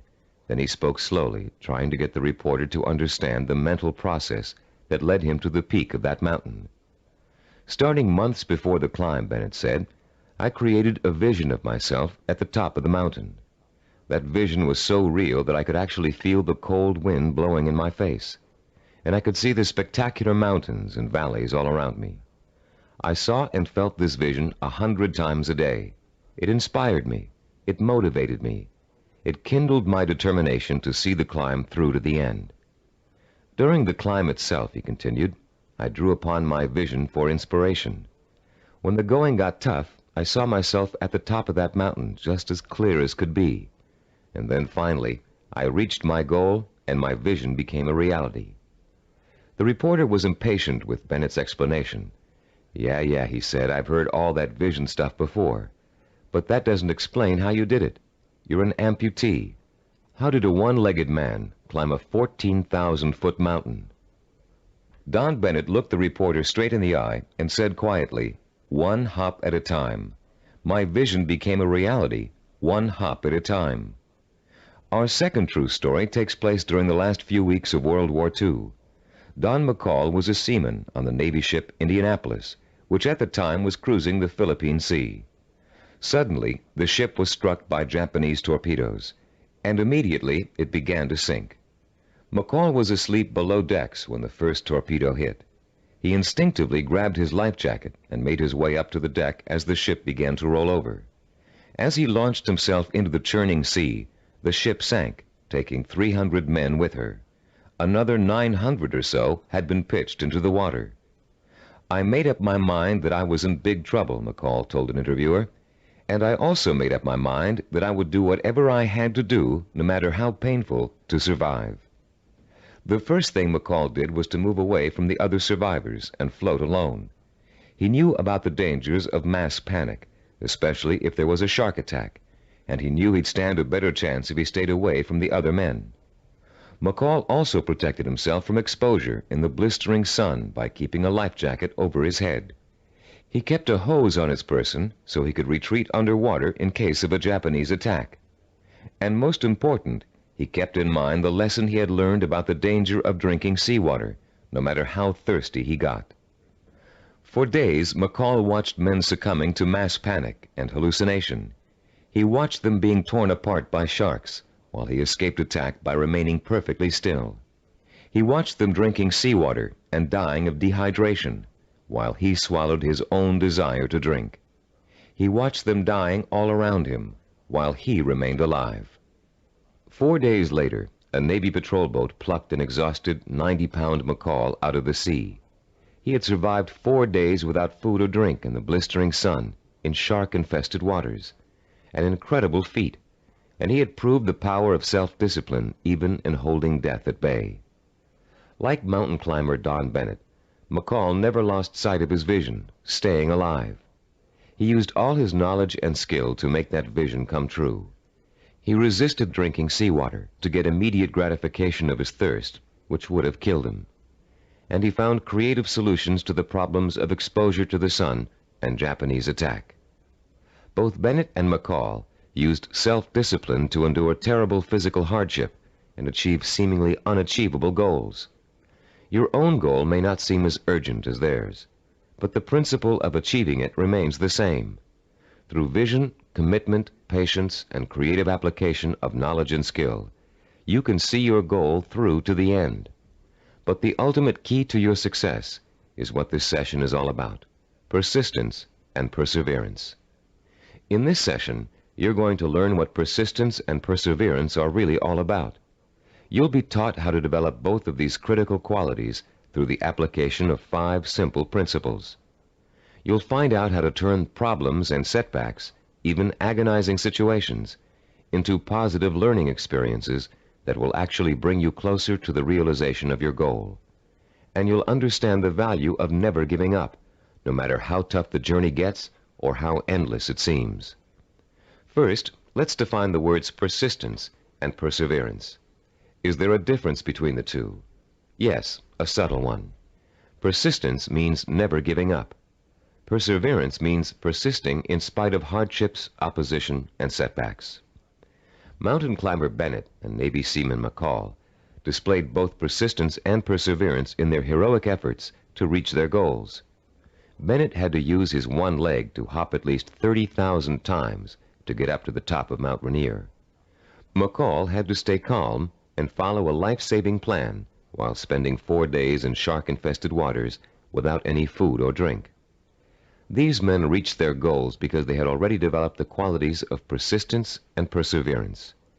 Now you are going to learn how to develop these qualities too. There are 5 crucial steps involved in learning how to develop into the kind of self-disciplined achiever who never quits and never loses sight of his or her goal. Listen carefully while I outline each one. The first step is to rekindle and refuel your vision and purpose every single day. Remind yourself daily of the rewards and benefits that await you when you successfully realize your goal. The emotion you draw from these constant reminders of why you're working so hard and giving up so many things will sustain your powers of persistence and perseverance.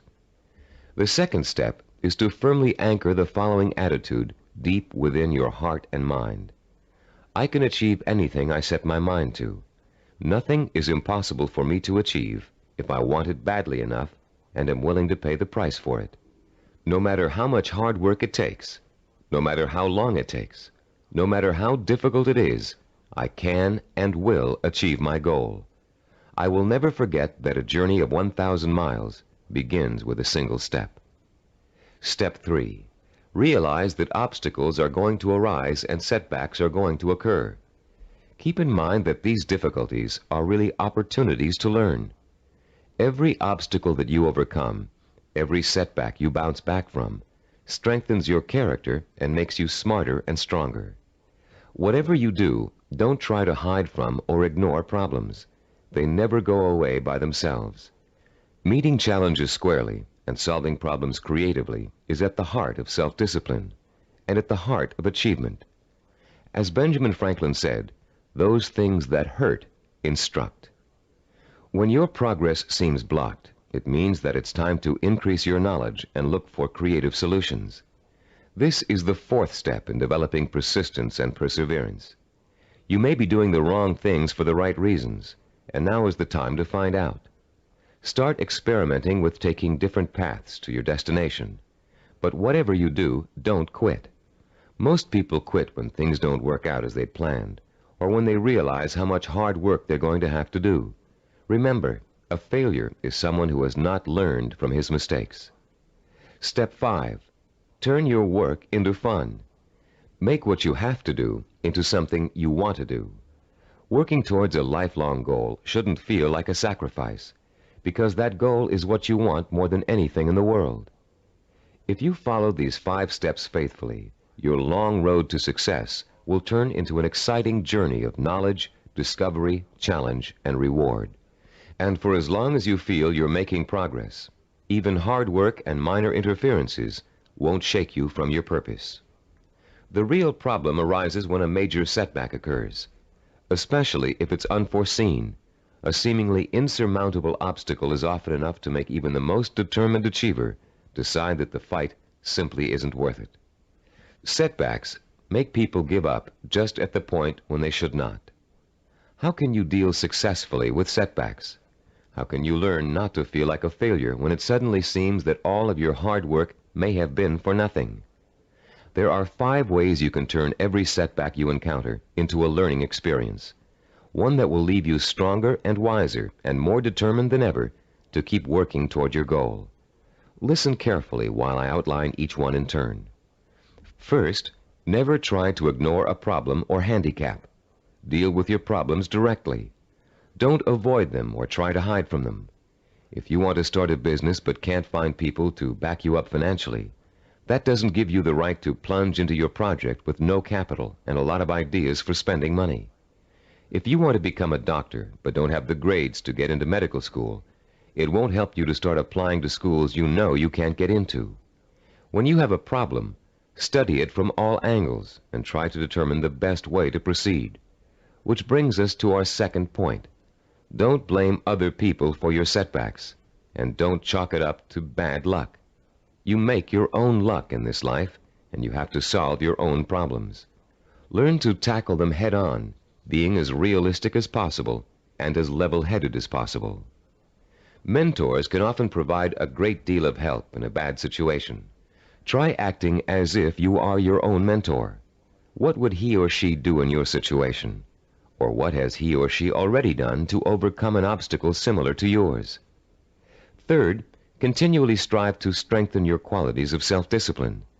Setbacks often occur because of weaknesses in certain areas. Try to turn those weaknesses into strengths. Be your own severest critic, but not your own worst enemy. Don't tell yourself, I failed. Tell yourself, I slipped, but I'm going to pick myself up and go on. Fourth, in almost every setback, there's a seed of opportunity, a silver lining, if you will. Find it and use it. You may find yourself taking a slightly different path to achieving your goal than you first imagined, but you'll get there just the same. Take the new path and see where it leads you. Following this philosophy helps take the emotional sting out of setbacks and is a good antidote for discouragement, and it's a healthier way to react to a bad situation than deciding to give up. Fifth, always remember that no matter how difficult a problem is, or how insurmountable it seems, there's always a solution. A problem is only really a problem if you think you can't solve it. If you take the attitude that every problem has a solution, and you approach your problem with an open and creative mind, you'll find that solution. A young woman we know named Carol Napier was faced with and managed to overcome the kind of setbacks that might make anybody want to give up. Her story is so inspiring that we'd like to end this session with her example of what it's like to be a self-disciplined achiever who never quits no matter what.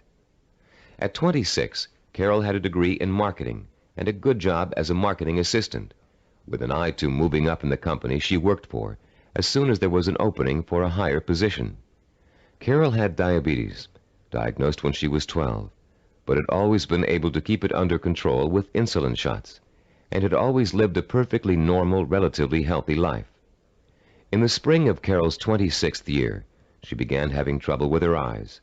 Doctors told her that her diabetes was causing her to slowly lose her eyesight. At first, Carol refused to believe it, but when she began having trouble driving, she realized the doctors were right, and she would have to re-evaluate her job and her purpose in life to deal with the problem of approaching blindness. But before Carol could come up with a solution to that problem, her kidneys also began to fail. Ultimately, she needed a kidney transplant, which was done successfully when she turned 27. Everything seemed to be going fine when a sudden episode of insulin shock left Carol paralyzed from the waist down. Carol recalls wanting to quit then and there.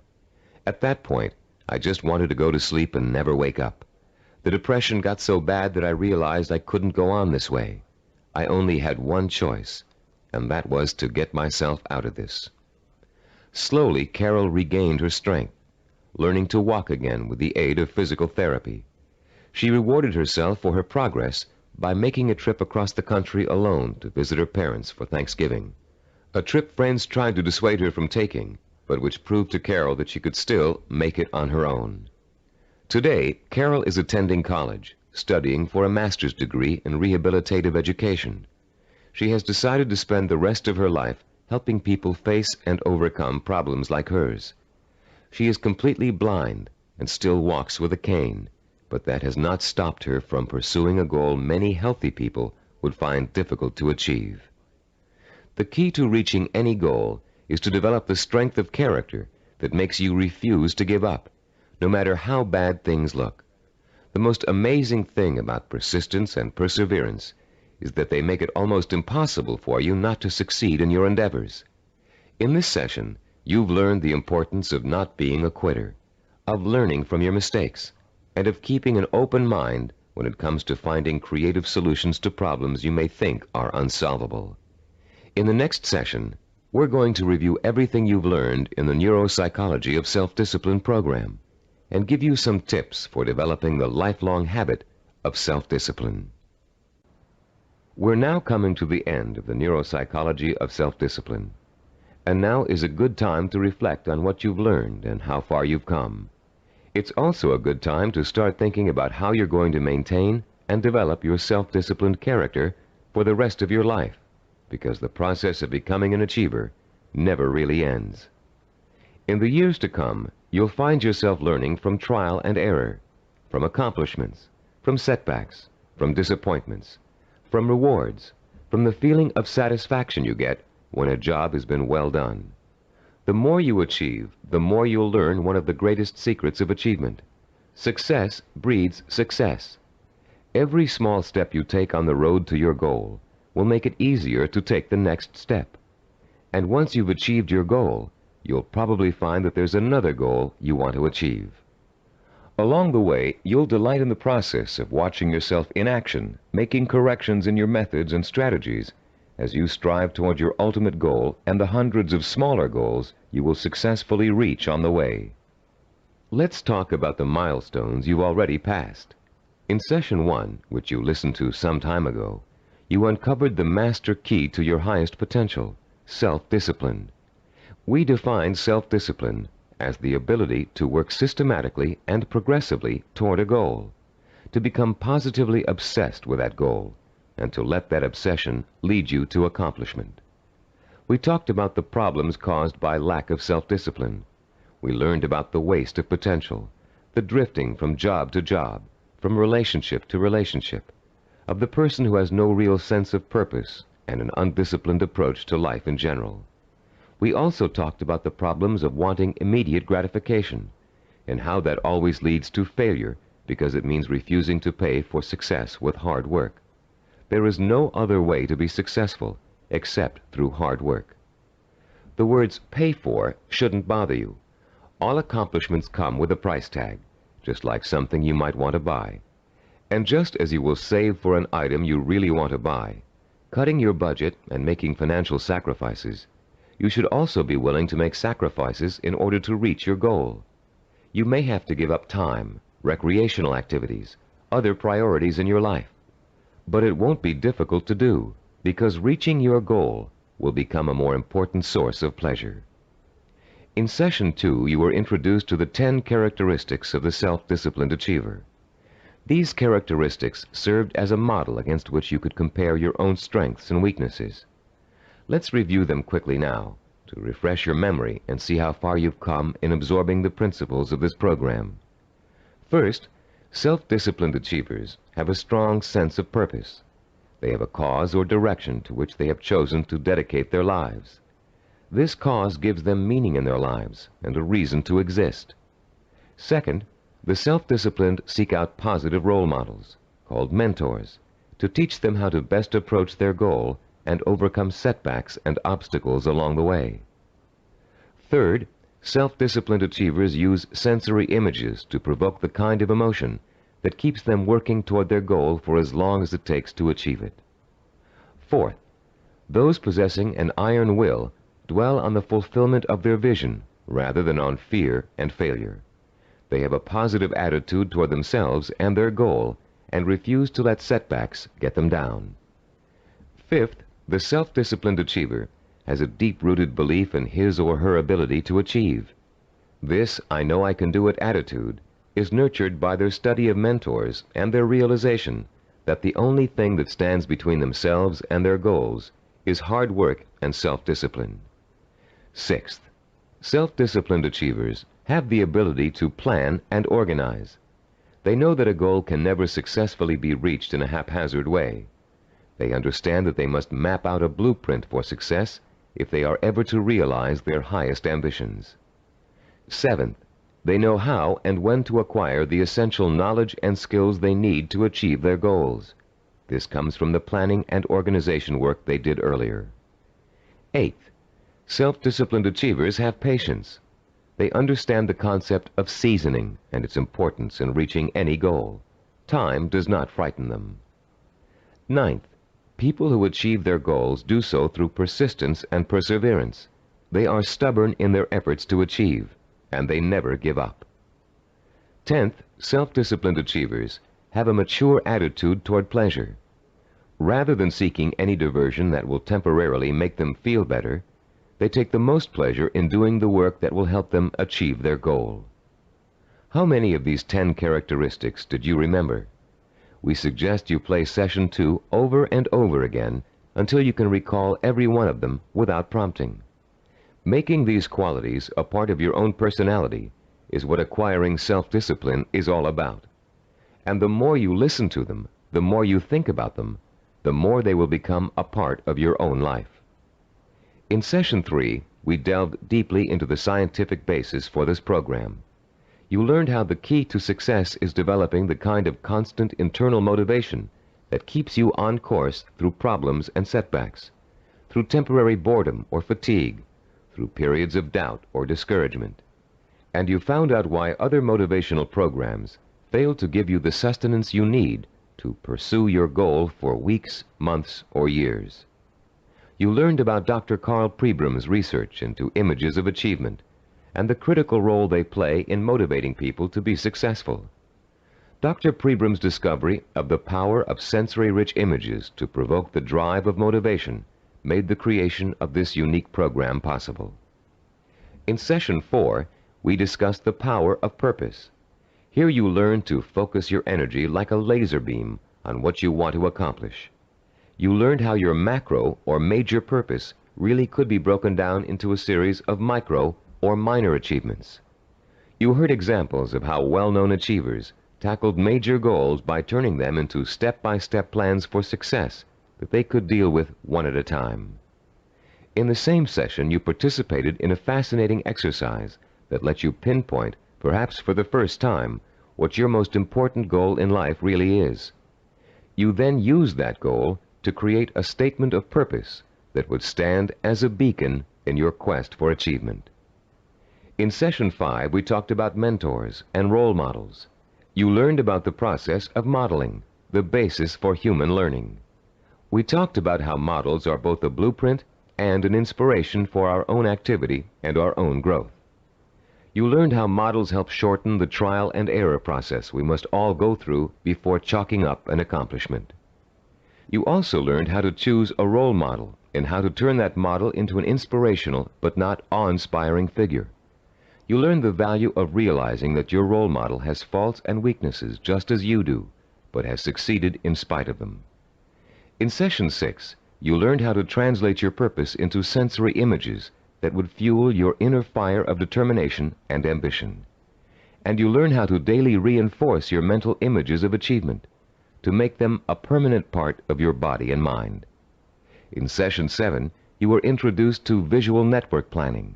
This planning system applies to any endeavor, from making a movie to making a run for the presidency. The system works by breaking down what you want to accomplish into logical building blocks. It helps you keep track of your achievements over a long period of time, and is a reward in itself for work well done. In the same session, you learned to become a storyteller. The story was that of your own success. You used your rich powers of imagination and your best verbal skills to detail the steps you took to accomplish your most important goals. In Session 8, you learned about the self-disciplined achiever's attitude toward time. You learned how achievers value patience, how they oppose the kind of quick-fix mentality that leads to general dissatisfaction with life, and how they use single-minded hard work to experience time quickening, a sensation that time is passing much more rapidly than it really is. You also learned about the problem of procrastination, its psychological causes, and the ways in which you can overcome it. You learned why it is considered the single most important cause of failure, and why it's so important for you to develop a do-it-now attitude before you try to do anything else. In Session 9, you learned how to plan to acquire the knowledge and skills you need in order to achieve your goals. You were introduced to the concept of mega-learning, a powerful four-step system that enables you to master any subject, no matter how difficult or complex. You also learned how knowledge is the building block of creativity. You were introduced to a four-step process that lets you creatively channel your knowledge toward the kind of action that will help you achieve your goals. And you learned that your belief in your ability to learn is 90% of the learning process. Finally, in Session 10, you learned how to develop the powers of persistence and perseverance, the critical characteristics that will see you through to the successful completion of your vision and purpose, no matter how long it takes or how difficult it is. You heard several inspiring stories about people who persevered and achieved their goals through extreme hardship and even physical danger. And now, as we come to the conclusion of this program, I'd like to point out that acquiring self-discipline is a never-ending process. There won't come a day when you wake up in the morning and say, "Yes, I'm finally self-disciplined now. There's nothing more I need to do to develop strength of character and determination of will." Self-discipline requires a lifetime of commitment. This doesn't mean you won't develop the habits of self-discipline in a relatively short period of time. It simply means that you must always be vigilant about how you are approaching your goals and what your purpose in life really is. It's all too easy to get sidetracked in something that feels comfortable, but is not what you really set out to achieve. Every small victory will become a cause for celebration, and a chance to renew your faith in your own ability to achieve whatever it is you want in life. And as you achieve it, you will find yourself becoming the kind of person you've always admired, the kind of person who could pursue a goal so single-mindedly, so stubbornly, and so patiently that he or she could not help but achieve it. I'm Richard Gebhardt. Thank you for joining me in this Cybervision program.